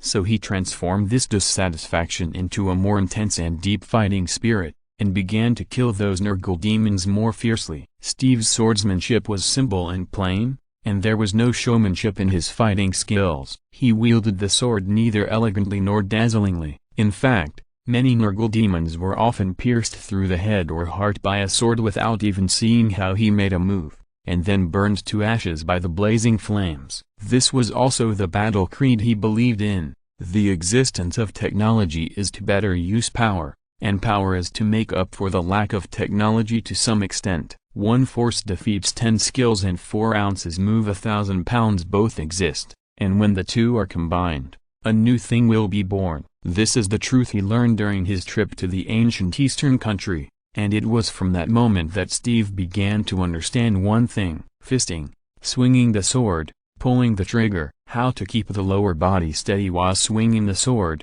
how to control the shaking of the gun. All these can actually be attributed to how to kill more efficiently. So, his mentality changed, just like what he is doing now. Steve held the flaming sword in one hand, and with his other hand, he turned the golden fiery psychic energy into a flaming whip that he could hold. With a casual swing, several Nurgle demons were easily split in half. They only had time to see a flash of golden light before they died. But this is not over yet. Their bodies slowly melted under the burning of the flames. Steve ingeniously used psychic energy to bury a time bomb in their bones. Those Nurgle spirits born from their corpses, who were responsible for tipping off and harassing him on the battlefield, would unconsciously bring these invisible psychic bombs back. Then, he smiled and suddenly stopped. An Nurgle demon standing opposite him looked at him in confusion, but the movement of casting the spell was not slow at all. It spewed several maggots from its mouth. They merged into the ground,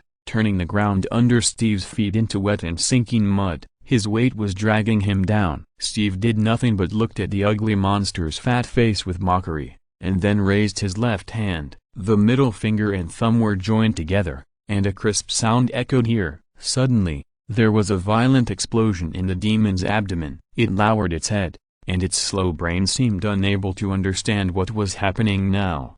However, it didn't need to understand anything anymore. Steve just needed it to die immediately. Hundreds of Nurglings exploded with psychic bombs, clearing a clearing around him. Their bodies fell to the ground, and the golden flames kept burning. The etheric flesh of the demons is the best fuel for the flames. It will burn for a long time until all the evil demons are dead. Cough. Steve coughed again. For him without a helmet, the strong and pungent smell produced by the burning of hundreds of Nurgling demons at the same time was really a bit irritating. He could use his psychic power to see the invisible infectious diseases floating in the air trying to approach him, so Steve understood that Nurgle had not yet turned his gaze away from him. No, that's not right. As perceptive as he was, he immediately felt that gentle gaze. For a moment, there was only darkness here. "Do you feel it?" said a disembodied voice. It sounded like the wriggling of maggots, the withering of life, and the first cry of a newborn. In short, it was not a sound that humans should hear and understand. As early as the first moment the sound appeared,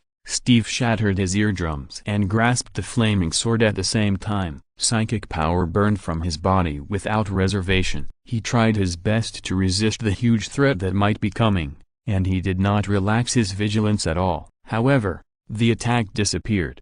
The surroundings became dark, and the bodies of the Nurgle demons disappeared. A sigh sounded. "Ah, they are all good kids, but unfortunately they don't know how to adapt. People like you should take gentler measures. They should let you see the true colors of the people you serve, instead of fighting you violently," he said with sadness. "In the end, you just raised swords against each other." I can still hear him, Steve thought. The pain came back. He roared uncontrollably, but not because of anger, but because of pain, as if 1,000 barbed knives were cutting his body at the same time, and as if someone was burning his skin with flames.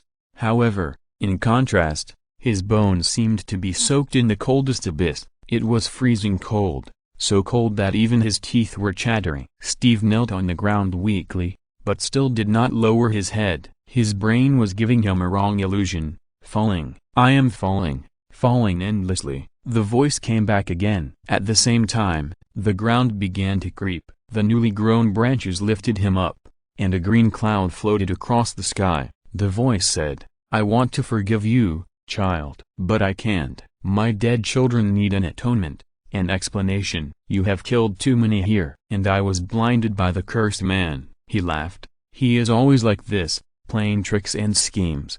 But there is still some so-called humanity in his heart. He is neither completely immersed in battle like the red madman, nor calculating anything without bottom line like the noisy bird. It's sad, but he did a good job this time. I didn't see the situation on that planet clearly," he said humorously. "I lost. Yes, it's true. You can be glad. Unfortunately, you probably won't see the scene of your victory." Steve couldn't answer him. He wanted to, but he couldn't. Pain attacked him on every level, and at this moment, Steve Rogers suddenly understood something. So far, every enemy he had experienced wanted to kill him, but Nurgle was different. He didn't want to kill him. On the contrary, he wanted him to reborn into a form he absolutely could not accept. Reborn. These two words echoed in his heart, bringing with them a ripple of fear. Nurgle's laughter still echoed in his ears. "Yes. It seems that you have understood. Killing is not what I like,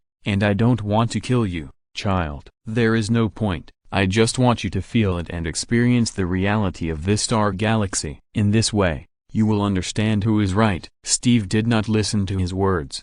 He just tried his best to dig deep into his heart, trying to find a corner that was not filled with pain. After an unknown amount of time, as if a person thrown into the sea was finally about to drown because of exhaustion, he found it. The Emperor stood in front of him. The Emperor he saw for the first time, a weak, skinny old man, like a skeleton. He was looking at him with pity. Then there was a warrior wearing golden armor and looking like a god. He was extremely tall, holding a gorgeous sword in his hand, looking at him coldly, a skeleton-like corpse. The empty eye sockets also looked at him. A king, a madman, a delusional person, a child crying while holding his father's skull, a person who wanted all human beings to live freely, a preaching priest, a scientist who hated religion, a shadow. Steve looked at them blankly, and then the old man spoke. Light and anger filled his whole body at this moment, the golden light burning the soul. The endless rage and hatred made Steve sober in an instant. "Steve," the voice came out of his mouth. But it was not any known language, but a concept. Any creature, at the moment of hearing this voice, could understand what he wanted to say. The old man looked at him, the warrior looked at him, the king looked at him, the madman, the delusional person, the child, the priest, the scientist, the shadow, countless people, they all looked at him. Steve Rogers. The roaring storm began to echo in his ears, and Steve howled helplessly in the rain that could destroy the planet. Like a wounded beast, his heart ached so much at that moment, like the day he learned that Carter had died, and then, he suddenly calmed down. A dying sun floated in front of him. Thousands, tens of thousands, countless consciousnesses echoed in his mind, speaking their own words, issuing their own orders, never stopping, echoing non-stop. The endless echo, the numerous and terrifying futures played out one after another in front of Steve. Steve, who was kneeling on the ground, suddenly raised his head. The old man said, "Stand up." The next second, endless light burst out from his body. Chapter 445, Furious. After the deadly acid rain in the sky was stopped by the light curtain, the situation on the entire battlefield was reversed. The acid rain did not distinguish between friend and foe. The Khorne demon army gathered on the plains and in the buildings suffered great losses, and the slain demons in the hives were even more miserable. Although the Empire also suffered heavy losses, their morale was not depressed. Moreover, they had support. The golden light kept flashing on the land of Terra, and those who had long since died stepped out of their memories. With their incomparable loyalty, they crossed the door of death. They ignored the plague or spells of the demons, ignored their swords and sharp claws, and even ignored the artillery fire of the demon engines. This scene that violated common sense made many people shout that the Emperor had appeared. In fact, they started shouting this as soon as these heroes appeared. Antarctica, under the thick ice, the headquarters of the Inquisition. There was no attack by the demons here, and the reason is very intriguing. Perhaps when they are held accountable later, the Inquisitors can say that because they were under the ice, the demons could not find this place. That's not the truth. Light footsteps echoed down the wide corridor. Batman could make no sound at all. He could move in the shadow, but he didn't want to. Sometimes, it's not fun to be invisible to your enemies. They can hear, but only the slightest sound. They see the shadow of my cape flickering around every corner. Fear grows in their hearts, and fear breeds suspicion, which eats away at their minds. At that point, Batman can achieve his goal very easily. He is hunting. Unlike the patrol method he remembered the Batman used to use, the clone named Crane Samples has abandoned some of the old rules after what he has experienced. Not killing is one of them. After all, Crane knows that some people cannot be killed. As for the boundaries of the law, he no longer cares about those things. Gilliman's new task for him is simple: to find out whether the whole thing about the potion and the test product is the work of a branch of the Inquisition or a combination of them. Crane leaned towards the former. There were many branches of the Inquisition wandering among the stars. They might not return to the headquarters until they died. As for the Union, it was even more unrealistic. The Inquisition had already caused many problems because of too many branches. Judging from the current situation, it was unlikely that they would unite. Having said that, Crane still had to get evidence. Evidence was needed for everything. It was impossible to make things public just by guessing. Thinking of this, the corners of his mouth rose silently. It seemed that I still couldn't get rid of the shadow of Bruce Wayne, the best detective in the world. Humphrey. The hunt continued, and he kept his pace. The prey in front was 300 meters away from him, and he kept this distance. The psychic power helped his eyes to see the heart of the prey through the wall. Crane silently evaluated the speed of his heartbeat and calculated whether he should give him some exciting news. His hunt stopped after 3 minutes, and the Inquisitor fell to the ground because of fear. Crane sighed, and the whole person turned into a shadow and sneaked over from the ceiling. It was so fast that it crossed 300 meters in the next second and stood behind him. Looking at the trembling Inquisitor, Crane's outstretched hand suddenly stopped. If he hadn't stopped, this hand would have grabbed his neck and lifted the Inquisitor off the ground. Then, he would use his psychic power to check the memories in his mind. However, he stopped. A pain like a needle prick made Crane squint his eyes. He clenched his open hand into a fist, and a black shadow appeared on it, then violently erupted, turning into a black fire snake in the air that would devour anyone. Crane stared at the gushing flames, and time slowed down at this moment as he wished. When the fire snake was less than 20 centimeters away from the Inquisitor's brain, he suddenly turned his head at an extremely fast speed, 360 degrees. His neck twisted into a twisted shape, his bones creaked, and his blood vessels began to rupture bit by bit because they could not withstand such a twist, and so did his skin. Despite this, he had a peaceful smile on his face. 8 teeth.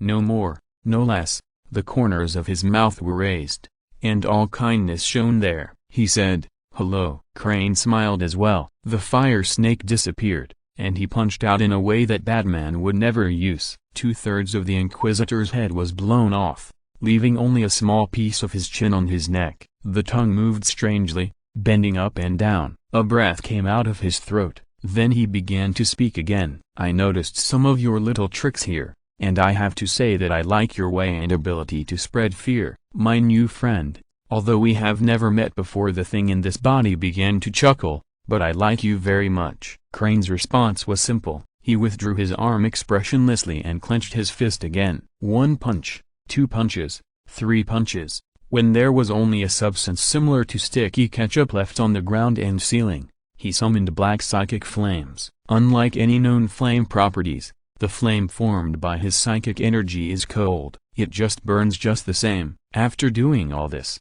he did not leave. Crane stood there. He closed his eyes. He sensed everything around him without leaving any room. At this moment, he finally found something wrong. In the headquarters of the Inquisition under the ice sheet of Antarctica, they have 8 floors. Each floor has 9 huge rooms, and 9 corridors connect these rooms. When there are too many coincidences, coincidences are no longer coincidences, but the result of careful design. Crane opened his eyes. He did not regret his carelessness, but suddenly punched the ground. Singe's holy number is 9, but there are only 8 floors here. The huge force extended along the ground, and the heavy alloy ground could not withstand the power of the prime arch. Crane easily smashed it, and he floated down from the gap like a shadow. What came into view was bright lights and a place similar to a laboratory. "You finally found it," a voice sounded in this vast laboratory. A demon stood opposite Crane. It bowed politely and even gave him the Sky Eagle salute. The long staff in its right hand was decorated with many colorful feathers. Its head was hidden under the hood, and its body was also hidden under the cloak. But the slender beak protruding from the hood had exposed its identity, or perhaps this creature had never thought of hiding itself. It said regretfully, "I have placed so many confusing and misleading spells, and there are those who have been deliberately instilled with false memories by me. But you still found this place. Why don't psychic spells work on you?" Crane relaxed all over and walked around the laboratory as if taking a walk. He did not answer the demon's question,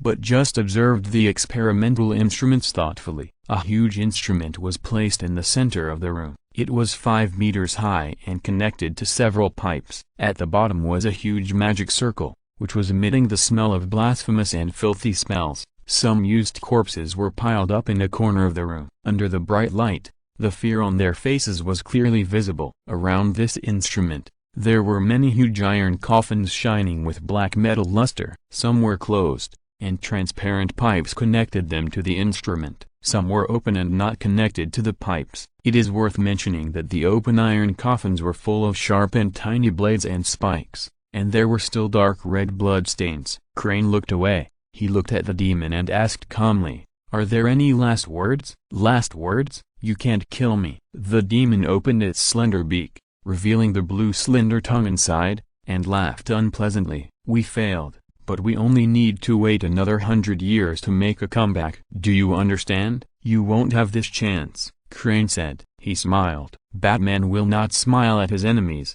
Bruce Wayne will only smile at beautiful women. But Crane Samples is different. He smiled because he was furious. Marius panted, breathing hard and deep. His 3 lungs were protesting at the same time, but the chapter master didn't care. They had held out for an hour in the basement of the damned hive generator, and Emperor bless them. They had killed many demons in that hour. A warrior who called himself Cerberus caught his attention. According to the Sisters of Battle, he was saved by Steve. But Marius saw more. He noticed the other party's fine power armor. An hour later, they received reinforcements. The 6th Company, who made good use of battle bikes, rode their treasures through the wall of the hive and crashed into the pile of slain demons. They were obviously well prepared. Each of them was dressed tightly, and even their bodies were shining with blue psychic energy left by the librarian's spells. The threat of the plague was greatly reduced, and the surviving Sisters and Ultramarines were quickly transferred out by them. The 6th Company had never let Marius down in terms of rapid transfer and mobility. They had arranged some personnel in advance to place explosives on the outer wall of the power plant. After receiving the wounded, they blew up the wall and left without stopping for a moment. As for Marius, he did not choose to leave. Together with the warrior who called himself Cerberus, he continued to fight with the slain demons in the gap opened by the explosives. The narrow gap was not suitable for Marius's power fist. If he wanted to do a big and open boxing, he had to let the demons out. Otherwise, his attack would cause more serious damage to the wall. Cerberus did not have so many concerns. He carried the power sword and made delicate slashes like a butcher. The output of the decomposition stand was very stable. It was as easy and comfortable to separate the flesh and bones of the demons from each other as unbuttoning a button. Marius narrowed his eyes. This fighting style reminded him of something, but now was not the time to talk about these things. He raised his right hand, and the bolter under his arm fired a bolt, accurately hitting a slain demon who wanted to sneak attack Cerberus from behind. Marius was not wearing a helmet, and he had no auxiliary aiming. This accuracy was earned after a long time. "Thank you," Cerberus said, and turned around and killed another ugly demon with a sword. The blade cut its body, and at the same time, he spun his feet, and the blade spun with it, starting a dance of death. Their killing lasted for a long time, until the soldiers of the 6th Company came back to pick them up again. The Astartes riding on the battle motorcycle got off the car and used special hot melt explosives to directly blow up the hive. They rode away quickly on the motorcycle, from the 3rd hive all the way back to the outer wall of the palace. Here, the Imperial Fists and Ultramarines were repairing. Everyone's face was tired, but everyone was in high spirits. This scene puzzled Marius. He took off his helmet, looked up at the sky, and was immediately stunned. It was not the dark sky he imagined. A golden curtain floated above the sky. At this moment, Marius suddenly realized that the reason why it was bright now was not because of artificial light. It was because they were back. "Captain," a voice interrupted his thoughts. Marius looked back and found that it was Cato Sicarius. He should have broken his leg, but he was full of energy at this time. He was holding a combat dagger in his hand. The ancient shape puzzled Marius. Where did he get this thing? If my memory is correct, Sicarius. The captain shook his head, trying to make his wet forehead feel better without raising his hand. You should have broken your leg. Indeed. Sicarius nodded. I don't know how to explain it to you. Anyway, something happened. Noticing him looking at the combat dagger in his hand, Sicarius laughed. He rarely laughed, which is why he only smiled for a moment, and Marius immediately stopped him with discomfort. If you want to explain, explain it now. If not, wait until after the battle and write me a report. Also, don't laugh, Sicarius. I would rather fight a hell beast without armor than see you laugh. Don't be so harsh, Chapter Master, Sicarius said helplessly. The explanation is actually very simple, but it depends on whether you can accept it. Long story short, those past heroes, they are back.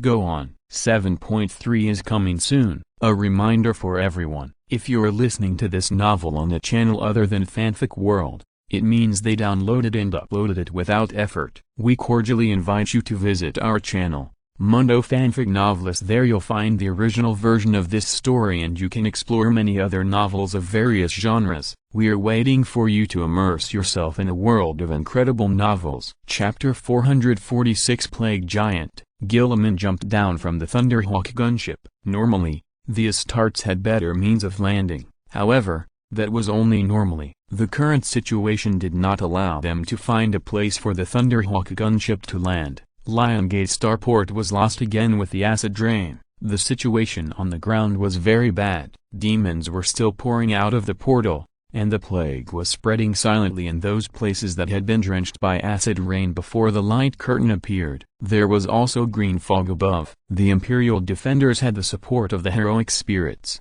but it only made the situation slightly more favorable. The wind whistled past, but Guilliman did not even blink. The place where they were going to land was outside the palace, a place called Heroic Square. This place was once used to receive those Astra Militarum soldiers who had made meritorious contributions in the war. They would be awarded medals here and obtain some substantial rewards, for example, power swords or armor specially allocated to them. As for now, there are only ruins left here. A thick fungal blanket that seemed to have its own consciousness was spreading on the ruins. Hundreds of Corn bloodletters that had not yet died were bound by the fungal blanket, and their bodies were drilled with dense holes. The Primarch's unimaginable vision allowed him to accurately capture this scene. He landed on the ground, stirring up a cloud of scattered dust. He stepped on the fungal blanket and made a big hole. Those blasphemous creations soon followed, trying to climb onto his power armor and then enter his body to turn him into a hotbed. Guilliman didn't even look at them.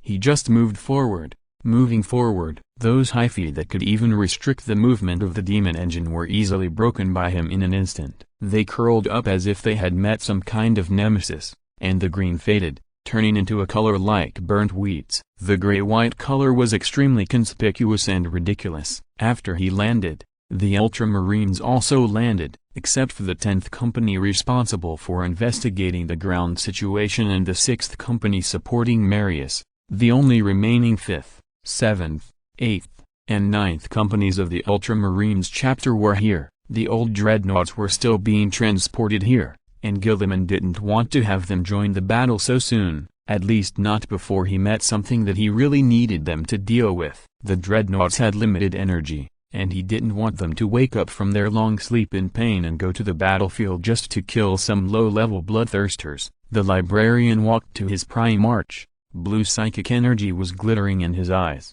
The communication channel has returned to normal, Primarch. Perhaps we should go and meet up with Chapter Master Marius first. They are not in good condition. Where are they? An open space in front of the outer wall of the palace.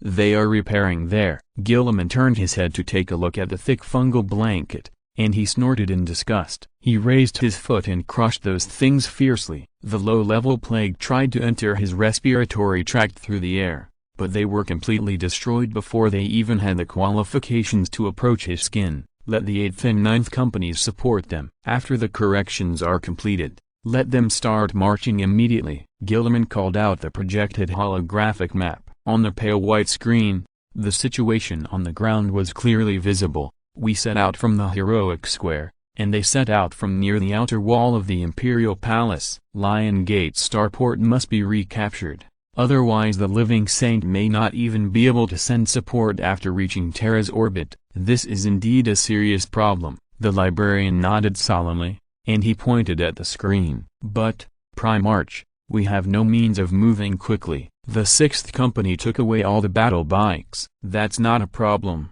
Guilliman drew out his power sword. His perception ability was much stronger than that of the Astartes, so he clearly knew that something was approaching them. Prepare for battle. There are enemies approaching. As soon as he finished speaking, there was a series of sounds of bolt guns loading and chains words activating, mixed with the sound of plasma preheating and multi-barreled hot melt guns praying for the machine spirit to calm down. The ground began to tremble. Guilliman narrowed his eyes. He didn't need to say anything. The Astartes immediately began to seek cover, standing beside Guilliman. They didn't need to worry about the potentially deadly plague.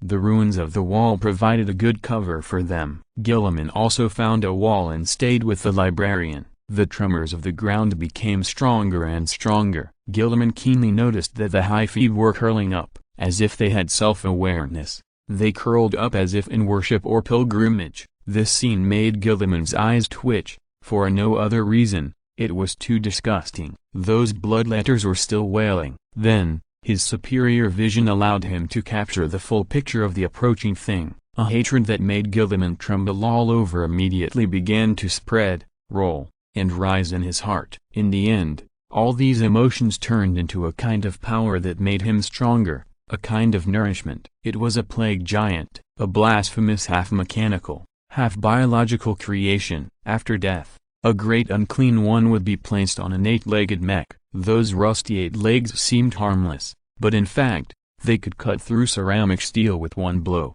making them extremely dangerous. The great unclean one's left hand was made into a demon cannon, firing deadly plague-spreading cannons. Its appearance was as disgusting as its peers, or even more disgusting. Because its lower body was removed and replaced with an 8-legged mech, its entire stomach was ripped open, revealing the thick green maggots that intertwined like vines inside. These still wriggling things maintained the stability of its body. New pustules emerged from several pustules that had just exploded. Its ugly face had only a huge single eye, and its ribs could even be seen on its rotten body. Attack, Guilliman said gloomily, and at the same time jumped out from behind the broken wall. The grenade launcher in his left hand fired repeatedly, shooting straight at the monster's single eye.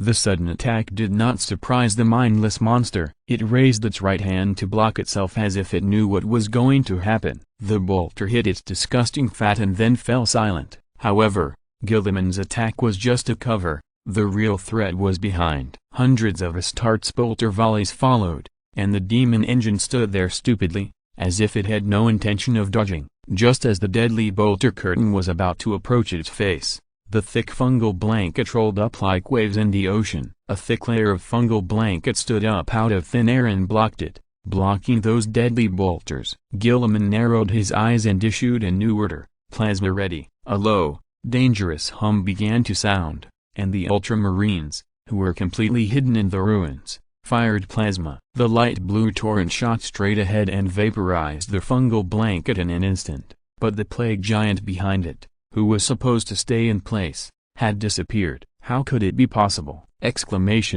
a psychic spell. The librarian shouted in his ear. "This thing can teleport on the fungal blanket. Prime Arch. Psychic spell? It's just a modified corpse. How can it use psychic spells?" Exclamation mark. Just as the librarian's voice fell, the plague cannon in the left hand of the plague giant that appeared on the other side had begun to warm up, and the thick and rusty muzzle began to light up slowly. A third of a second later, it fired. Deadly fireworks exploded with a bang near the muzzle, and the thing that was regarded as a cannonball was actually just a mixture of rotten limbs and maggots. Despite this, Gilliman still shouted loudly in the internal communication channel of the chapter, "Dodge, dodge!" The shells fell, and a building that had not collapsed. In the dust, the librarian reported to him, 3 battle brothers were hit by the thing. Gilliman accurately caught Digris' words in the sound of collapse, but he forced himself not to think about the 3 dead heirs at this time,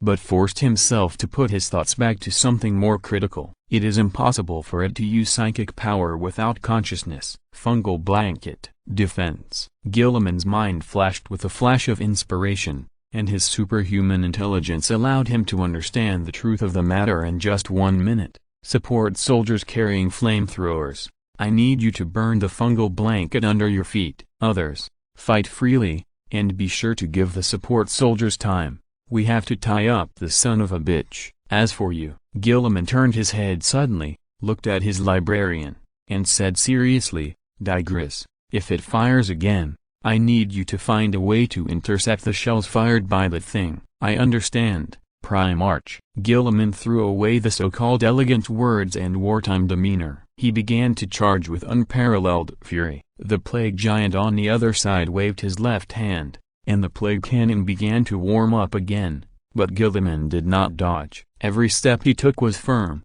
and he stepped out a thick pit on the fungal carpet. The hyphae squirmed, as if trying to stop him, but Gilliman's existence was the most deadly poison to them. Wherever he walked, the hyphae stopped moving involuntarily and turned gray. After he left, they began to squirm slowly, as if they wanted to return to their previous appearance. Gilliman caught this scene while running. He immediately knew that his guess was correct. The so-called psychic spell was not used by the plague giant at all, but by this seemingly unconscious fungal carpet. A distance of several hundred meters was just a sprint distance for the Astartes, and it was nothing for the Prime Arch. In just 3 seconds, Gilliman crossed these several hundred meters. He held the power sword with both hands, the decomposition field flashing on the blade, and the Prime Arch roared and slashed it down. Puchy? The feedback felt more like cutting into a tree stump than cutting into flesh. Rancid juice splashed out, and Gilliman pulled out the power sword that had created a narrow gap in the plague giant's left hand.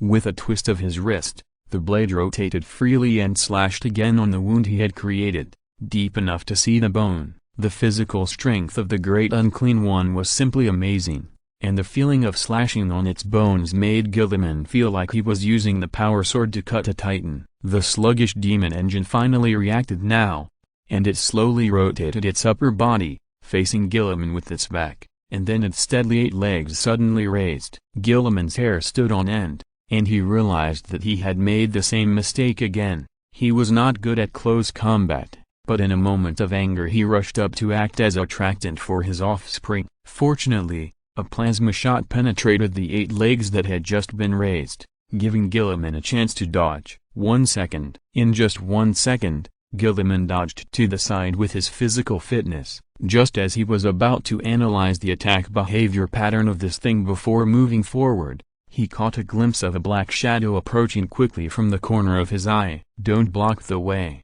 Gilliman. A cold voice came into his ears, and such a disrespectful attitude made him smile involuntarily. The reason was that the person who spoke was Frank. His speed was even faster than Gilliman, who could cross hundreds of meters in 3 seconds. Like a black light, he jumped from the ground and jumped onto the body of the plague giant in the blink of an eye. Thick and sharp spikes pierced the bottom of his boots, and with a cruel smile, Frank stood on the body of the plague giant. Then, as if swinging a golf club, he raised the chainsaw sword in his hand. The single molecule sawed through and rotated endlessly, entering the rotten body of the plague giant, creating a huge wound on its neck. The smelly green pus kept splashing out, but it was all frozen in midair by the cold air coming out of Frank, and the plague giant's body was also frozen into a whole piece of ice sculpture. At the same time, a pale blue psychic giant hand emerged from behind Frank. He smiled grimly,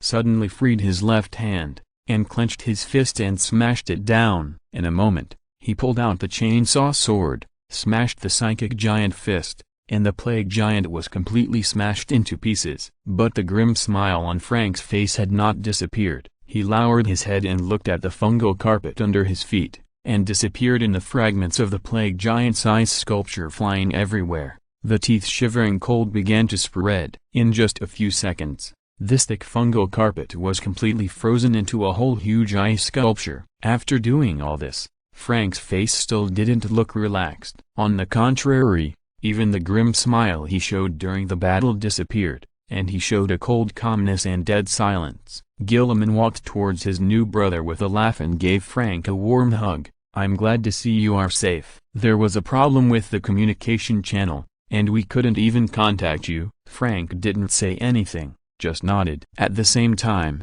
Digris's overly strong psychic talents allowed him to capture a fleeting thought in the new Primarch's surface mind. "It's a good thing you didn't contact me." Digris swallowed his saliva, and he realized that this Primarch might have done a lot of things that would be difficult for the father of genes to accept. Tomorrow is July 3rd, and the current stock is 43,000. Which will be released all at once tomorrow. Chapter 447 The Coming of Destruction. Forward. The last troops of the 4016th Regiment of the Terran Guard approached the Lion's Gate starport. They had been fighting a seesaw battle with the corn demons that kept emerging for nearly 5 hours. Most of them were dead, and some even succumbed to the influence of chaos and became mindless zombies. They were craving death and begging for relief. What's worse, due to the fungal blanket, even if they wanted to send out tanks, they couldn't get those big guys on the road. "For the Emperor," Commander Fernand muttered hoarsely. "For Holy Terra." His breathing was very rapid, and his lungs kept bringing out the smell of blood. Other regiments fell on the way to charge. They failed, and his regiment was also in pieces. Charging the demons with their bodies was almost tantamount to suicide, but they had 2 Trinese night mechas coming to support them, which turned this suicidal act into a relatively stupid decision. However, relatively stupid is actually a beautified statement. Before Fernand became the commander, the regiment commander had fiercely refuted his ideas. But he was dead, and now they were in pieces, with only 1,300 people left in the entire regiment. They had no heavy firepower, no mechanical troops, and in fact, they had nothing now except loyalty. Moreover, he knew that the pilots of the night mech were actually at the end of their strength. Their breathing in the communication channel sounded like a broken bellows. The cockpit was probably terribly hot. Fernand had seen several pilots who had been dragged out of the war meshes for too long, and their skin and flesh were burnt by the high temperature.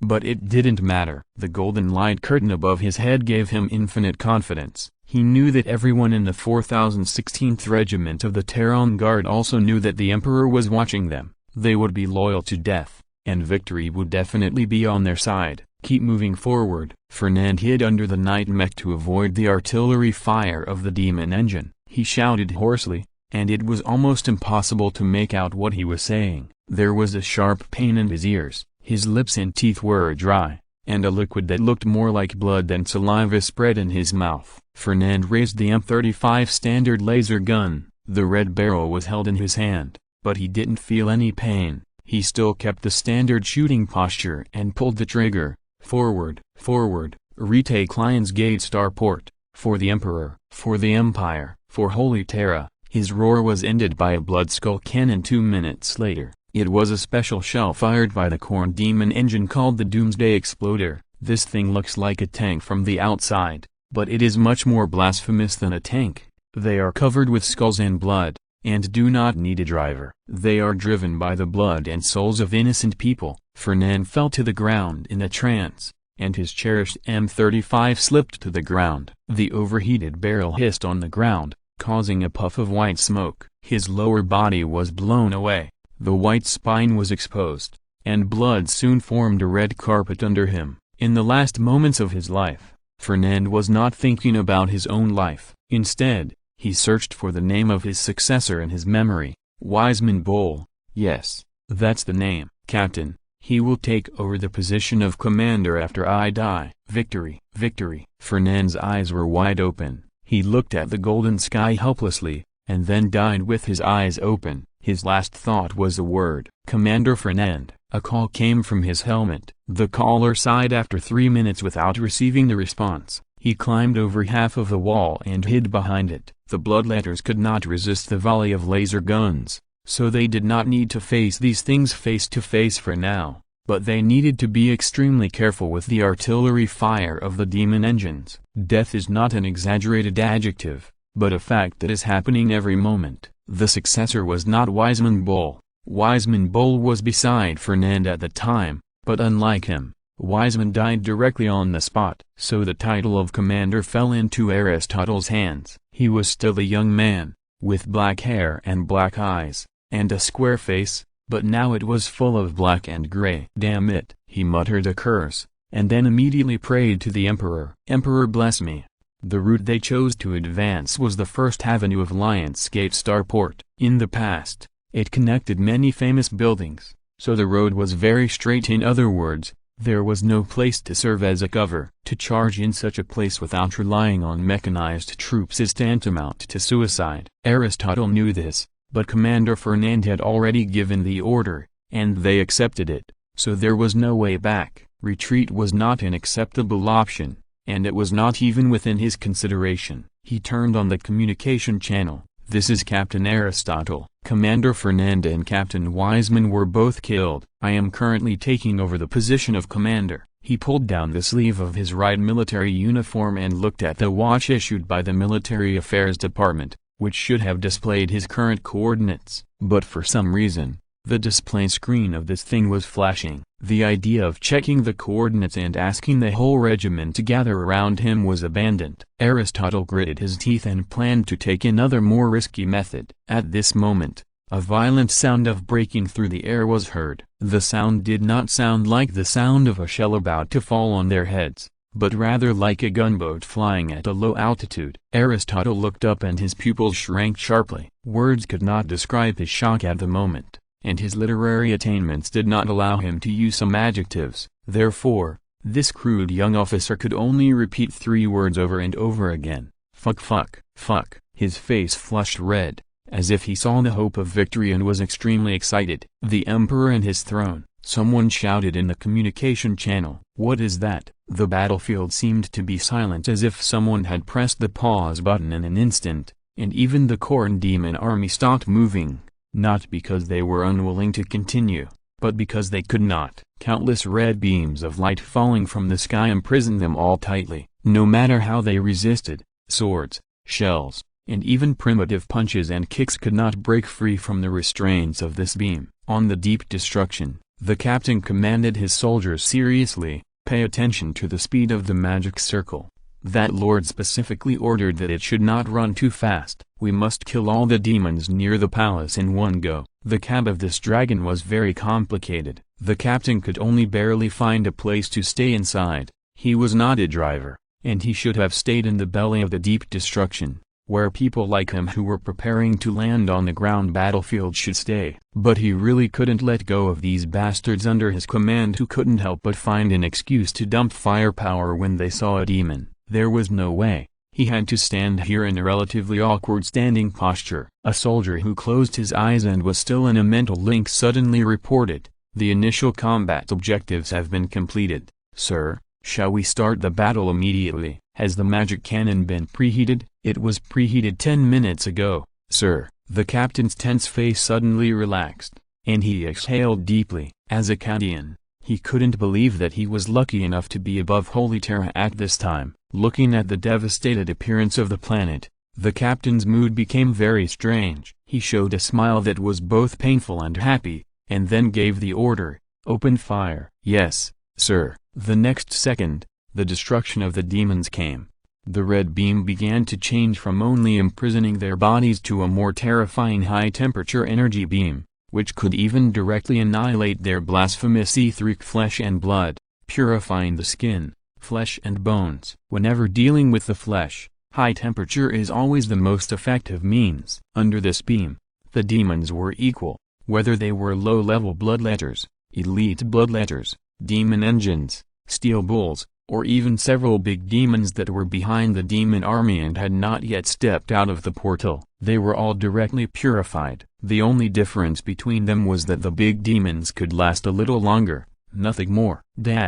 Gilliman and Frank also saw the deep destruction. They didn't know what it was, but it was easy to guess. After all, the huge mechanical dragon had a very conspicuous imperial sky eagle pattern on its abdomen. Gilliman excitedly waved his fist, and most of the ultramarines did the same. They could all know something from the reaction of the Prime Arch. Only Frank frowned in boredom, and his reaction was seen by Gilliman. The Gene Father of the ultramarines asked curiously, "You don't look happy about this, Frank. Isn't it a good thing that reinforcements have arrived?" "Yes, it is a good thing. Of course it is a good thing. How can I deny it?" Frank nodded perfunctorily and turned away. Gilliman caught up with his eccentric brother in 2 or 3 steps, spread his hands and asked, "Where are you going?" "Go kill a few more demons before he takes away all my fun."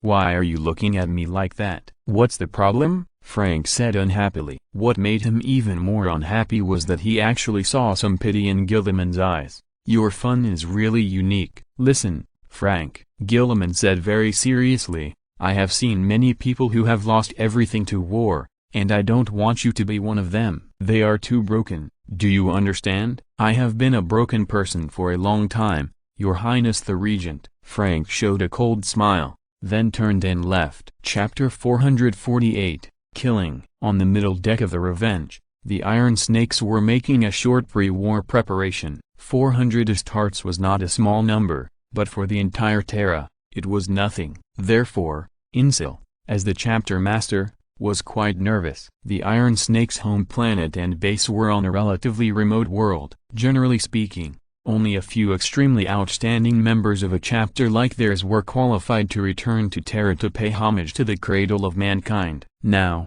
except for the warriors who stayed behind, they were all here. "If there is more, I don't think I need to say more," Insil said slowly. "Brothers, you all know why we are here and why we are here. I have only one request for you, just as the Emperor has only one request for us." He slowly grinned, revealing his white teeth. "Kill all enemies of mankind. Don't forget pride." At the end of this brief conversation, he said solemnly. It caused the sound of a group of gauntlets hitting breastplates. Except for the priest who took the oath of silence, everyone else said the same words as the chapter master. "Don't forget pride." Not far from them, the 3rd Company of the Crimson Blades was also saying something similar. However, compared to Insil, Ezekiel said even less. From beginning to end, he only said 3 sentences. The first sentence, "Let the chapter be proud of us." The second sentence, "The Emperor is watching us." The third sentence, "Kill them." After saying these,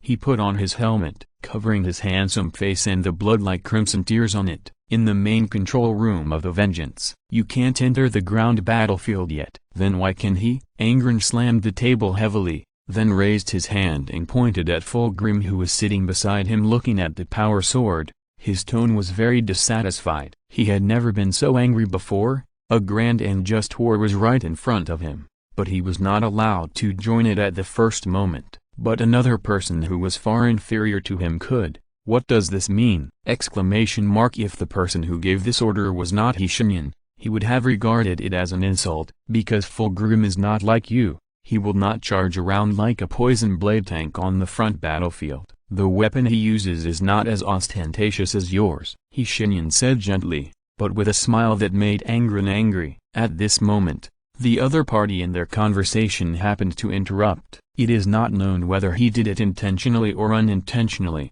In any case, his words made Angren's anger rise even more. "I agree, an axe is a weapon used by fools, and an axe with lightning is even more foolish," Fulgrim said lightly. Angren took a deep breath and turned around. From his face, the Lord of Red Sand was obviously furious, but he smiled and said, "This is the weapon he made for me.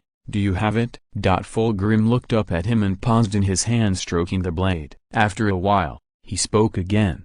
Your point of rebuttal is incorrect. I don't envy you for having a weapon made by he. He raised the power sword in his hand. This is Saltarvitz's sword. You know this sword he didn't make a weapon for you. Fulgrim frowned, still maintaining his demeanor. I said, your point of rebuttal is incorrect. If you intend to start a debate with me, you should find some more deterrent arguments for yourself. He didn't make a weapon for you. Phoenix's forehead was faintly surging with blue veins, and he stopped talking. Instead, he slammed the table heavily. You brainless and foolish man. He didn't make a weapon for you. I can join the ground battlefield as soon as possible. Shenyan covered his face speechlessly. He really didn't understand why these two people could make the situation like this when they met. There was no so-called dignity of the Primarch at all. The demigod's demeanor disappeared without a trace on them, and it was completely invisible. After they repeated those two sentences for more than 12 times,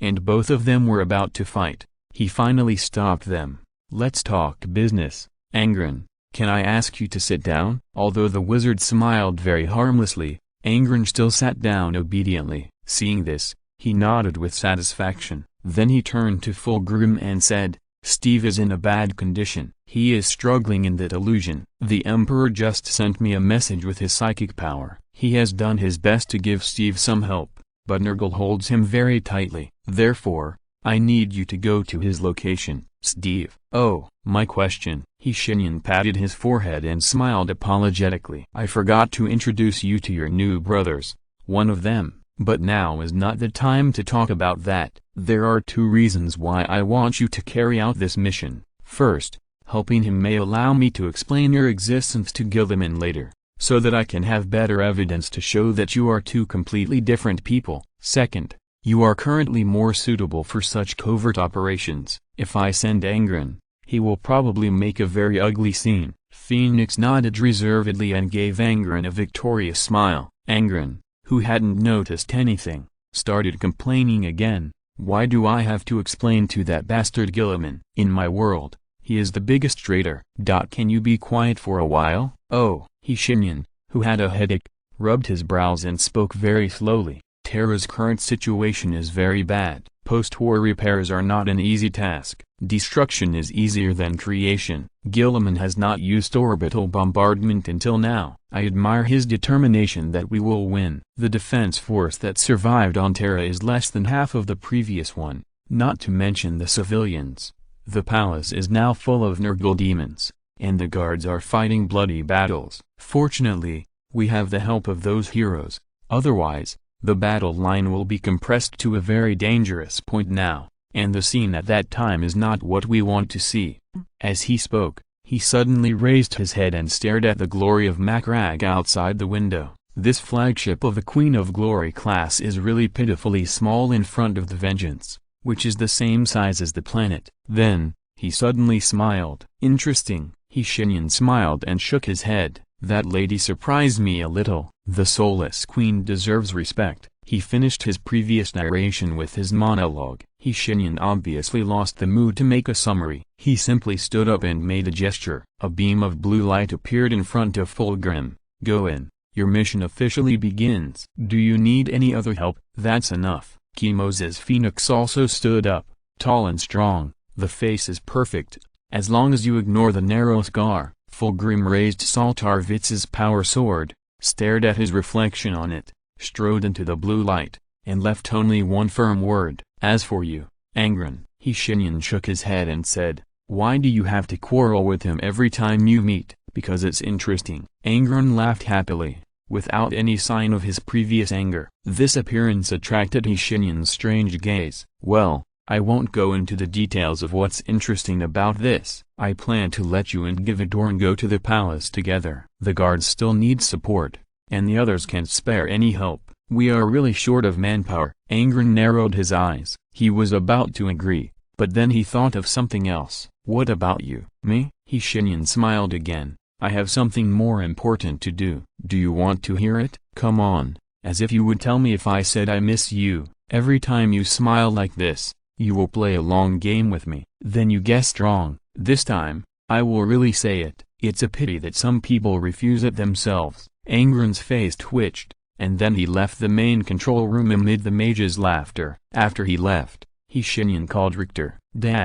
There was only a small group of silent sisters on Macrag's Glory. Their large army was still waiting for the order of the Soulless Queen in their exclusive fortress. At this moment, the Queen was communicating quietly with the gestures they used to communicate with each other. This gesture is only circulated among them, and no one can understand it except the Sisters of Silence. We must go to the surface. The Soulless Queen made a long series of gestures quickly and continuously. This is not in accordance with the orders of His Royal Highness the Regent. Her adjutant responded equally fiercely. From the degree of bending of the two fingers and the dazzling speed, it is not difficult to guess that they are quarreling. However, this silent quarrel did not last long. If anything goes wrong, I will take responsibility. The palace needs our support, and the connection with the Ministry of Military Affairs is broken. You should understand what this means. She resolved the argument with a firm gesture, and the adjutant bowed her head respectfully. The golden ponytail swung. A moment later,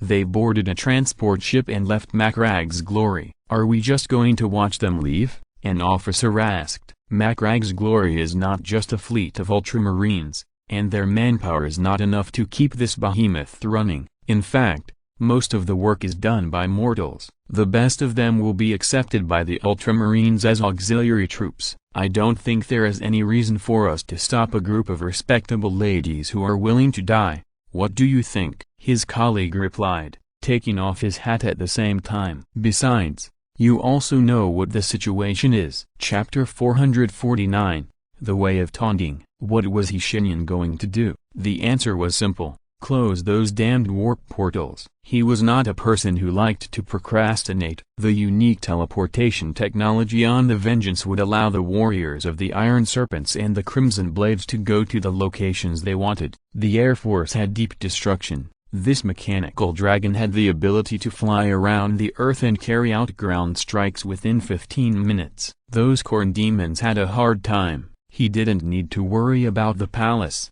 so he could focus his energy on the most important thing at the moment. Killing demons in the material realm was equivalent to exile. If you don't take into account the heroic warriors who sacrificed in the process, you can even say that it was meaningless. Anyway, they would be reborn in the filthy warp anyway. It was just a matter of time. Therefore, even if you kill more, it would be useless. Shenyan hated to say this, but it was true. He had to solve the problem at the source. Sometimes, people have to vent their fear and anger completely before they have the strength to do other things. The same goes for other emotions, such as joy, relief for surviving a disaster, etc. Litosis didn't like this atmosphere spreading among the soldiers, but he didn't have any way to solve it. After all, he was the same. After his injuries were simply treated, he quickly returned to the front line. Of course, the medical sisters would not let him go so easily. Their heroic spirits would come over from time to check the condition of Litosis' abdomen, and they assured him very gently that if there was any problem with the wound,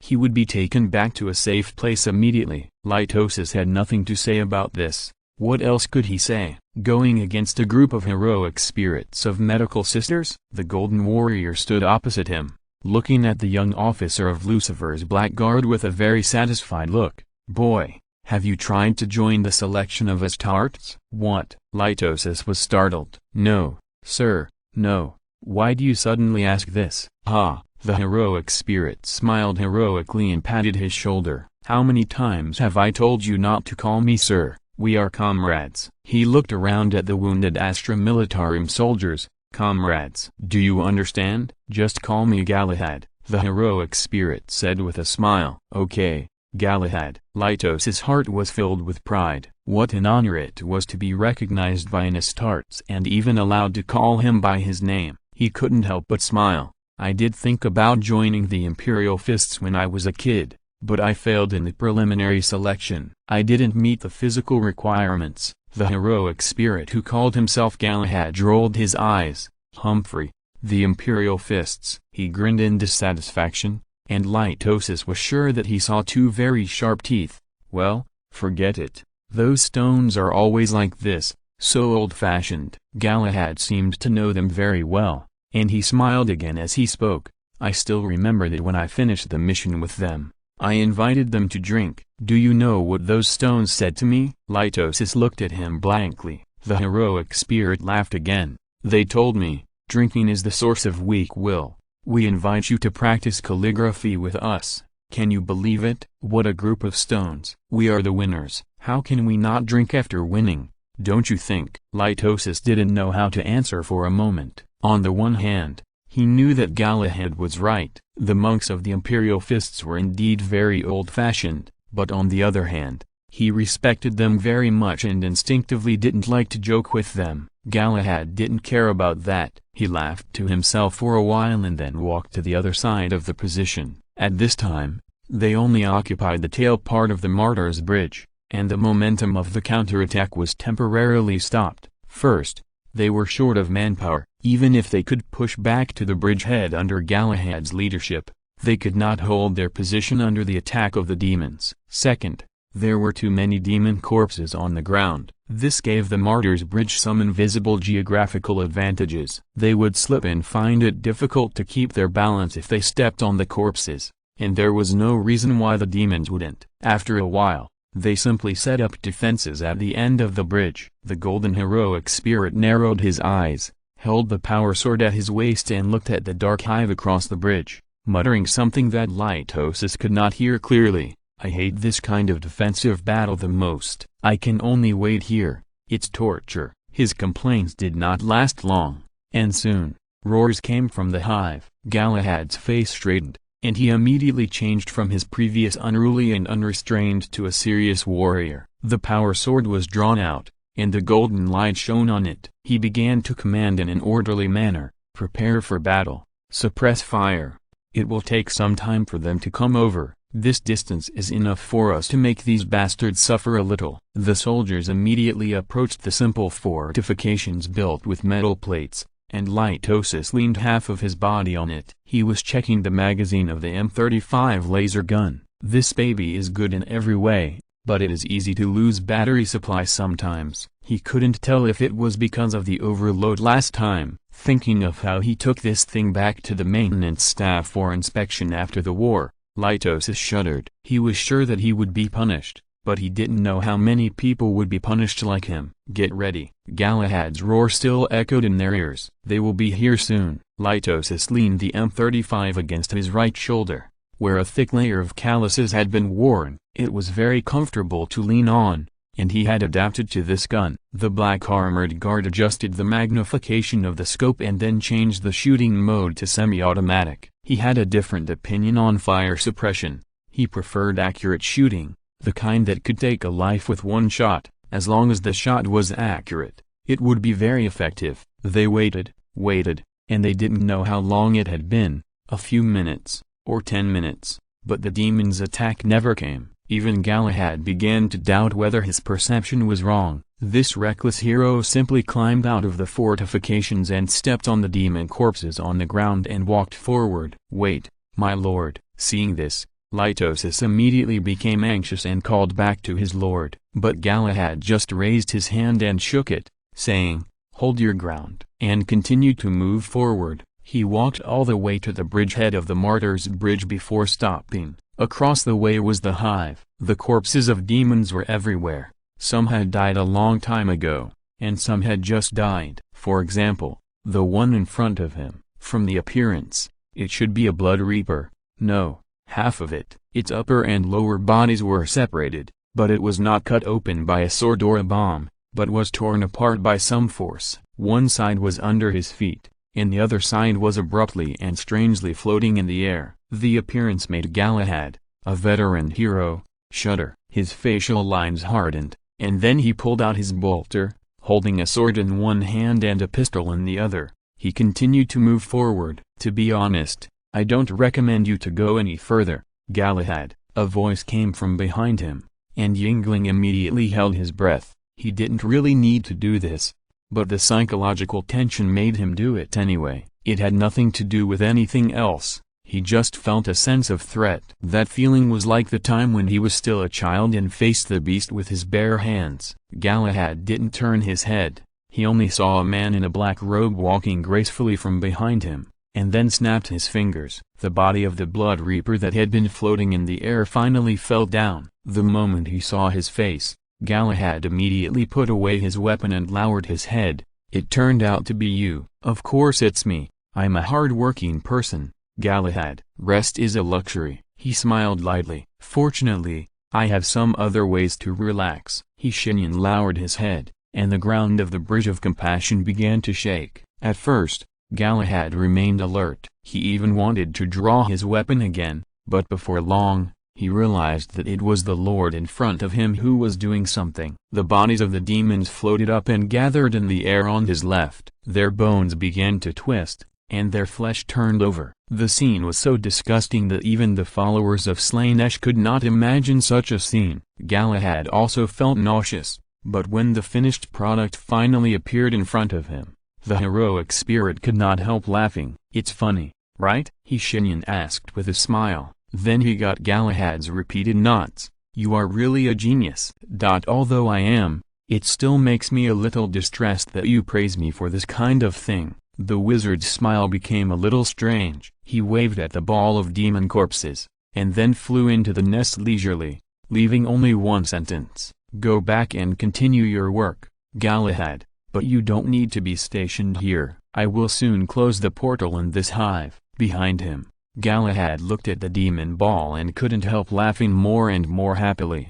He couldn't help it at all. "All-Father, this excellency is really good at mocking." He actually thought of arranging the corpses of corn demons into a pattern of skulls and middle fingers. The laughter of the heroic spirit floated far away, and, thinking of Shenyan's last words, "The portal will be closed soon," he laughed even more happily. With his canine teeth, he could guess where the demon ball was going to be thrown. Chapter 450 Closing the Portal. To close the warp portal, first, you must understand its principle. Generally speaking, opening a portal to the warp in the material realm is a very dangerous and unwise act. However, considering that only the cultists, that is, the lunatics, would do such a thing, it is not surprising. The portals that appeared all over Terra are essentially no different from those they have opened. They all tear a small hole in the stable world structure of the material realm, but the methods they tear are different. It is this slight difference that has created the current tricky situation. Standing in front of the portal, Shenyan's expression was a little gloomy. The huge demon ball was still floating behind him, slowly dripping blood and making a creaking sound. That was the sound of a part of the demon's bones inside being twisted and deformed, he thought, and his expression began to calm down. Ordinary portals can only summon a limited number of demons, and it is impossible to summon so many corn demons. In the final analysis, it was because the cultists did not offer enough sacrifices. The number of sacrifices was not enough, so the time to maintain the subspace portal was not enough. Therefore, the number of demons passing through could not be very large. This is because maintaining the stability of the subspace portal requires a lot of negative human emotions as energy drive. But the portal sacrifices in front of him are just some humans who have been injected with the potion. How can they last so long? Unless the mage turned his head slightly and looked at a piece of open space not far from the portal.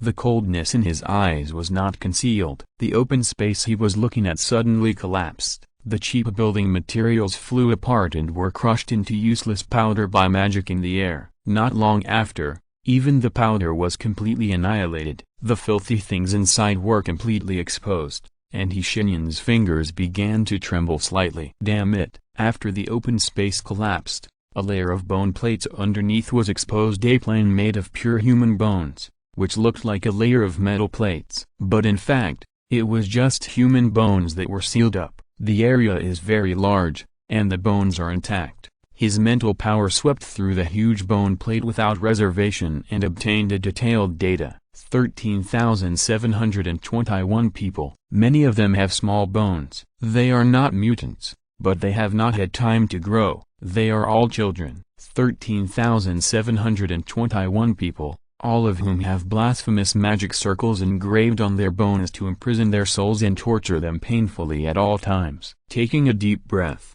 the mage temporarily let himself put aside his thoughts that became chaotic due to anger and regained his calm. Not enough. 13,721 people are not enough to support this portal for so long. He began to look up, look down, and then simply wrapped the nest city with mental tentacles. The information he obtained made his expression completely calm, and also made many layers of the ground of the entire nest city shattered in an instant. It was really a big deal, and it could be completely explained in this way. The entire nest city was turned into a sacrificial magic circle. In this evil ritual that lasted for who knows how many years, the souls of these innocent victims suffered pain all the time, and the living became more impulsive and irritable. The killing began to surge. Feedback. The wizard clenched his fists and then closed his eyes. The victims were freed from their bodies, which were only bones left. The tentacles of mental power raged in this already dilapidated nest city, destroying its remaining stability. It should have collapsed, but someone did not allow it, so it still stood there. Death is a kind of relief. At this time, he understood this sentence particularly. When he looked at the portal again, Shenyan's expression had changed. It was a rage that could not be described in words, almost comparable to the Skrulls. He stretched out his hand, and the violent magic instantly destroyed the portal that had become fragile due to the loss of energy supply. At the moment before it completely disappeared, the wizard threw the demon ball behind him into it. He attached a trigger bomb to it. As long as a creature like a demon touches it, it will explode completely. Tens of thousands of vampire corpses will be transformed into psychic bombs with automatic enemy-seeking functions, automatically looking for those damn demons and exploding. The psychic flames that are deadly to them will be fully released in the explosion. As long as they are touched, they will die in incomparable pain. Not even a soul will be left. Is that enough? No, it's not enough at all. His figure disappeared in a blur. There are thousands of nest cities in Terra. He is not sure whether each one has such a portal. But one thing is certain, today, many demons will die. They must die. The reason is that I think your point of view is unrealistic and crazy. It's just a fool's dream. A quarrel is breaking out inside the Imperial Fists. Maximus Thorn, the current chapter master of the Imperial Fists, is quarreling with his third captain Thor-Galladon. The above words were said to Maximus in anger, without any reservation. Strangely, the Imperial Fists around them seemed to be used to it. In fact, it was true. As a senior member of the chapter, Thor-Galladon's reputation was no less than that of the chapter master. The two of them respected each other very much, but when it came to some minor details, they always quarreled. "Galladon, we have to do this. The palace cannot be lost. You can't not understand this. Don't you know what is suppressed under the palace? But that doesn't mean we have to give up the lives of civilians." Galladon argued with his chapter master. "It is not advisable for everyone to enter. The war is not over yet." "Yes, chapter master, we do have support, and this support is extremely powerful, and can even completely destroy the demons in Liongate Starport in a few minutes. But who can guarantee that they will not continue to emerge? If they kill these civilians who were originally under our protection, then the murderer is ourselves." His voice became louder and louder, and finally it could be called a roar. "We swore an oath. We must protect innocent lives. You know this." "Damn it, Galladon." Maximus smashed the base of a statue next to him with his fist in anger. He also began to shout loudly, "Yes, but we also swore an oath. We are the shield of Terra and the guardians here." "What does the palace mean to Terra? Wait, what is that sound?" Their quarrel was interrupted by an indescribable low humming sound. The monks of the Imperial Fists immediately looked around vigilantly, their hands already on the grenade launchers. The plasma also began to warm up, but after the buzzing sound ended, what appeared was not the demon they expected, but two warriors. One was very tall, even taller than an old soldier wearing Terminator armor. His armor was pure black, with only the Imperial Eagle as a decoration on his chest. Behind him was a scarlet cloak. Astartes wearing iron gray armor stood beside him. "Who are you?" The tall warrior did not answer Galladon's question, but snorted coldly, "HMPH, Imperial Fists." Hearing this, Maximus frowned. As a chapter leader, he was more politically slick than Thor-Galladon, the third captain. After all, he was on Terra and had to deal with those officials. So, he had not gotten angry so far, but walked up and politely performed the eagle salute. "May I ask which chapter you belong to?" Neither of them answered, and the tall warrior didn't even look at Maximus and walked in. Such arrogant behavior naturally aroused the dissatisfaction of many people. Galladon even blocked the warrior's path in advance. Then, the iron-gray warrior did something that no one expected. He took off his helmet and apologized with a complicated expression. "I apologize to you on his behalf. My brother has a very strange personality. Please forgive me." He was captured by the Dark Eldar and suffered some torture. For some reason, Maximus felt that his pronunciation of the word brother sounded very difficult. "It's like this, we are here to support," he explained. "We are here to support under the order of the living saint. We need to enter the palace. Brothers of the Imperial Fists." "Only two of you?" Maximus asked in disbelief. "Two people? Support? Is this a joke, or are you just the vanguard?" "Givadrin, no need to say more," the tall warrior said coldly in front. "Just complete the mission. Why bother to tell them too much?" Galladon took a deep breath. He almost opened his mouth to curse this arrogant idiot, but a look from Maximus calmed him down. Rock moved his body away and stepped forward to make way, letting the two of them enter the palace. The warrior in iron-gray armor kept giving them apologetic looks. "Just let them in like that?" Galladon looked at their backs, very puzzled, and asked, very unhappy. Maximus shook his head meaningfully and didn't say much. The Imperial Fist monk, who had been in politics for many years, said calmly, "Pay attention to his height, Galladon. Have you ever seen anyone taller than the veteran in Terminator armor? And think about that kind of momentum, Galladon." End of this chapter. Thank you very much for reaching the end. Don't forget to like. Looking for more exclusive content and immediate access? Subscribe to our Patreon. Remember, every like, subscription, or donation encourages us to continue. Thanks to everyone. See you in the next video.